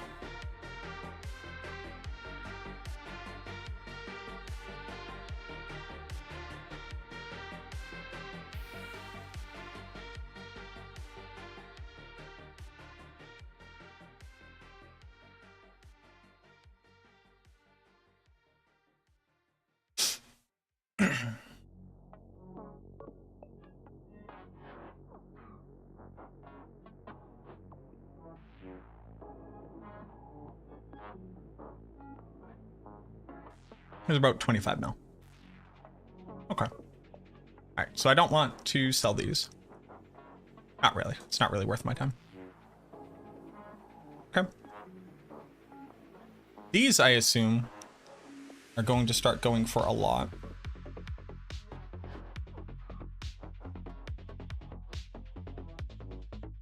Ooh, Hellbent. That's what I need to check next. Use Black River for Blade? Yeah. It's not good, but you can do it.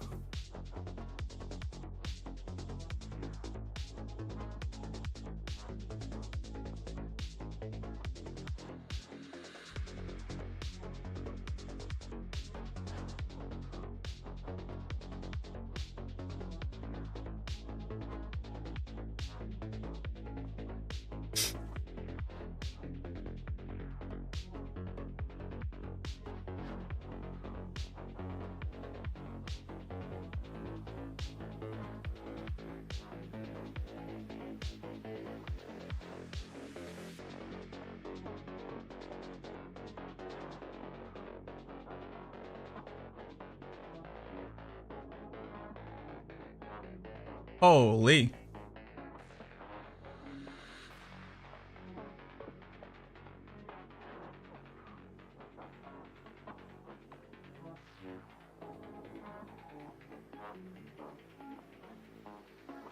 So I think I could.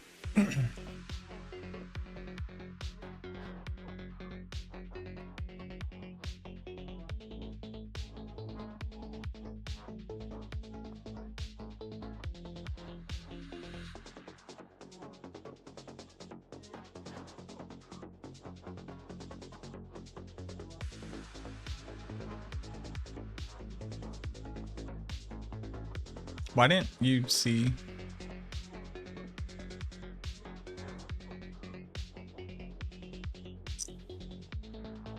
Why is it not seeing the Hellbent commander?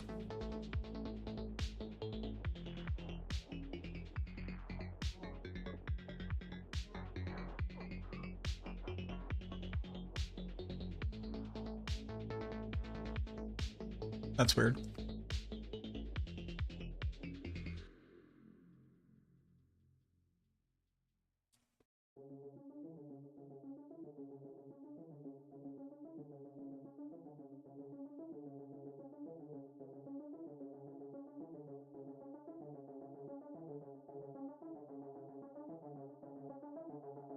All right, so that's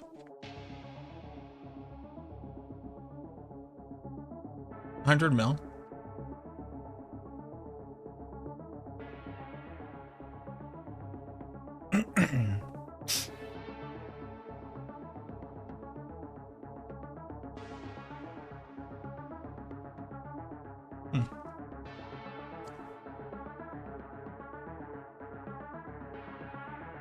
Did you end up finding out what was up with the DR and Soulbrand? It doesn't work.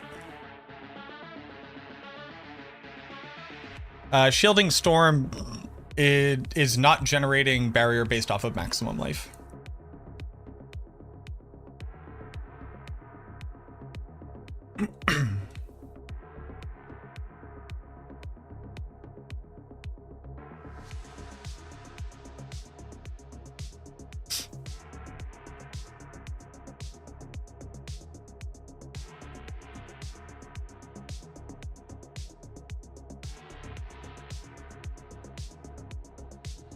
What game is this? This is Diablo 4.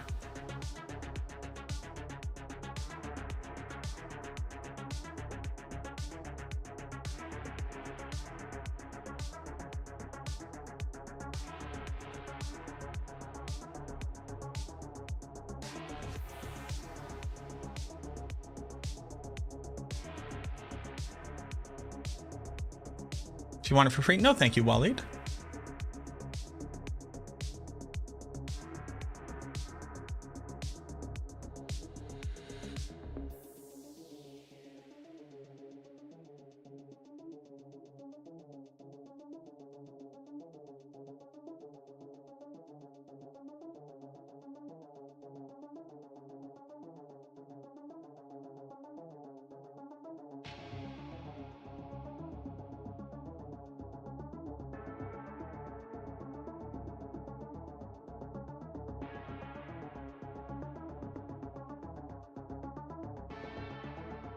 Change from not work totally. It does not. They did not buff it.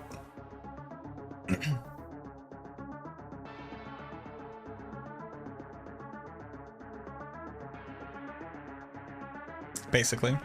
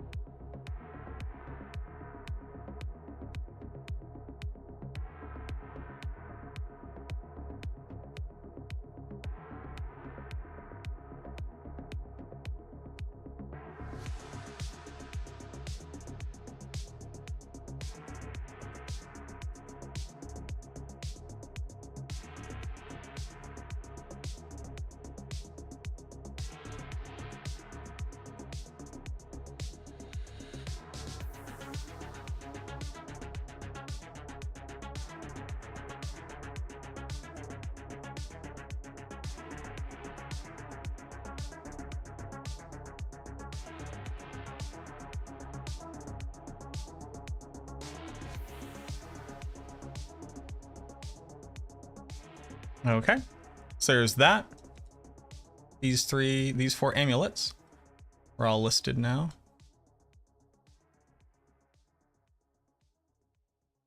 Maybe somebody buy, maybe not. Who care? Not me.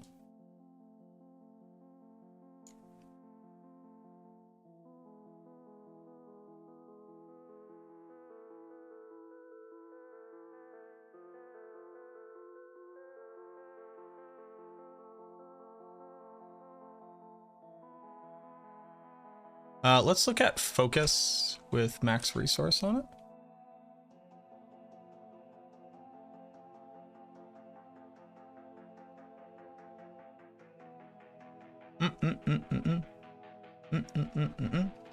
Gen X Bravo, thank you very much for the follows.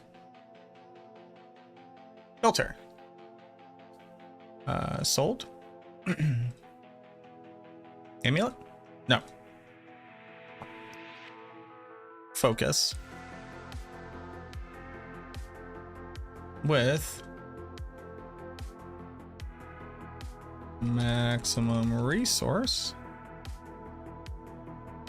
20.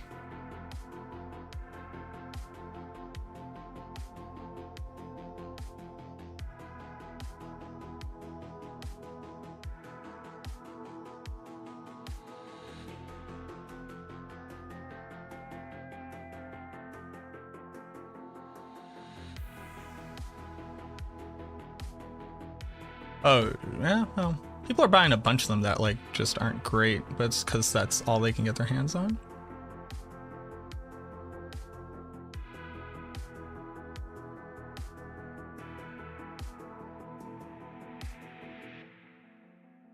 Okay. Yeah, what up, Jay? Sheesh. What's going on, boo-boo?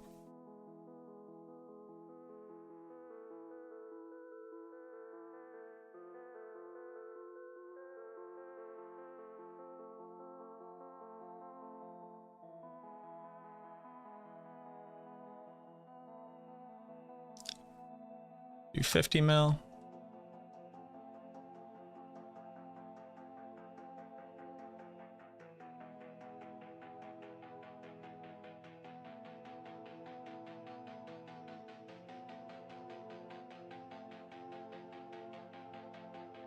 $127 done. Very nice. That's awesome.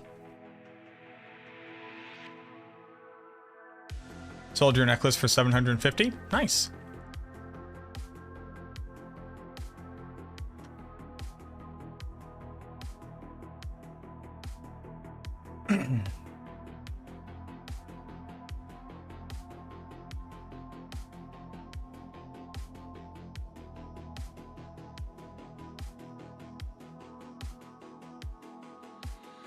Right, these are now listed.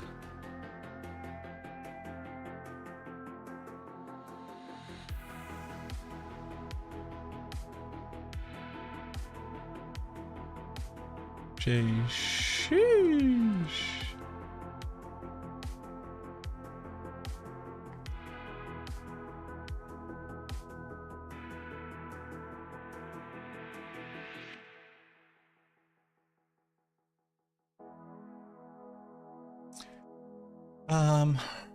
Marketplace.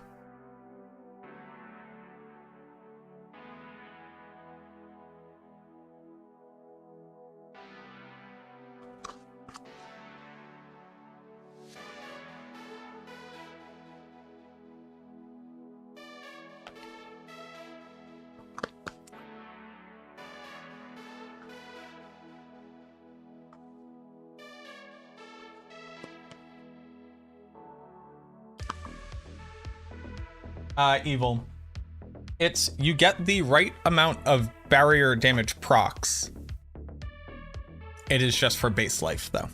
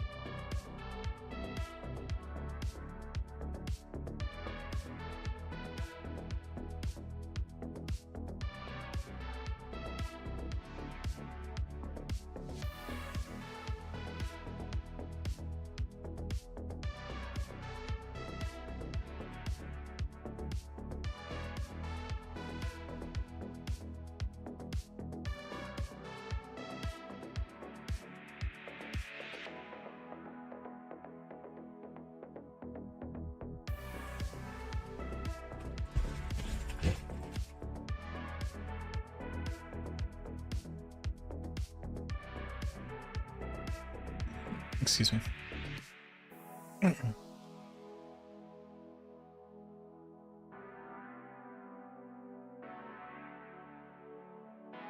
That side quest bot command could use an update.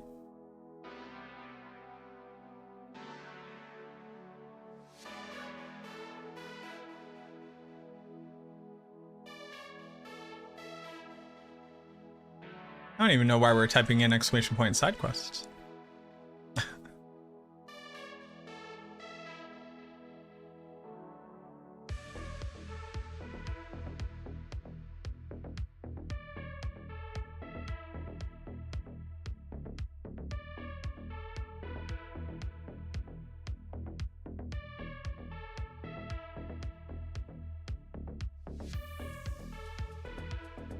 Just testing the waters.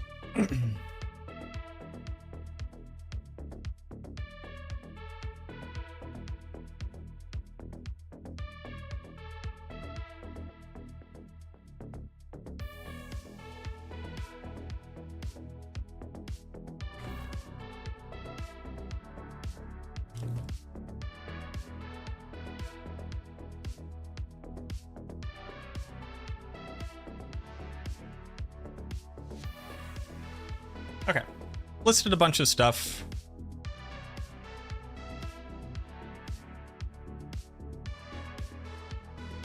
I guess I should check Golem Mastery. Can you feel the nerf? Yes.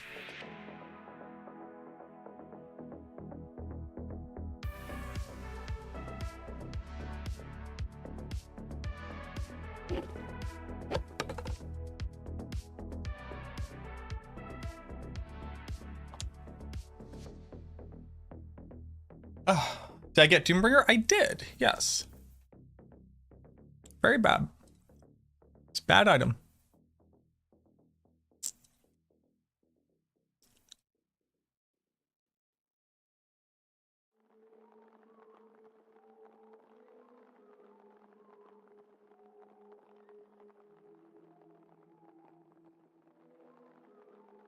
$50 mil. Do I care to sell? I mean, I should sell them. Sure.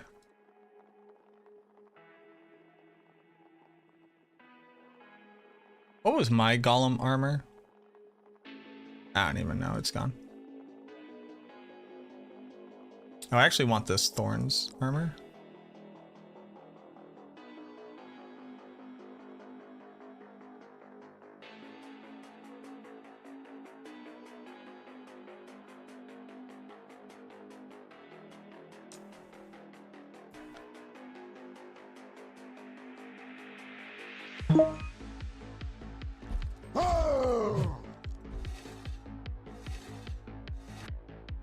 Would like to buy these pants.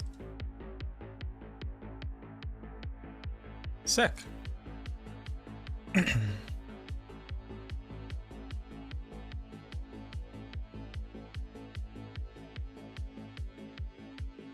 Yeah.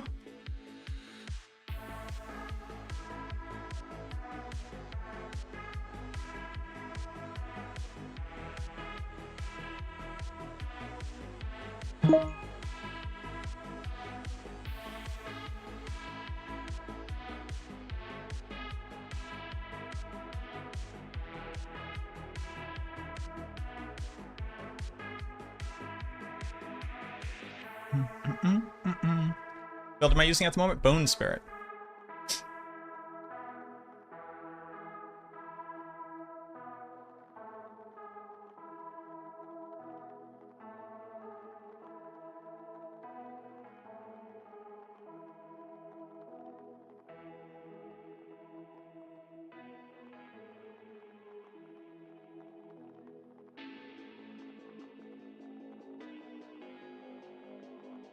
What?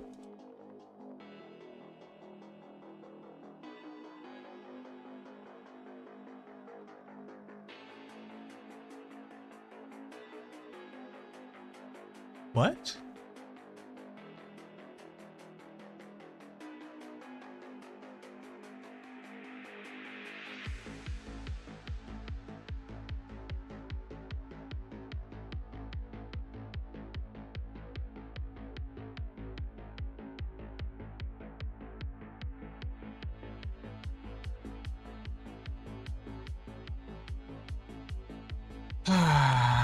Ah.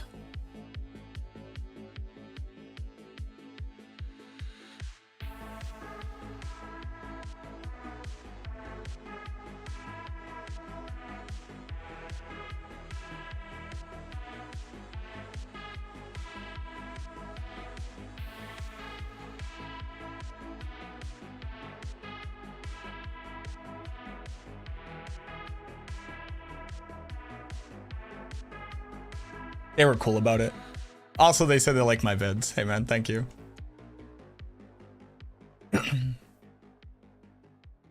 Alright, well these... Okay. Any of this other stuff account bound? Dude, the only item that was account bound?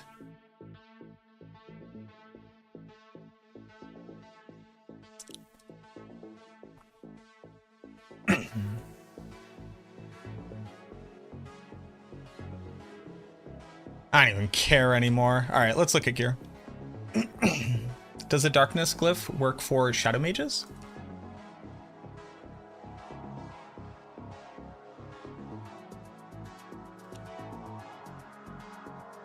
Yes. Whenever you or your minions deal shadow damage to an enemy, that enemy deals less damage.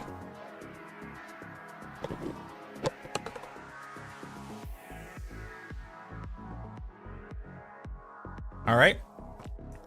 So what I wanted to do is I wanted to take a look at getting better macabre skills on these. How about the int scaling? The shadow damage? Yes.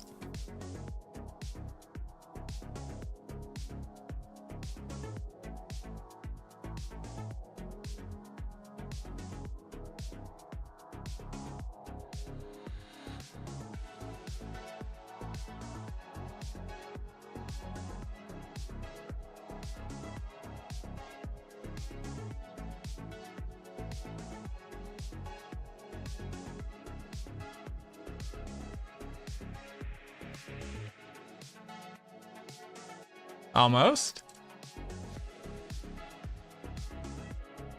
All right, so now we have a cool blood orbs ring that I will never use.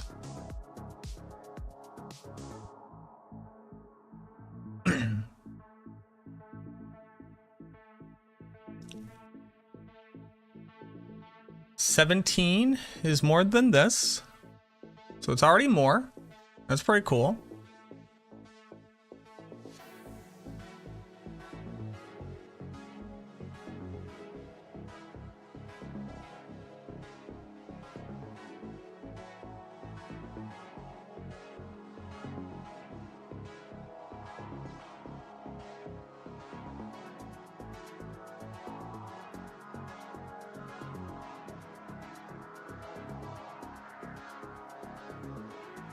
All right, now that's gone forever.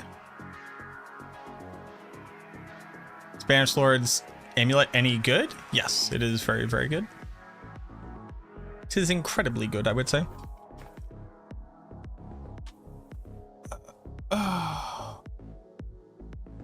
What's up, Sirach?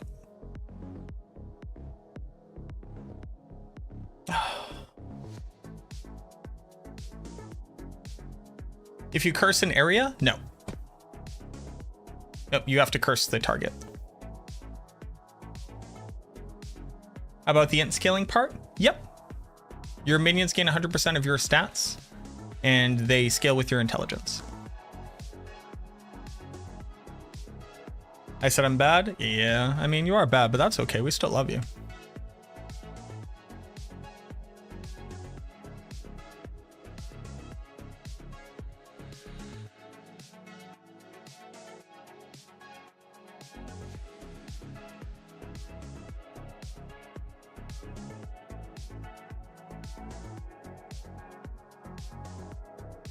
Okay, good enough. Crowd control duration is pretty good. I don't really care about lucky hit chance. Tendy size is also pretty decent.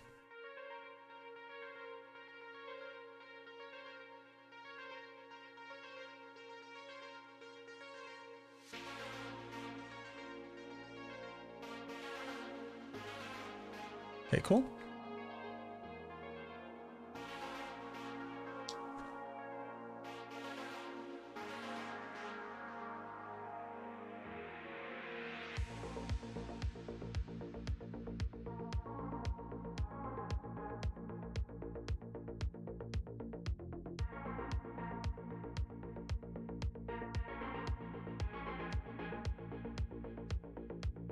Oh, also, Sirach, I don't know what's up with it. But I am consistently triggering the just spamming decrep will get you infinite cooldowns in dungeons. Are you just getting that consistently now? What do I think are the best in slot aspects for this? Like the entire build? I have it all updated on max roll. I'm not super interested in listing out all of them individually. Is there a way on Diablo? Yep, go over to the right, scroll all the way down and say add effect. Why not Shaco? It doesn't say maximum resource and it doesn't say essence per second, which are both required stats for the build. Would I roll intelligence to cooldown reduction here? I could. We could try a couple times.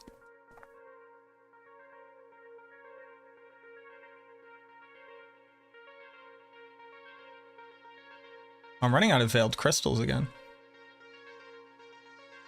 There. All right, I'm done.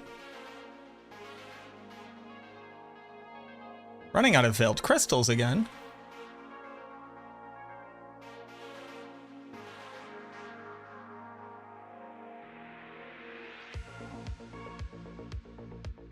Well, not all, but the ones you consider fundamental. Well, that would be every aspect on the build.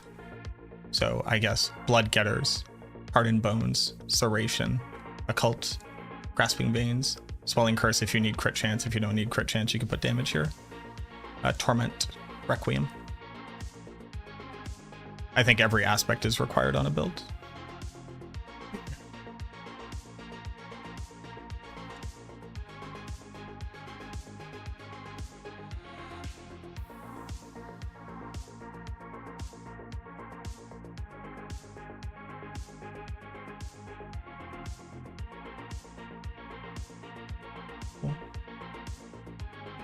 Cool, cool. Hey, cool, man.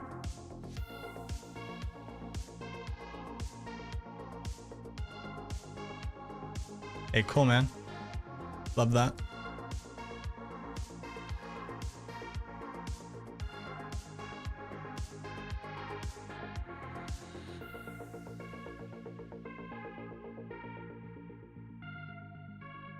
Put this over here for right now.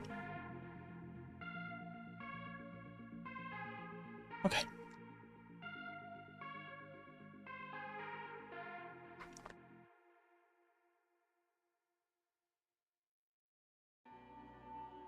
How much would a 4GA 60 Banished Lords be? I would say a couple billion. Right now. You can go check it out on Diablo Trade.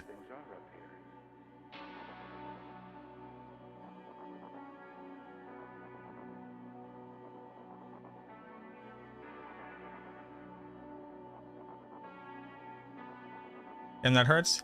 I mean, it's the second best Necromancer build, and you're talking about like one of the rarest things in the game, which is a perfect rolled 4GA unique item. They have filters for unique.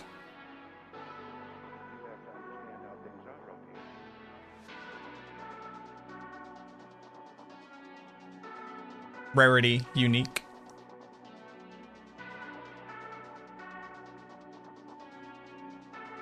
No, Mad wants to buy one. You don't see GA filter? There isn't a GA filter, you just put in the minimum stat as a GA roll. You just gotta use the power of the tools given to you. What if a 4GA had a minimum roll on it? It's like a couple hundred mil, but you shouldn't buy one. Basically.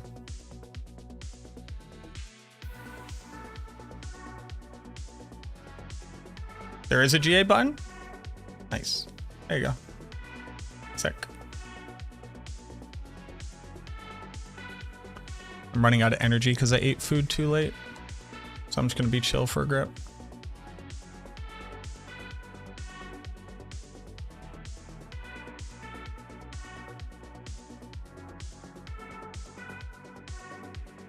I have to remember what I'm doing. What? Oh, there's a bad man there. Bad man. You have to understand how things are up here.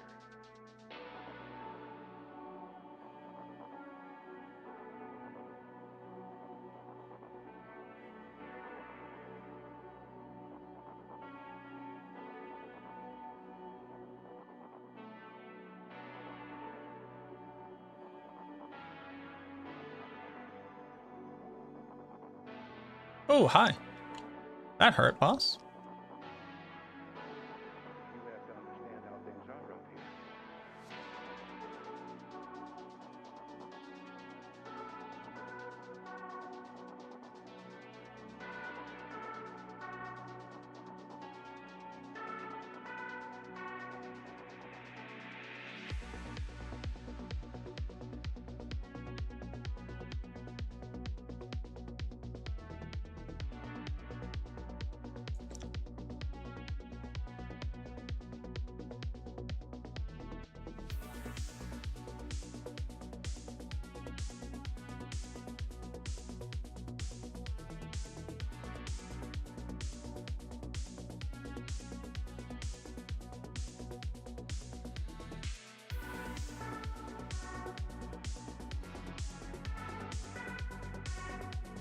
No, you piece of shit.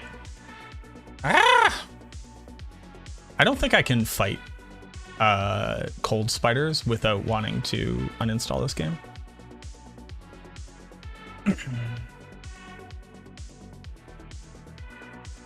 Is resource gen or resource gen while wielding a scythe better for Blight Necro?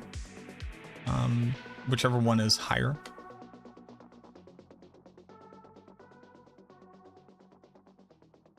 I think I just refuse to run hits with spiders in it. I just like straight up. That temper doesn't work. Who tested it? I believe you, but what's the testing?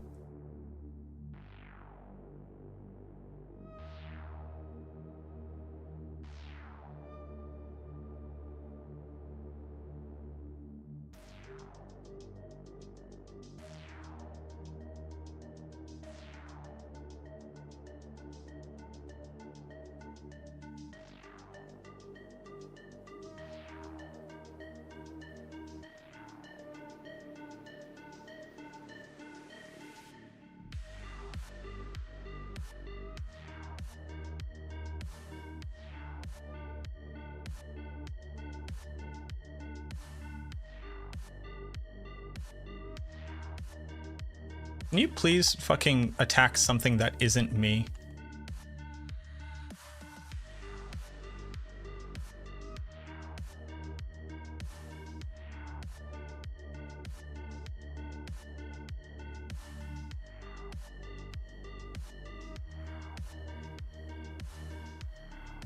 Kindly.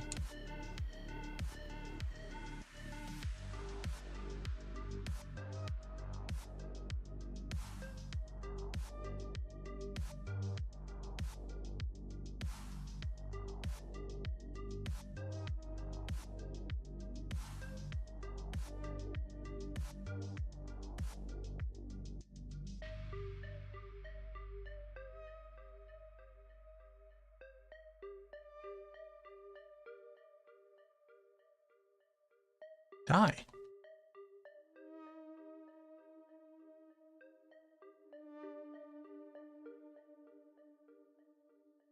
Oh, hey, I'm dead. I'm not? I'm not dead. I'm alive. I'm dead. I'm alive. I'm dead again.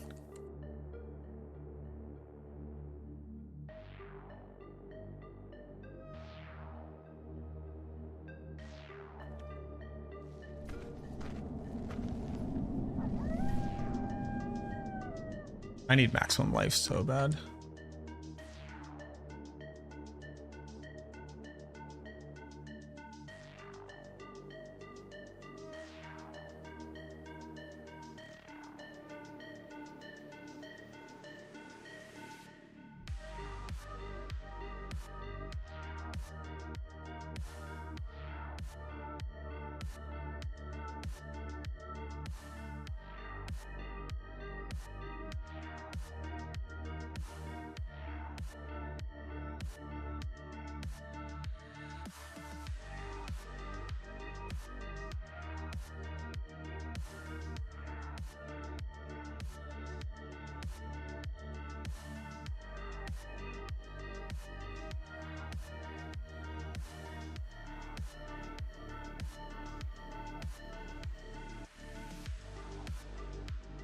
I'm alive. I'm dead.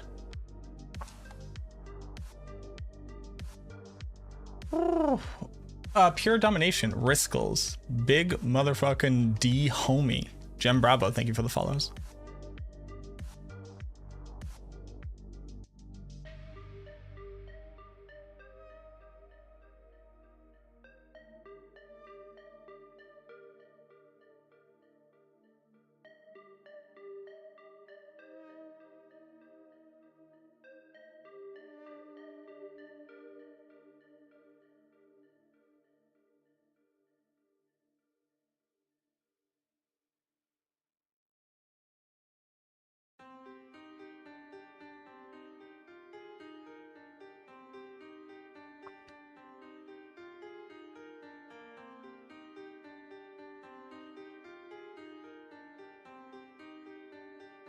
You have 47k.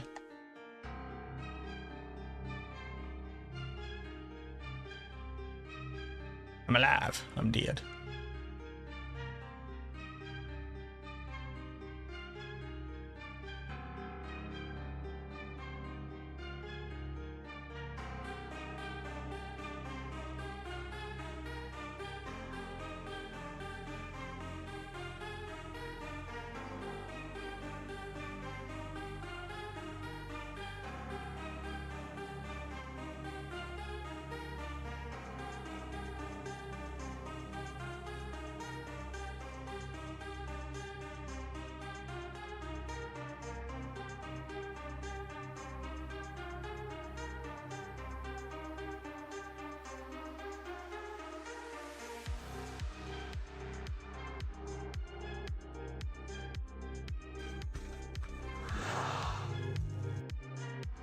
Sorry, hold on.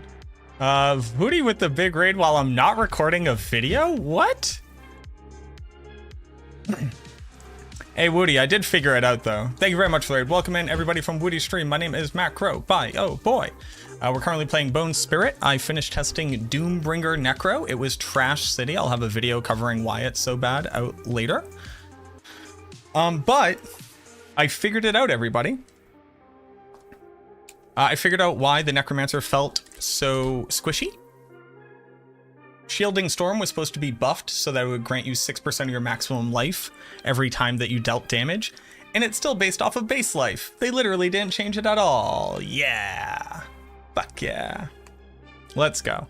So I figured it out. That's why the Necromancer was feeling so bad. Even though it was supposed to be able to basically like rely on this thing. They just didn't do it.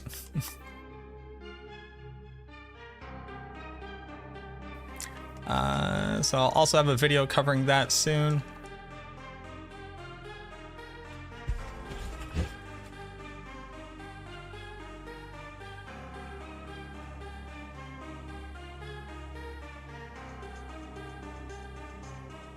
Oh, don't kill me. Fuck. Thank you for the neighborhood. Hey, Surfinit. Thank you.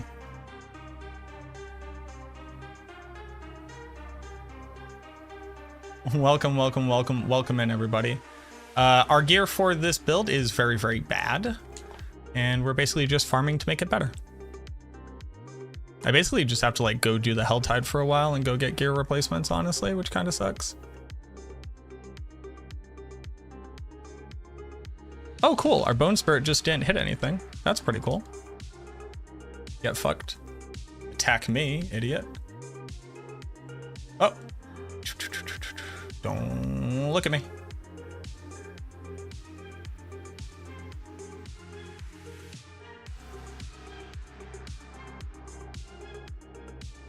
Just controller things.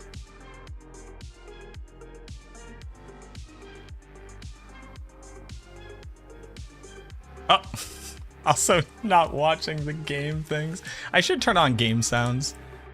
I've noticed that that has been leading to my death quite often. I'm just literally not listening to what's happening.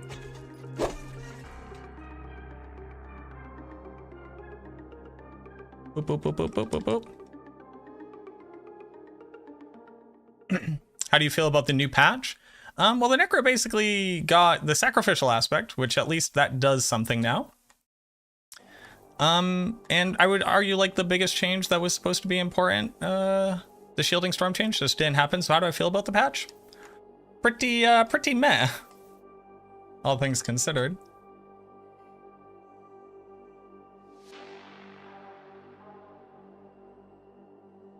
But builds are stronger.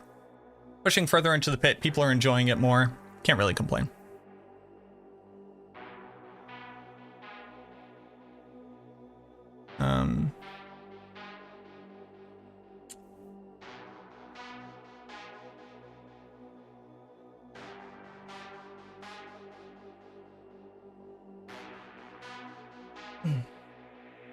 What up, J-Rock? Poltar, Linda, Surfinit, Synapse, thank you very much for the follows.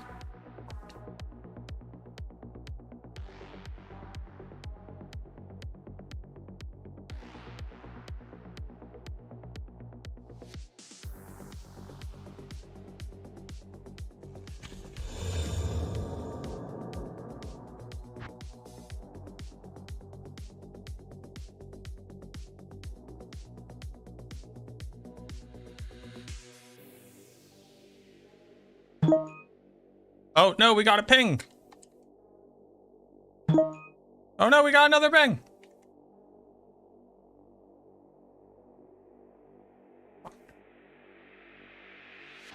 Wow, I'm getting a lot of fucking pings.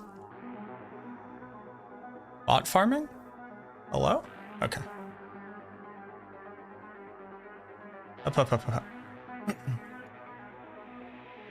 Alright.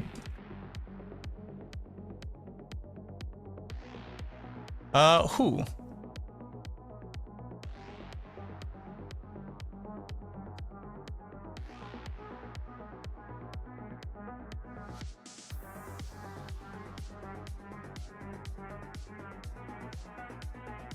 Oh, they want to buy all my Hellbent commanders.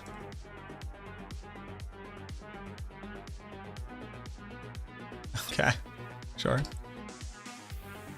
I think this might be a website.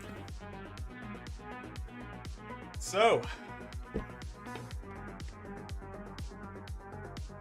You subscribe to a bad content creator.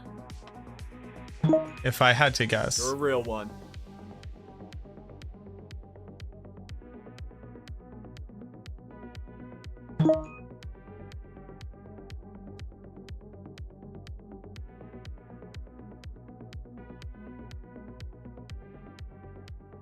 Frank, thank you so much for the Prime, man. I appreciate that. Akadiko, thank you for the follow as well.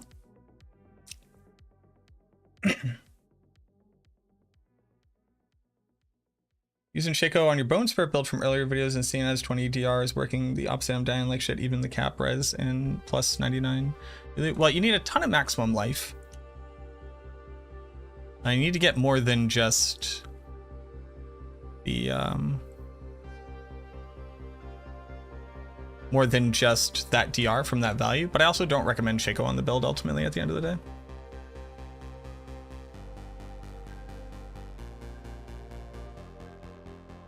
Well, Jorge, you definitely don't want to drop Damned Aspect. The increase in your damage is definitely from attack speed and GA intellect. You definitely want to put Damned back on. It's strictly stronger than Intercom in every way.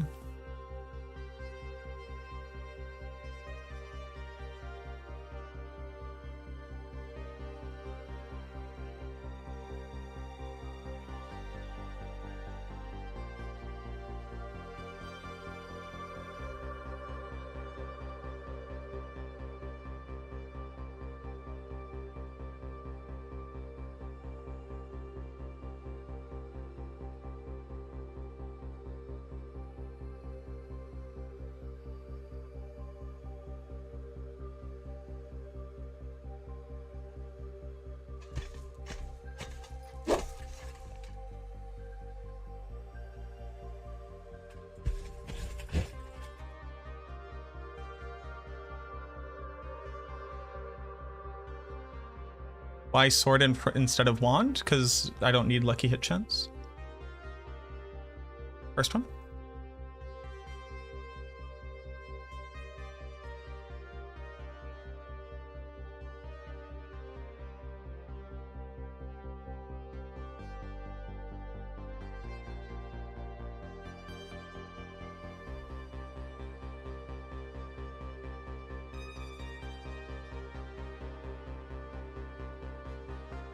So I still have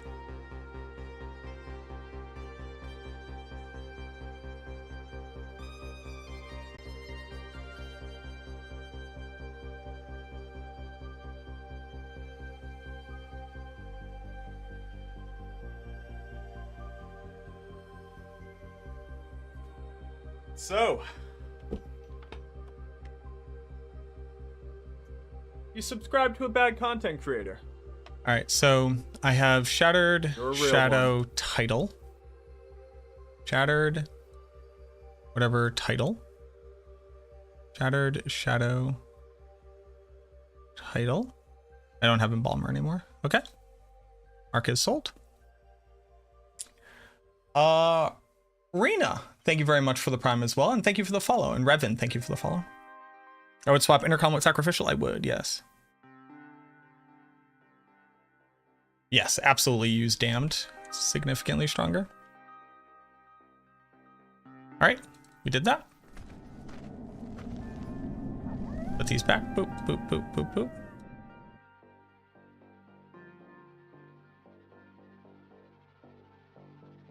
Thanks for the trade.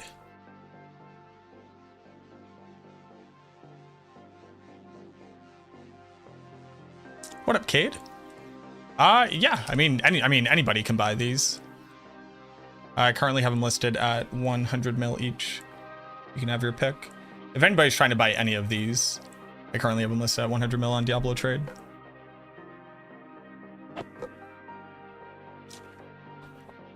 What up, Given? How you doing?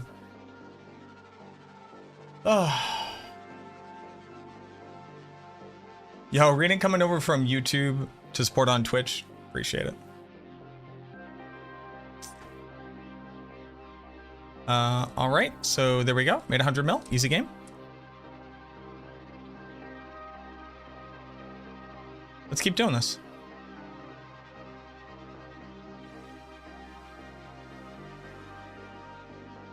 I just like need. Oh, you know what I need to do? You know what I need to do? I should activate Dominate Glyph. What do you guys think? Do you think a 12% damage multiplier for Overpower would be pretty good for me? Do you think that would be a good, just kind of like fit?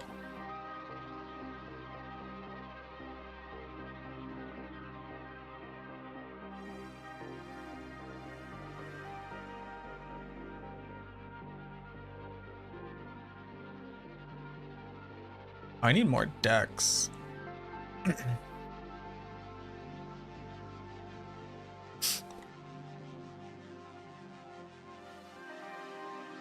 Okay, so I need to redo these boards so that this one is my 4th board.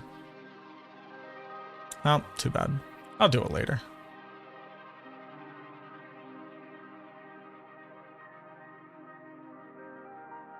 Does just unequipping these 2 boards do that for me? Here, let's see.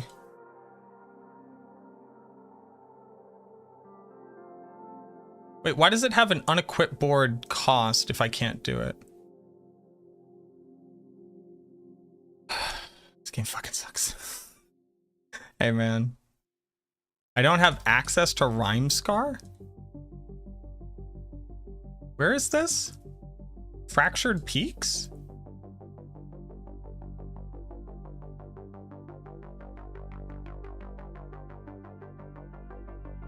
What build is this? Bone Spirit.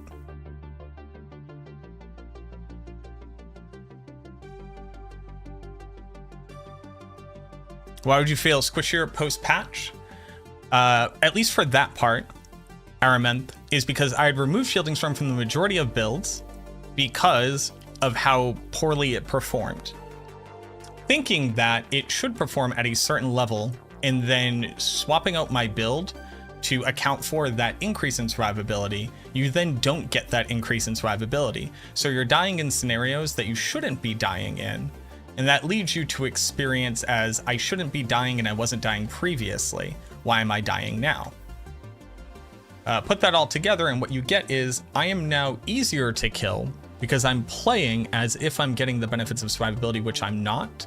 And I'm dying in scenarios where I wouldn't have died previously because I would have been playing different.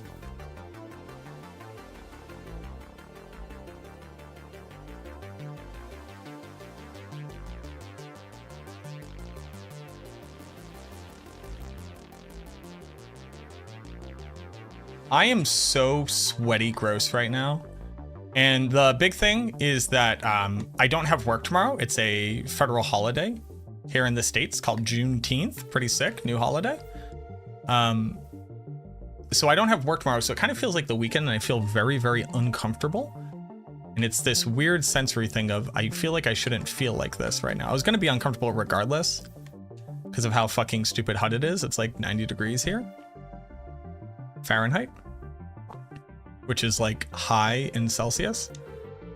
And I feel bad. You get Juneteenth off? I do, yeah. So my job gets every federal holiday off. So it makes it really, really nice for me.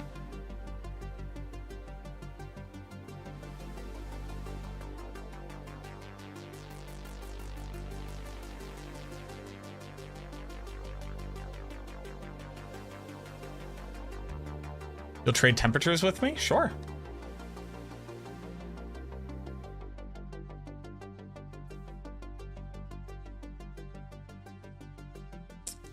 After 100% crit chance, would Blood Boil be good? No, because we successfully overpower on every cast when the build is working ideally. So Blood Boil wouldn't accomplish anything for us other than putting blood boils down on the ground, which I guess is like kind of a thing. It's not like they really do damage.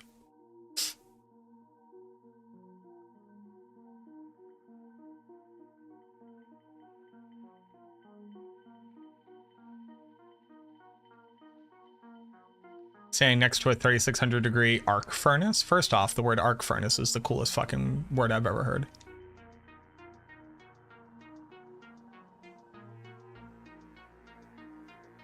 Say it was 109 degrees. But is it humid in Arizona? Because it's not the heat, it's the humidity.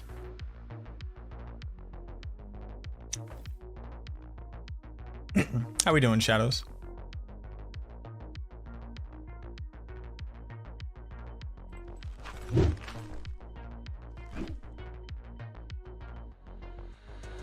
Six two-handed weapons with GA stats. Just carry them around. I'd love to. Madams, hello. Oh, you got so many. Look at all these bears. Look at all these bears. Dude, that bear just like hit me. It's big bears. Well, it's Pride year, yeah. It's the time of the bears.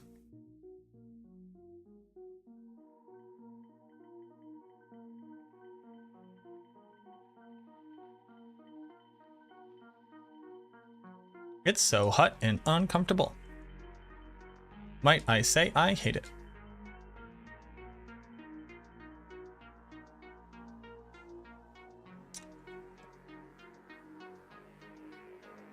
Your Necro is going to be squishy?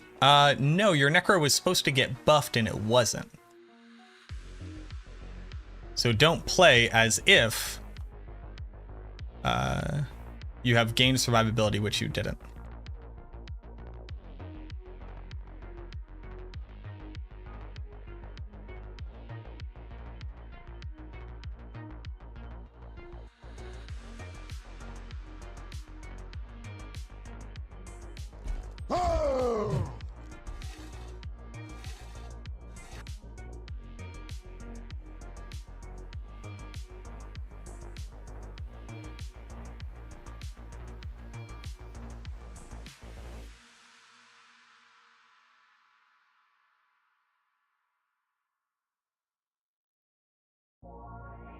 They broke Shielding Storm. They said they buffed it and they didn't.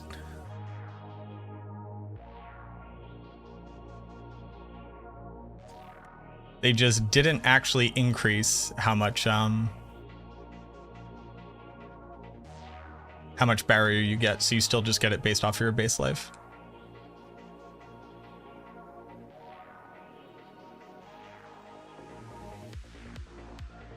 While I am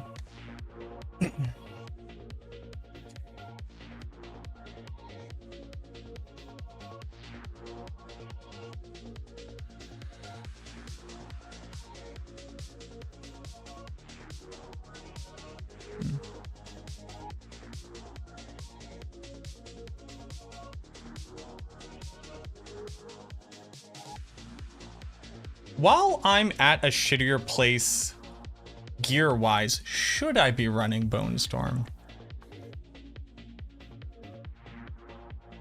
I could drop Shattered or I could drop Swelling for Shattered,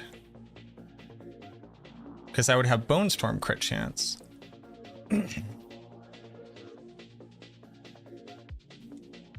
I should basically have 100% uptime on Bone Storm.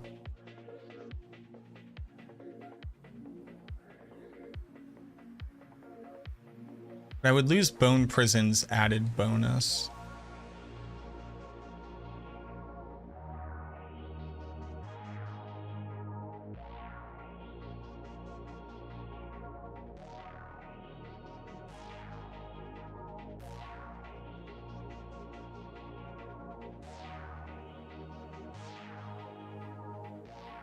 Which would put me at exactly 275, so I'd have to hard cast from max every time.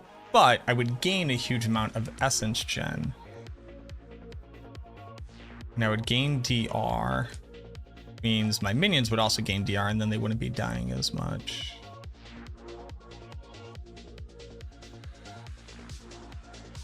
What's up, Blue Eyes? Is Bone Spirit better than Shadow Minions? No. Or at least not currently. The major issue is that they turned off Holy Bolts. So minions just don't currently have that, but when they do have it, it will be fine.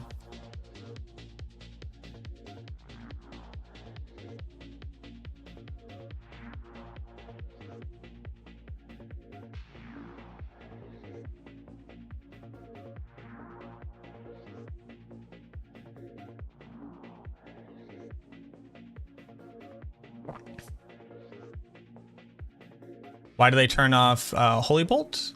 Because it was broken.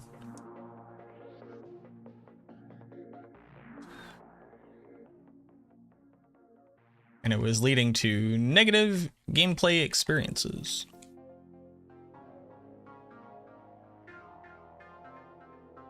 How are you overpowered on every cast? Banish Lord's Talisman.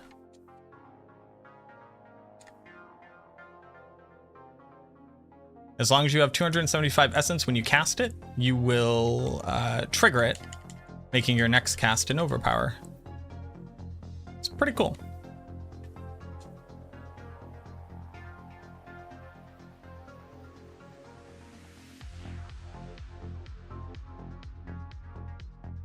Blight build on Macroll? Blight build is on Macroll, yes.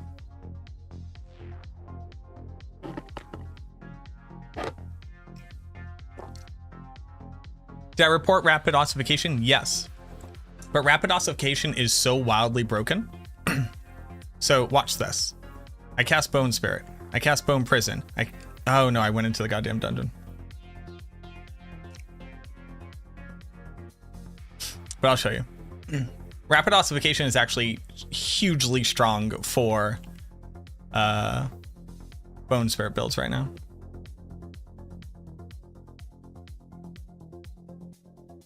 What am I drinking on? Water. Fucking the good shit. Tried Thorns Necro? I haven't. No, I've been too busy. Watch, so I'm going to cast Bone Spirit, Bone Prison.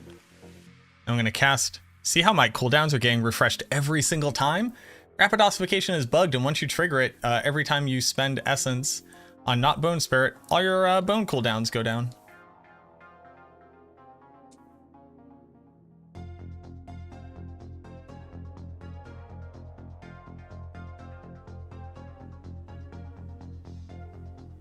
Hey.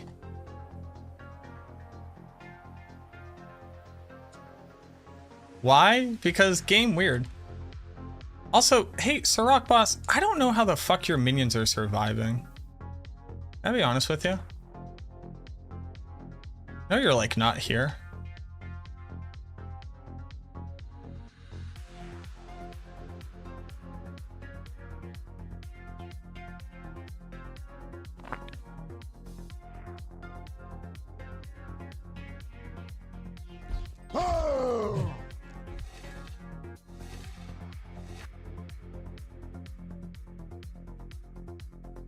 I do need to buy a new controller because this one's shoulder button is broked.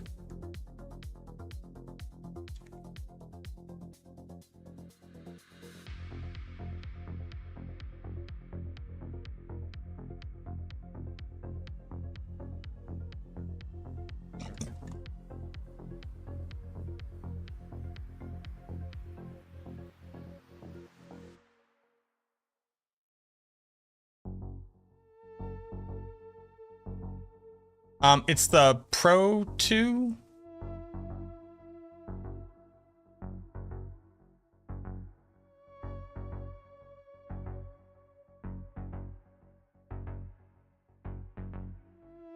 Ooh.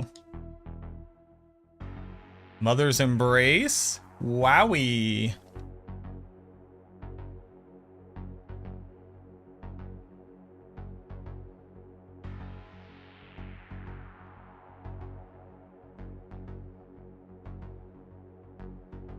See Elite 2? Yeah, that one.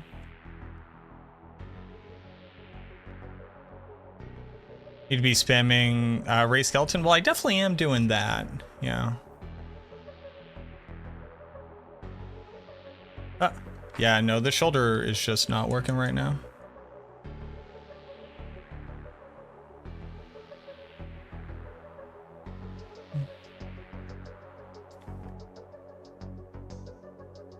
The right shoulder, yeah. The right bumper. Is Blood Scream worth using at all? Nope. Just bad. They did make it better. They didn't make it good enough, but they did make it better.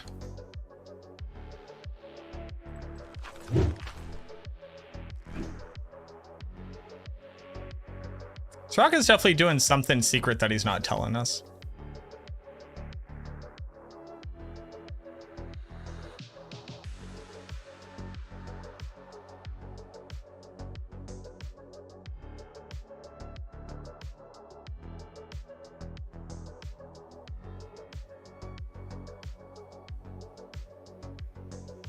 Holy, I am a sweaty boy. Suspiciously missing sock.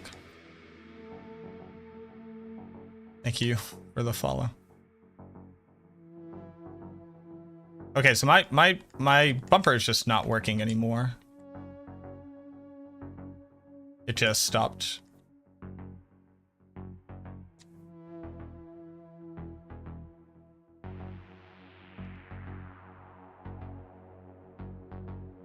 Does anybody know how I can remap the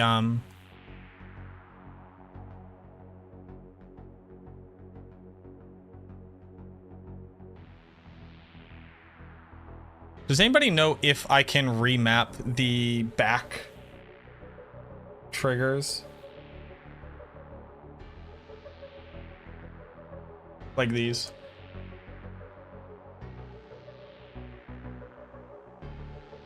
What up, Sirach?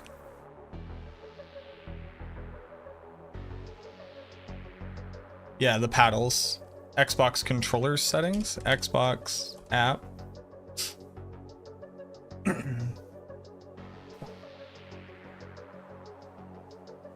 Is it the Xbox app?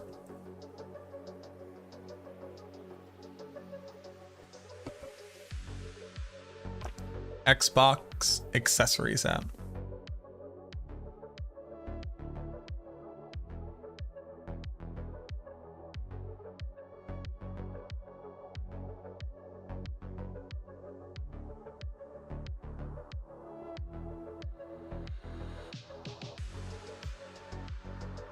Yet.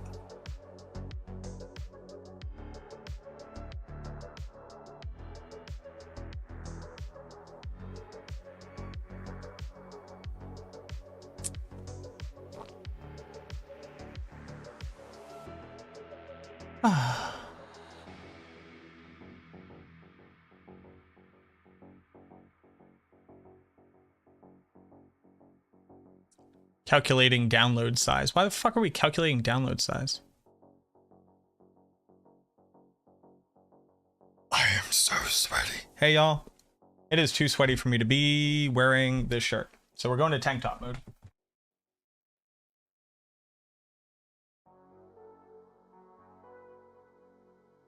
We are tank top gaming. It is I am wet. Look at me.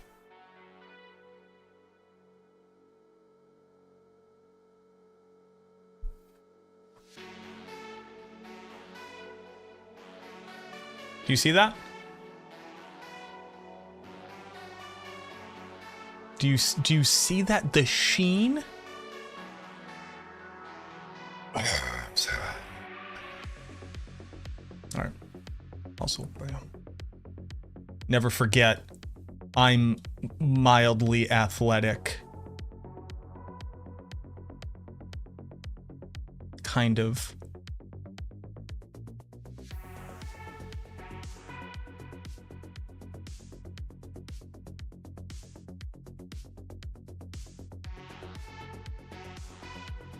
Open Xbox accessories. Designed to meet today's thing. Just a moment, we gotta log in.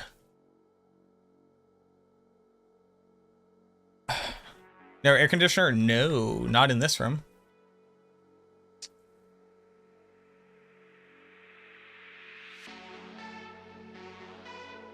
Don't provide diagnostics data. Next. Next. Next. Next. Next. Next. Give your controller a name. Controller. Great. Update required. Continue. We're updating my controller. Where do I live? Who wants to know? I live in Massachusetts. Yes, Daniel.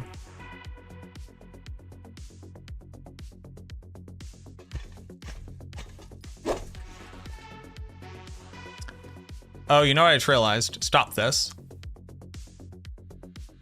Stop, because that might require me to... Oh, no. Oh, no. This might require me to restart my computer.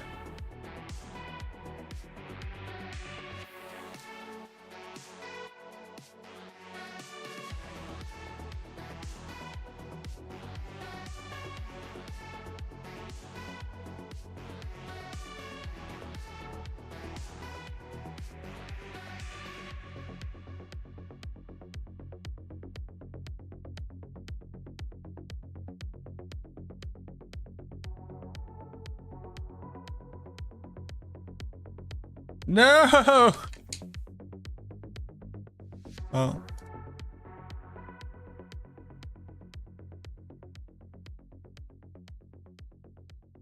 Well, they didn't like that.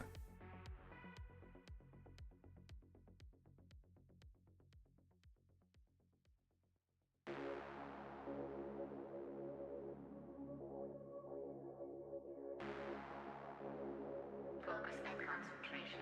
The person can concentrate intensely on a specific thought or memory while blocking out sources and distraction. 7. Hypnotize the subject's percent to show an increased response.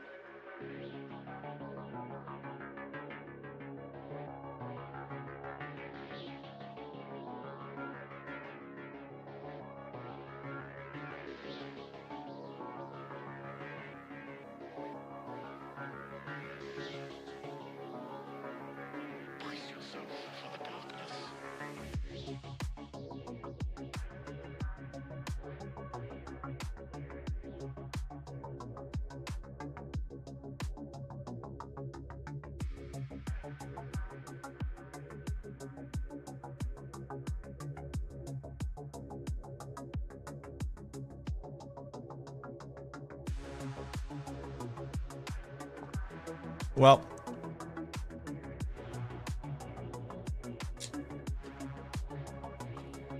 Okay, interesting.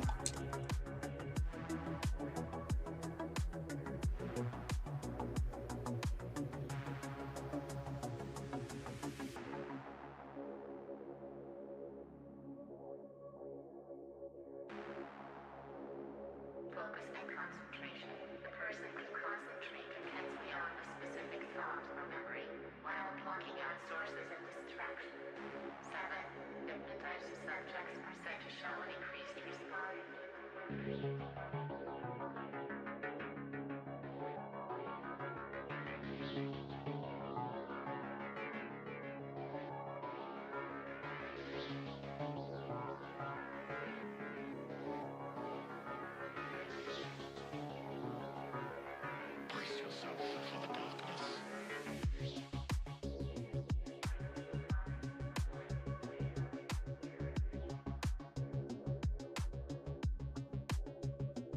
I'm sorry, friend. I don't speak Cyrillic, or I can't read Cyrillic. You need to type out in English. All I got is Privyet.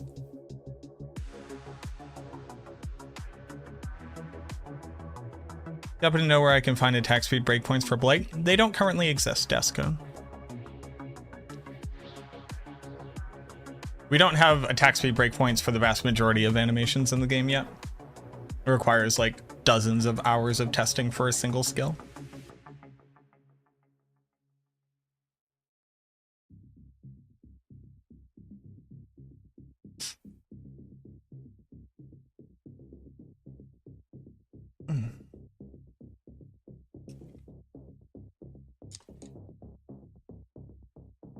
Okay.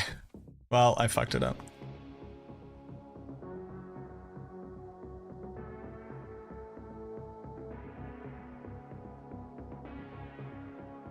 Update required.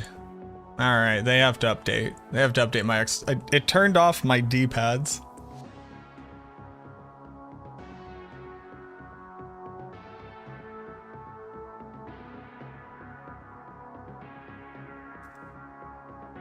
Then where did that number come from? Sir K tested that.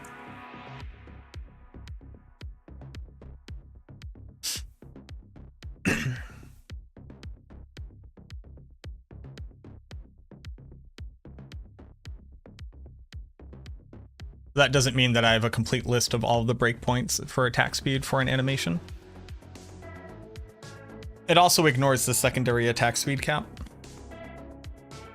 And I also don't have that information like per weapon type.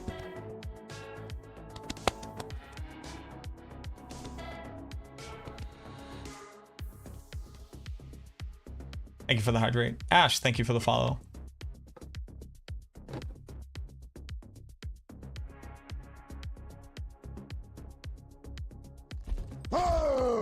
Atleta, thank you for the follow. Does damage over time apply to poison? If poison is applied over time, yes.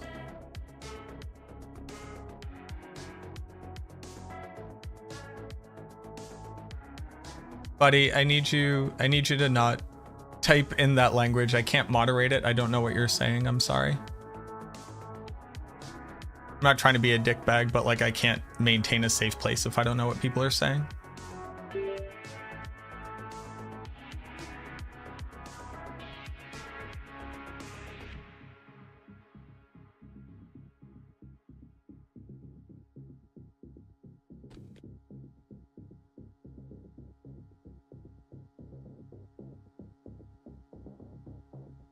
What's the icon under 6 skeletal mages? The top one is skeletal warriors, the bottom one is skeletal mages.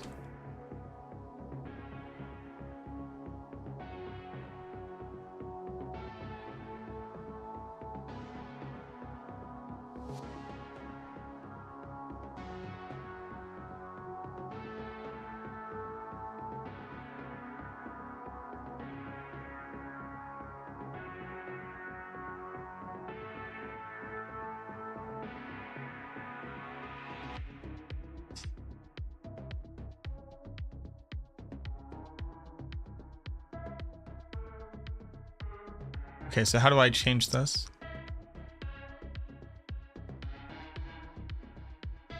D4?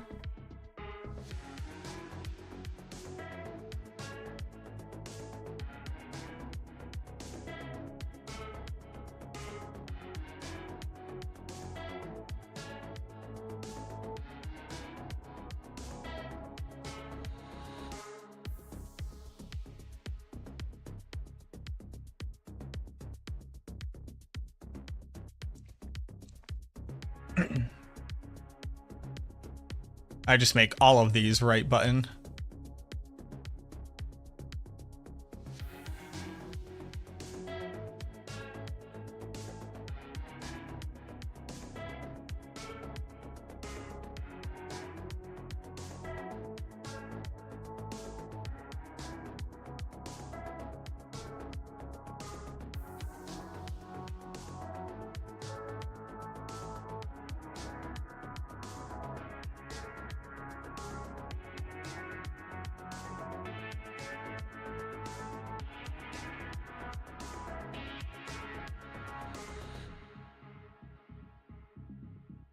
Nope, that didn't do it. What up, Sir K? That did not do the thing I wanted it to do.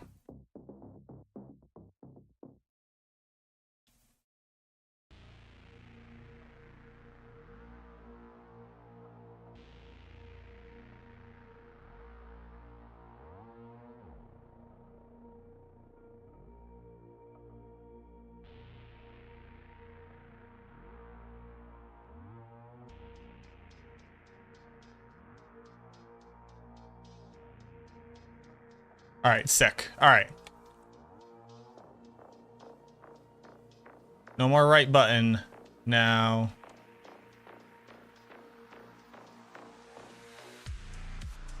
Okay.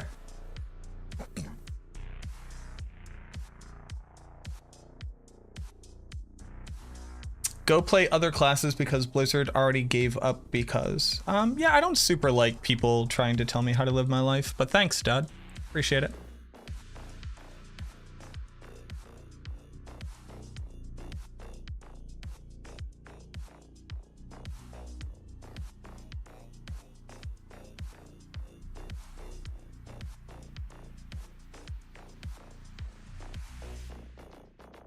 Reap.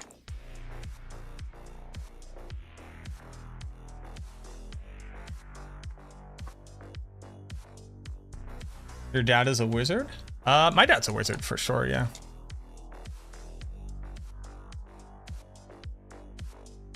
YouTube chat is always wild, yeah.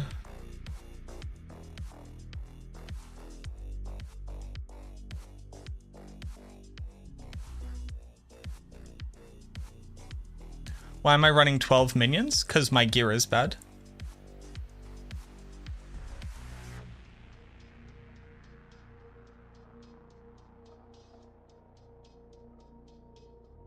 I have bad gear.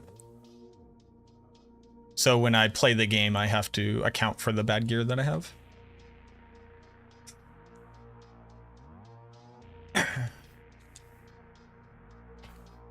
I need a lot of things, but yeah, Essence is amongst them. Sandy, thank you for redeeming the darkness. The darkness has been redeemed. Hopefully, the darkness will stay redeemed.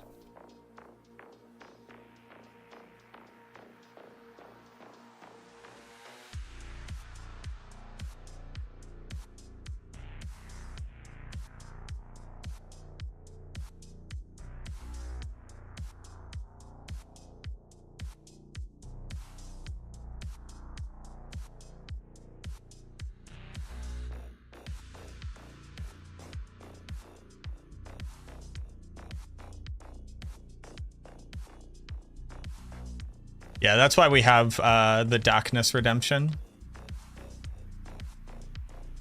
Because talking about a Boston accent is just wicked easy. And people generally find it entertaining. So it's like free entertainment for everybody.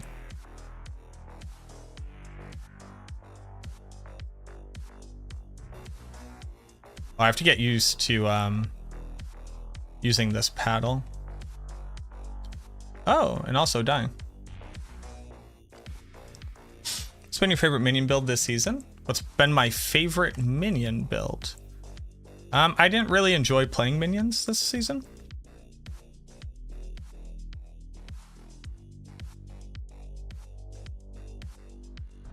That's why I haven't like continued to play it now that I'm done with testing most stuff.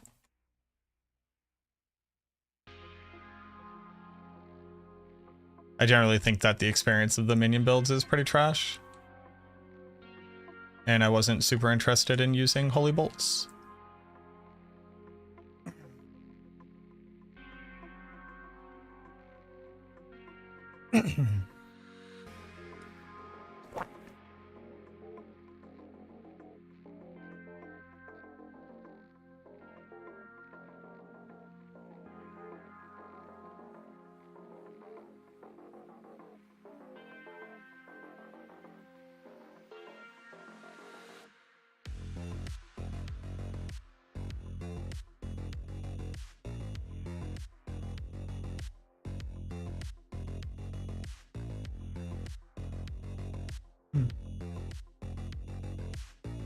Test Blood even though we know how it's gonna do? Oh, I'm gonna play Blood for sure.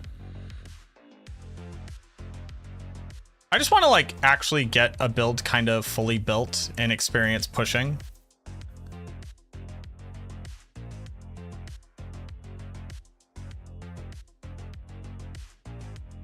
Like as much fun as I like saying like, oh man, these builds are not good.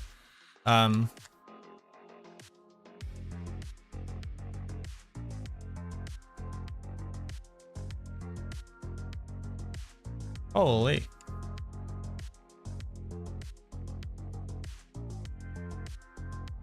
Oh, the sensitivity on everything is slightly different.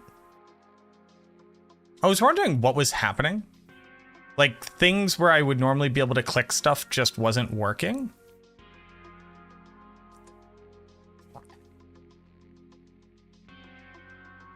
It's because sensitivity is like very slightly different now. Huh. Hey, fun fact, don't update your controller midstream. Just don't do it. It's not going to be worth it.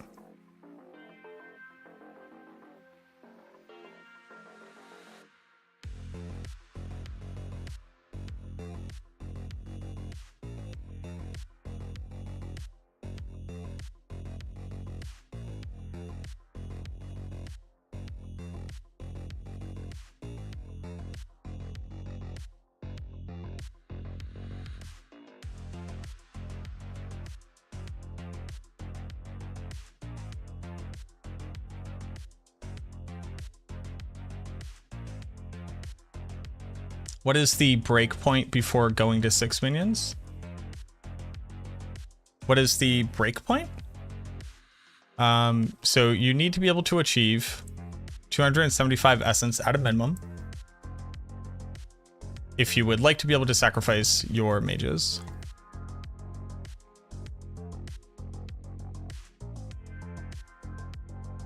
Sirach is saying that you don't.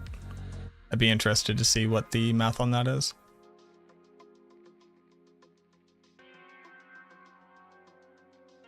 Impossible to do that when you don't stream. Well, I don't stream Xbox. I'm on PC. I just play on a controller.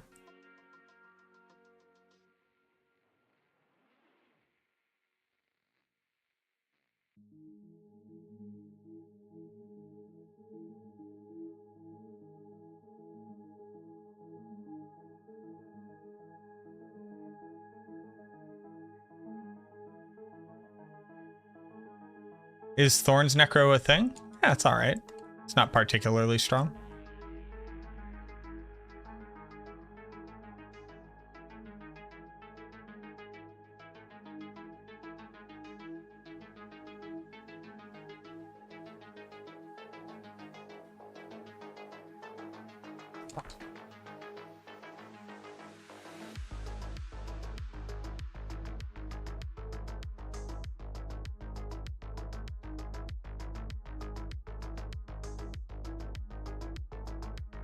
I'm just gonna finish leveling all my glyphs too.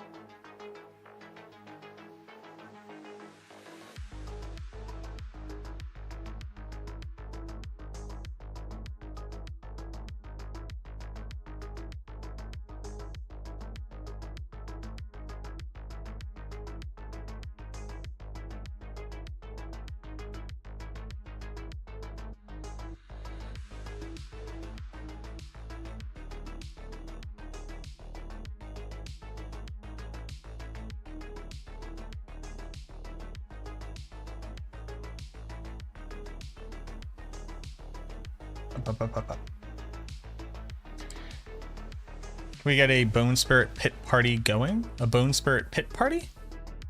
As in, can I be running the pit? Well, I'm leveling my glyphs right now.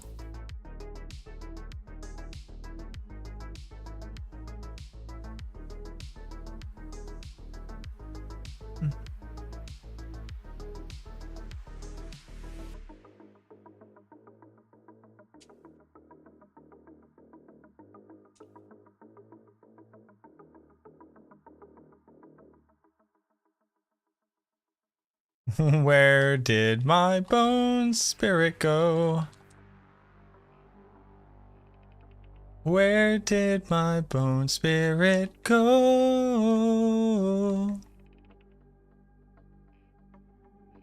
I like when my bone spirit leaves.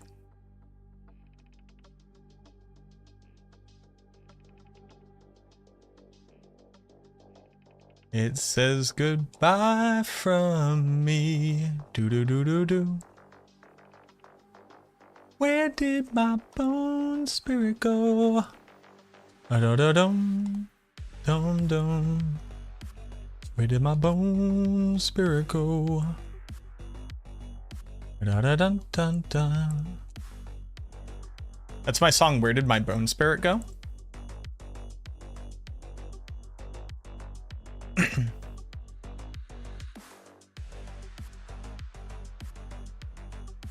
8-bit do controller?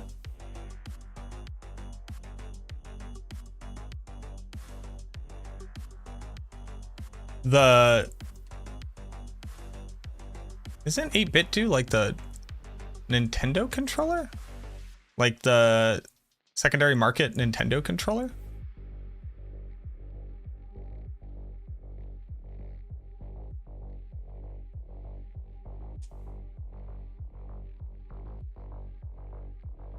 Am I crazy?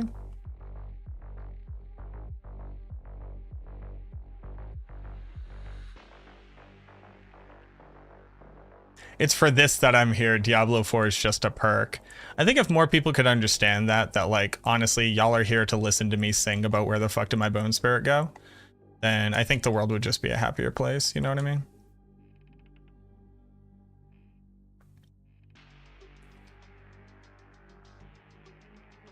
How's Bone Spirit? Bone Spirit's great. My build is trash. And I mean like very much trash. Like I'm not using greater affix stuff because I can't get the stats on it that I need.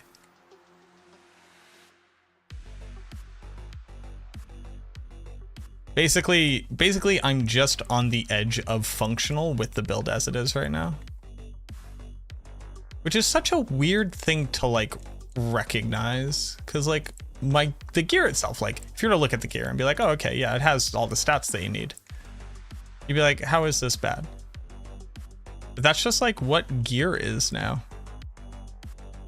Gear just kind of like needs to be like exactly what it needs to be, and then getting better gear is like the difference between like 1 pit and then like a 10 pit higher. It's interesting. I don't hate it. Whereas before it was like, oh, I just do not have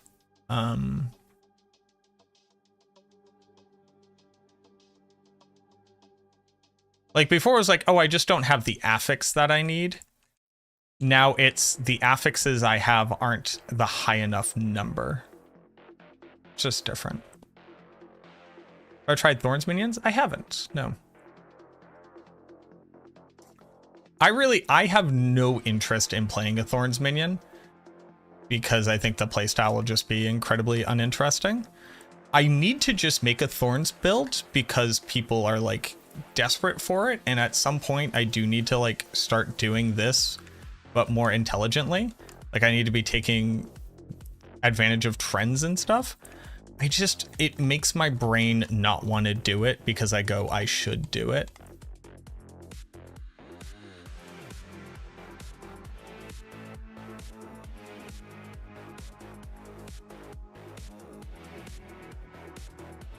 Do you know what I mean? Like that might be like ODD or something, but my brain just goes, no, I'm not doing it. I'm not doing it because people want me to do it and I have no interest in it. And as such, it is work which will not make me happy. Oh, so close.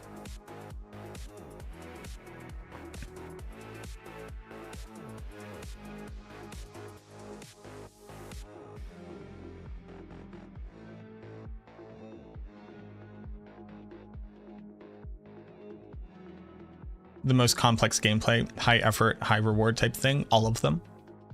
Actual high pit potential is incredibly high tier play. Did I try Doom Necro? I did.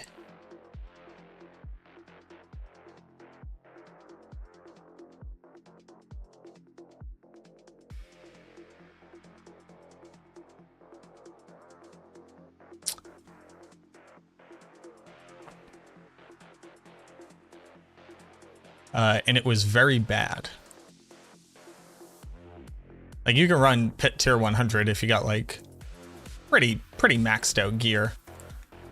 But nobody's really interested in hearing that. So I have an entire video just kind of explaining how it's bad and what I tried, so that if people were interested, they can give it a shot. But I do not recommend the build. I do not think it is worth the cost. And the gear is, like, a very high requirement. Need, like, perfect essence per second and resource cost reduction and crit chance and attack speed and lucky hit chance, all to do worse than like Shadow Surfer levels of consistent damage output. And Shadow Surfer already like isn't particularly good in comparison to Blight.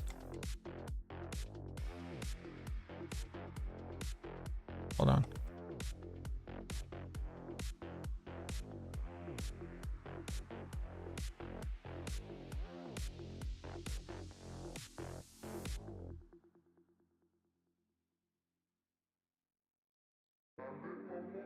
My minion should not be dying in a tier 100. I just need maximum life. Like,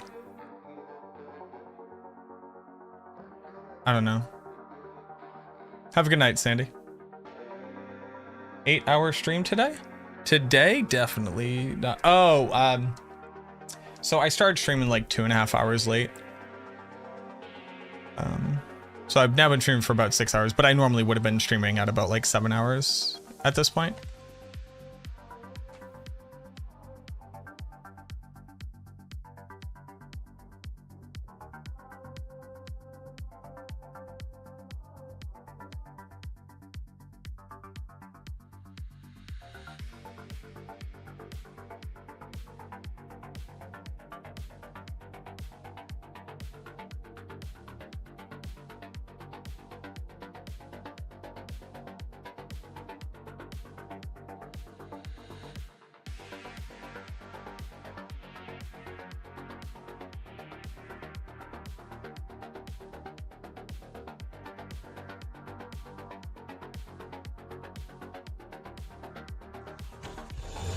Did my greed shrine run out?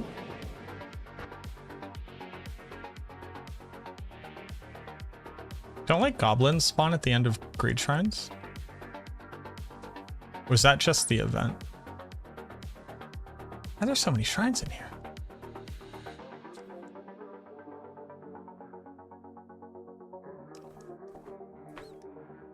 Can Bone Spirit be any good with it? Yeah, you can run Bone Spirit that way.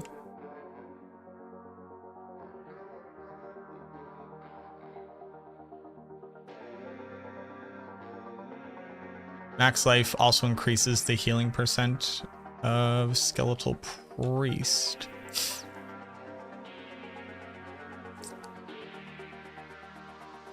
Yes. My Bone Storm works fine. Bone Storm? Your Bone Storm works fine. Do you mean the question about Shielding Storm? Shielding Storm did not get buffed, even though they said that it was going to get buffed.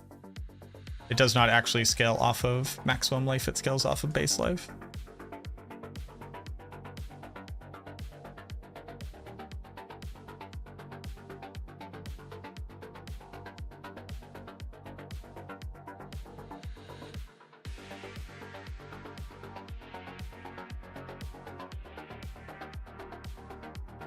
Having a good day? Hey, Dascon, I'm glad that you're enjoying yourself. I should also just be like speed farming 91s. I'd be going so much faster. I would also get gear at the end. I would also get materials. Maybe that's what I should be doing. Well, I also need gold. I also need salvaging mats. I don't know. I'm going to finish leveling up my glyphs and then see where I'm at emotionally. I kind of want to go get ice cream because it's roughly 5. Oh, it's 8:30. And the ice cream place is going to be fucking swamped.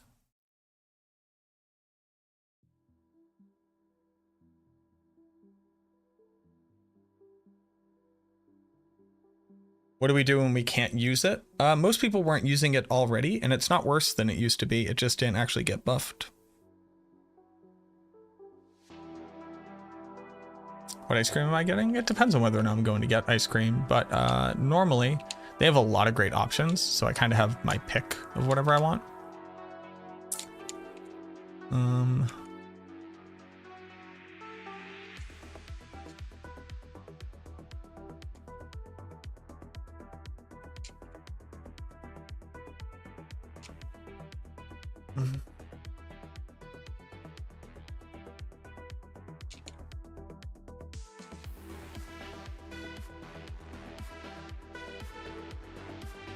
You got ice cream? Bro, I want ice cream now.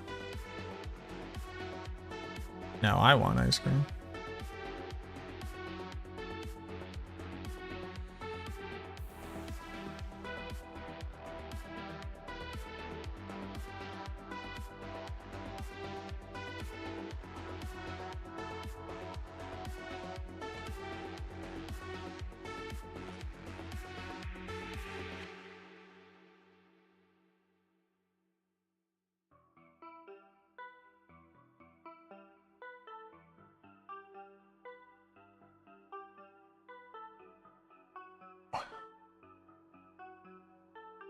The Tyrael's transmog is lit.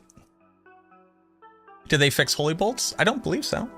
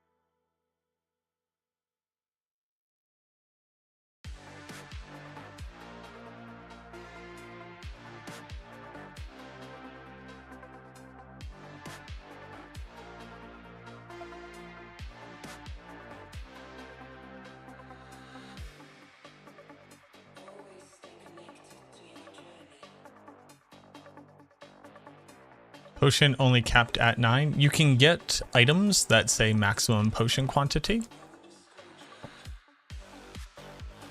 Not that you really want that, but there are certain unique items that have that stat on it.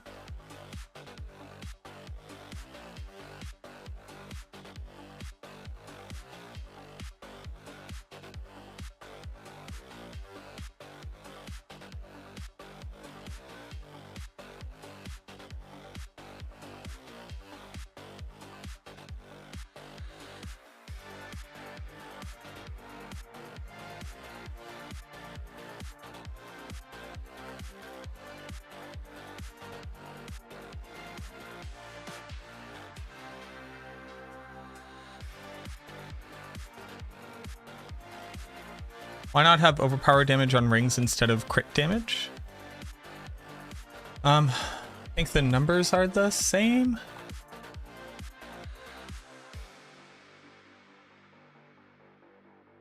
And if not, you can just do overpower damage.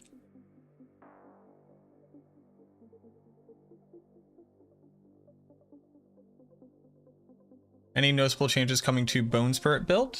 Nope.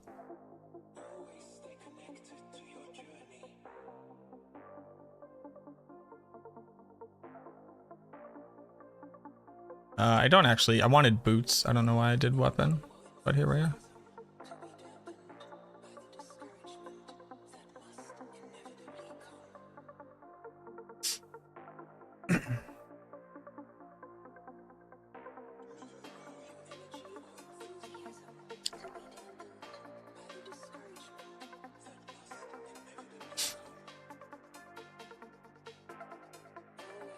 Changes in Paragon for Bone Spirit based off the changes. Not to my knowledge. I might update the build in general, but I can't think of a reason to right now. But that's the case with every build guide. Like, I might update any build guide at any time.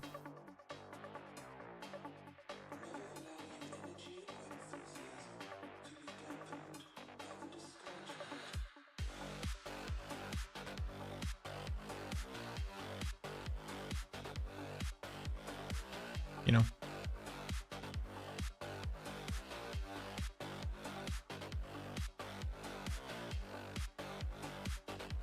Like, Blight's gonna get an update to use Sacrificial Aspect over Inner Calm.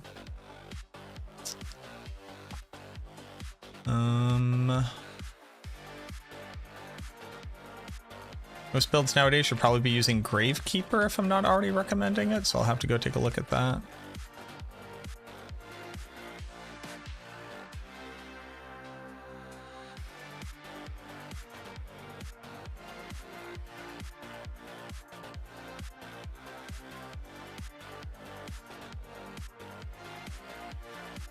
Blight is mainly the winner.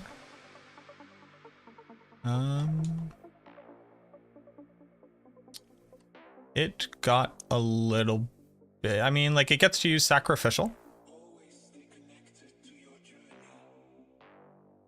Bone Spirit also got buffed. I would say the builds that benefited the most from this update are the ones that couldn't, like, realistically easily speed farm tier 100. And now basically every build should be able to do that if it's a competently built build.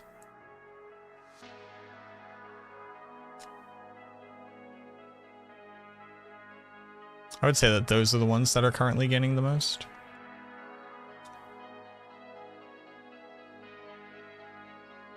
If I had to think about it. Did the recent patch affect Blight? The recent patch affected every single Necromancer build.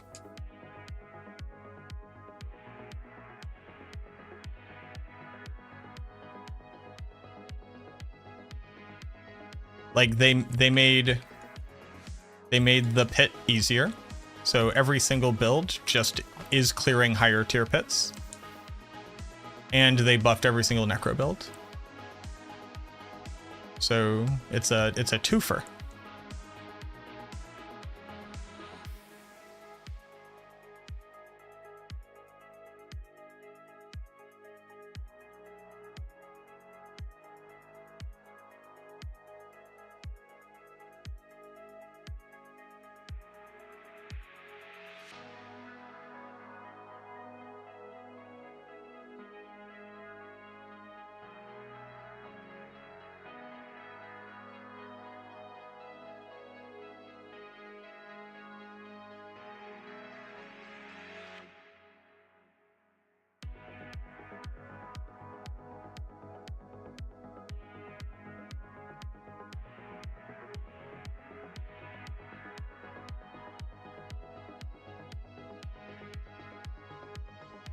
Did they nerf Golem?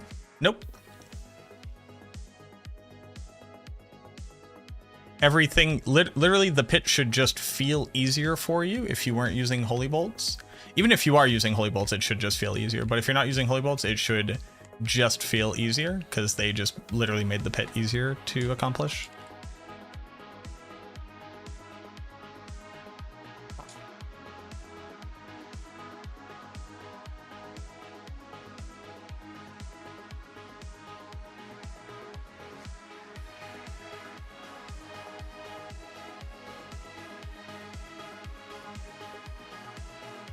Thanks for guys. Hey, GG.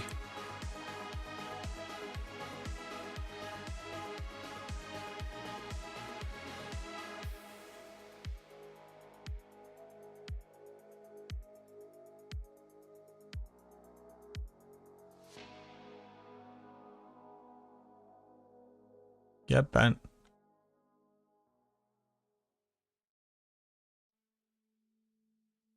I got Azurath.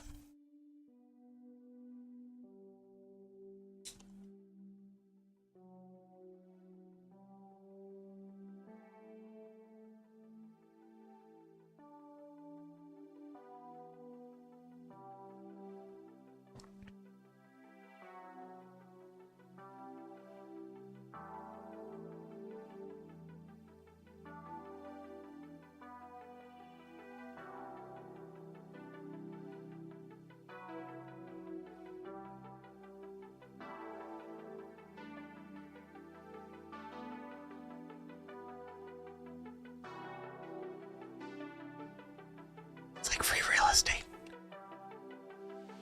I'm definitely running out of energy.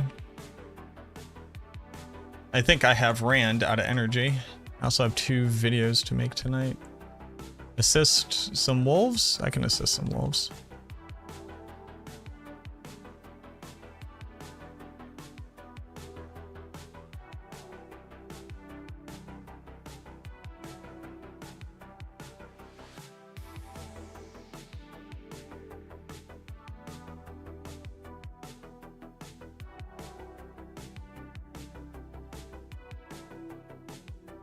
Did it. Oh, okay.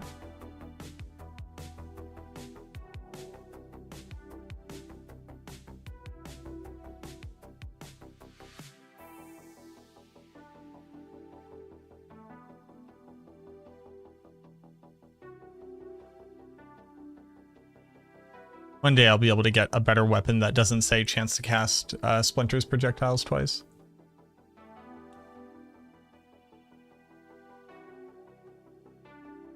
One day.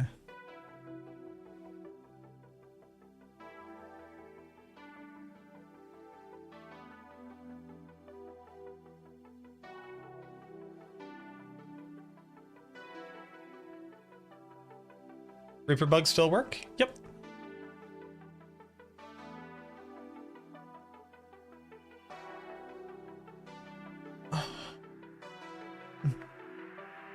Oh, we dark mode now. Do you have time to like play games other than Diablo as a Diablo content creator? Do I have time? No, I do not have time to do much of anything ever.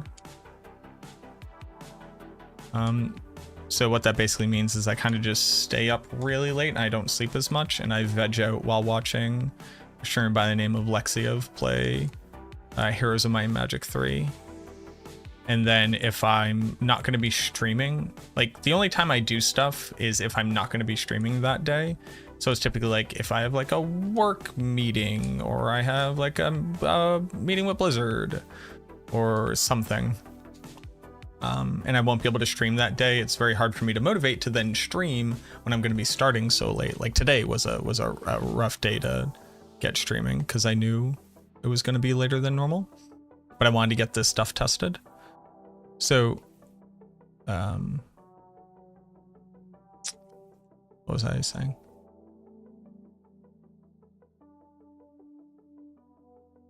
So on days where I'm not streaming, like I have nothing else to do, I don't have any YouTube videos to make, I don't have any Maxwell meetings, I don't have any Blizzard meetings, I don't have any like talking to a sponsor or something like that, which I haven't done a sponsorship in a while. I probably should, because I do like money and people are willing to give me money. Then I'll play stuff. I've been playing EverQuest recently. I just hit level 16 on my Necromancer for the first time playing a Necromancer. So now I have access to Feigned Death, and my minion will always be able to do magic damage. So it can hit stuff like ghouls and will-o-wisps. And I'm currently farming the Dervish camp in Eastern Commonlands, because I can kind of solo it as long as somebody either breaks the thug with the 2 cutthroats in the front, or if I kind of just like get lucky and start off with like a lot of good mana and can fear kite one of them. Yes, EverQuest. The original EverQuest. I play on Project 99 on the green server.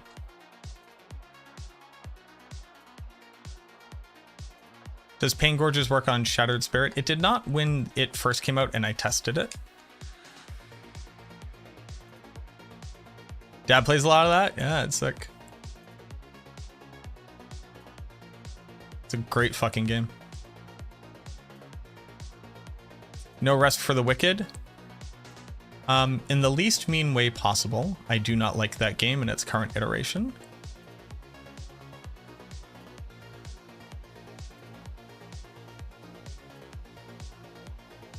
I think it fails to deliver a valuable experience for my entertainment.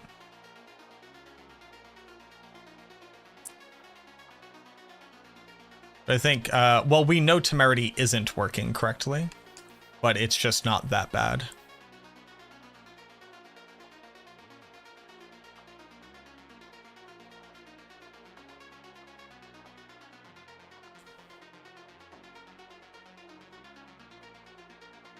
The Woven Shadow, the Plane of Hate class armor. So when that game came out, I was a child. I played a Dark Elf fighter that I only soloed on. Like, I would run, well, hold on. I didn't have, like, a guild. And I would group. Like, you know, I would group at, like, the Sarnak. The Sarnak, whatever, fortress. In, what was that, the Over There? Was that the Over There? Was that Lakeaville Omen? Like, I would group up tons of places, right? Like, I would do Dervish camps, and I would do Deathfist camps. But I wasn't, like, good. Like, I never learned to, like, go to Mistmore or Unrest. Or any of, like, the pretty, like, classic places. And then because I wanted... Ooh, a double GA ring. Because I wanted to just be able to, like, get money and get stuff. I stopped playing... either Lost Dungeons of Norrath or the expansion after that is when I stopped playing. Until, like, I found out that P99 existed. But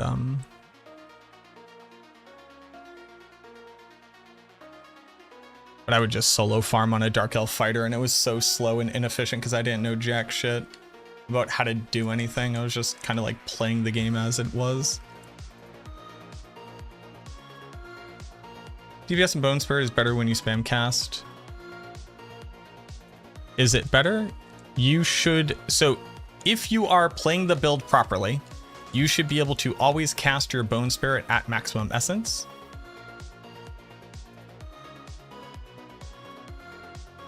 My gear is just very bad. If you are, like, your entire globe should basically be refilled by the time you go to cast it again.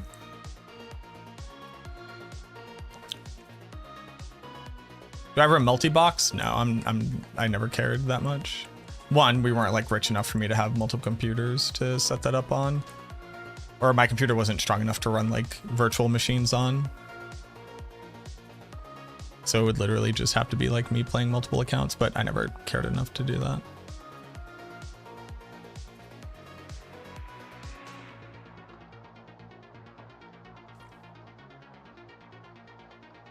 The problem wouldn't Tibalt's be better than Temerity, just asking, not being rude or anything? I don't know. Your need to clarify that concerns me, because I hope you don't think that I'm giving off some energy that you're being rude, but I also don't know what context within which you're asking that question. Who is using Temerity? Who has Blood Mist uptime? Why would I be using Tibalt's? For what build? What thing? I feel like I'm very much out of the loop of the conversation.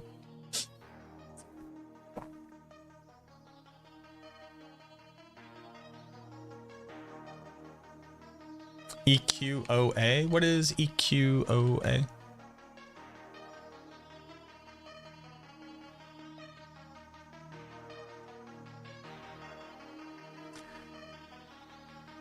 So, which is better?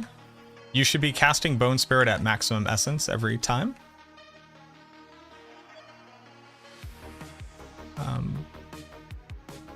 Just always. But if the question is like, I can't successfully do that, so then what do I do? There isn't one answer, right? It's just calculate your DPS. Like if you go, I can cast it 3 times in 3 seconds and they each do 500 million damage. Or I cast it once in 3 seconds, it does 3 billion damage. Do the thing that clears the most monsters the most often.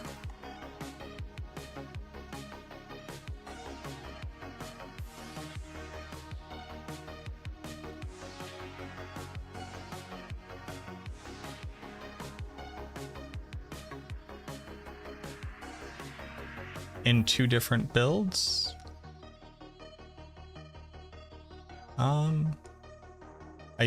I do not understand what that means.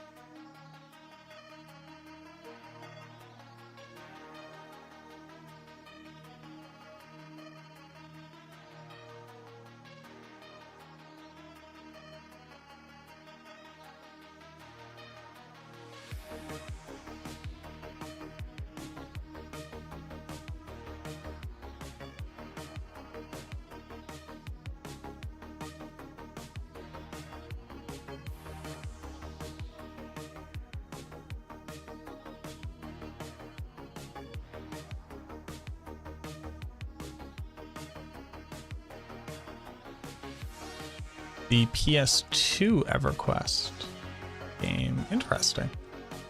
I do not remember that. Sounds cool though. I really liked what was it? Heroes of Norath, was it?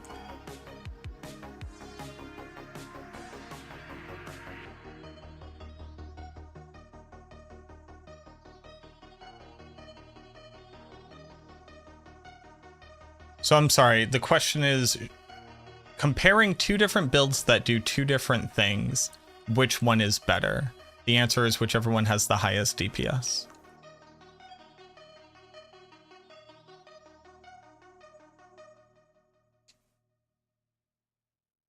I'm still confused by the question because the question is not answerable in a way that has value.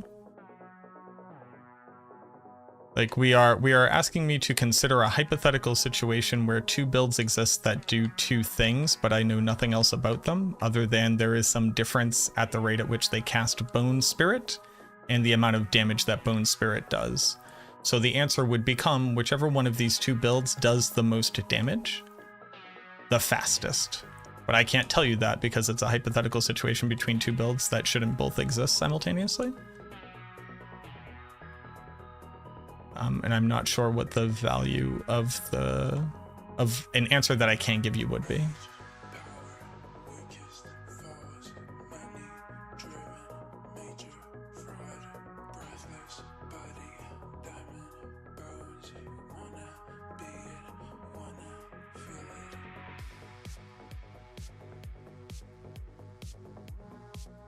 But if the build that does 500 million damage can do it faster, then if it can outperform the 1.5 billion damage, then it's better.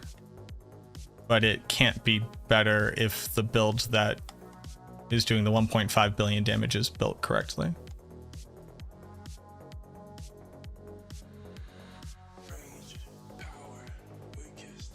I'm all set, Sirach. Thank you very much. I do appreciate it, but the reason why I'm farming is because I just want to work on getting gear for myself. Champions of Norath? That was a good game. Can we have another mine cage that increases Helltide mobs for, I don't know, 150, 190? What would be the benefit of that? Killing monsters that are higher level doesn't do anything? Once a monster is level 95, it can, Oh! No! That's lame. Once a monster is level 95, it can drop item level 925 gear, and nothing else changes. Unless you're just saying, like, can we get a thing that says increase the challenge for no additional benefit? Which is like, you could, but they probably would never add that, yeah. Does shadow damage over time help shadow mage base damage? No, because they don't do damage over time.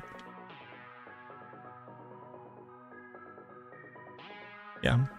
If the question is based off of what you're currently seeing my build do, my build is currently very bad. That's why I'm farming gear.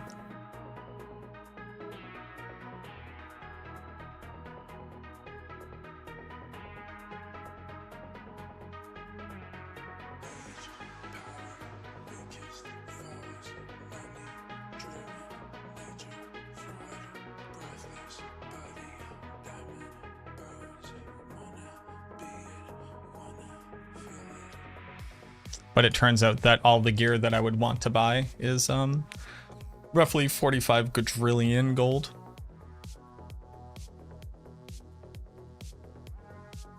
Can't seem to find Angel Breath. You have to do Hell Tides and open up chests and click the little flowers when you run by them.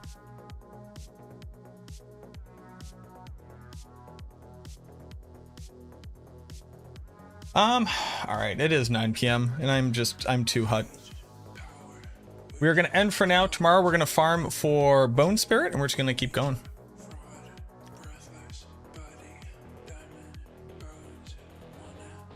What do I have for masterworking materials? I actually don't know. Can I make Ingolith? Wow, what a terrible city. Why is Saragard the only good city?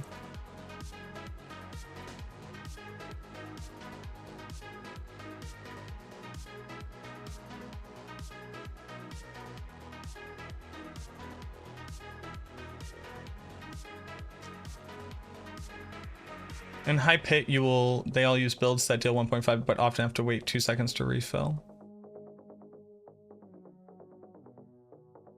Yeah, so again, Lord, and I'm not trying to repeat myself, but like the base question is, what is better? Higher DPS or higher DPS? And the answer is like the math, right? The build doesn't work unless you can cast at 275 essence, right? Like that's the primary conceit. So the first thing that you have to do is accomplish that thing, or your damage won't even do like the 500 million, because you can't do that without accomplishing this thing. So bare minimum, you have to accomplish it. Then the question becomes, how do I make it so I have 275 every single time that I cast? And you just accomplish that thing.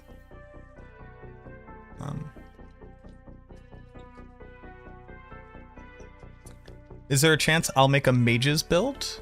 That would be Chronix. He writes the minions guides. Did you ever get Ethereals to test? I did. It doesn't do anything interesting.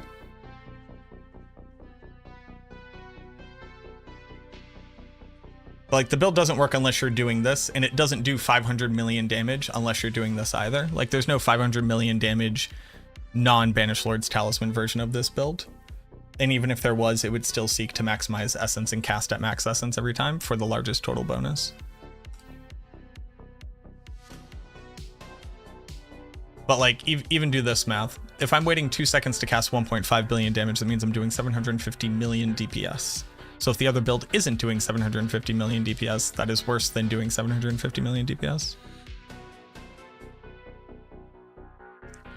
Have I tried PoE 2 yet? I have not had the opportunity to play PoE 2. I'm gonna try it out when it comes out, but I haven't had the opportunity to do so.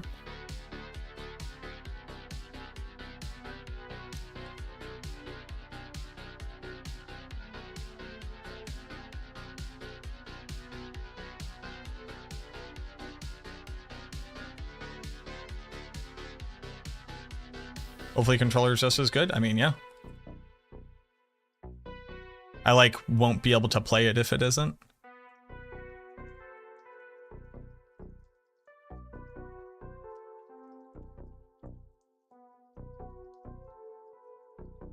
The major issue being that like Diablo 4 controller play is very, very good.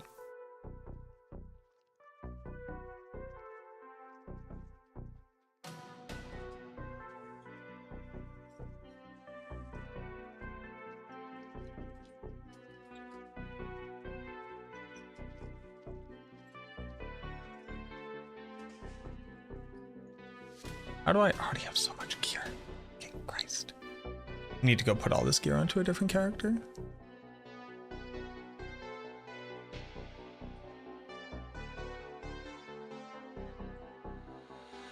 Why is this here? Oh, because for a while I was like super jonesing for weapons. Didn't have any.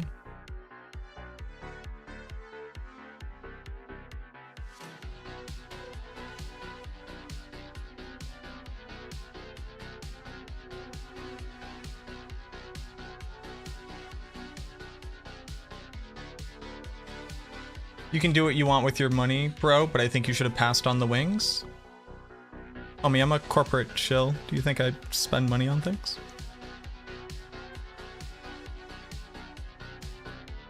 But also, I do like the live your life how you want to live your life, but know that I'm judging you. It's like, okay, cool, thanks. Appreciate it. I don't know what you want me to do with that information, but like, I hope you live a blessed life.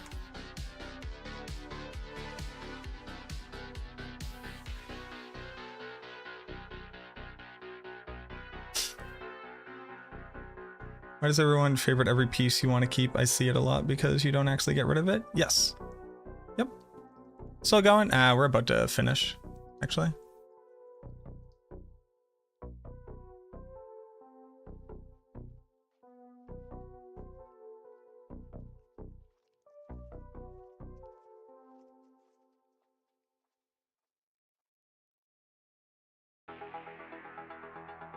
Hey, we hit essence per second. That's actually lit.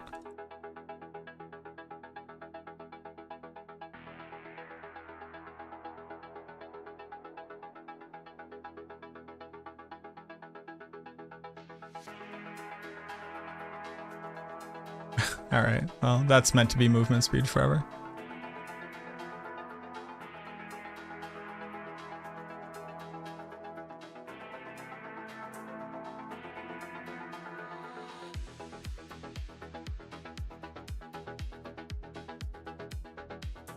I'll take cooldown reduction.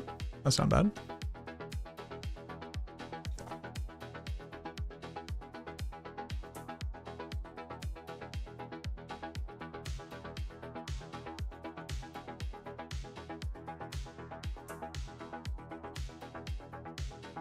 I'm gonna give this one more shot. No, I'm not. Why am I wasting money on it? When does vulnerable damage start diminishing on return? There's no such thing as diminishing returns or damage. Not in a way that you would use it like that.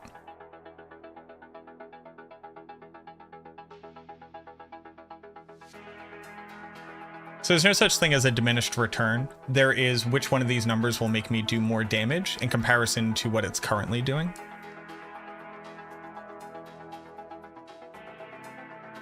But there are no diminishing returns in Diablo 4. There's just whether or not a stat does or does not work for you.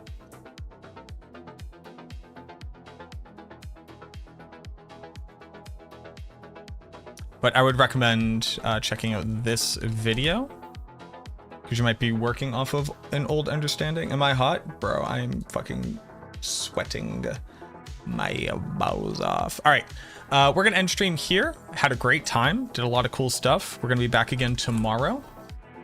We're gonna go raid somebody. We're gonna go raid Hazard.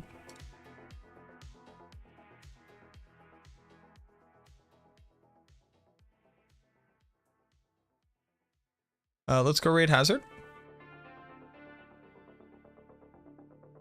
Do. Later, I guess? Yeah, it's like 9 p.m. where I'm at right now. You know, pretty long stream. But alright, y'all. As always, hope that y'all have a great night. Auf Wiedersehen, au revoir, arrivederci, sayonara, so long, ciao, kap kum krap, sawadi, gute Nacht, hasta mañana. Hope that y'all have a great night. I'll see you all again. We're going to be farming on Bone Spirit. Trying to get some better gear going. We're going to fucking crush it. Love y'all. Be good. Adios. Ciao, ciao.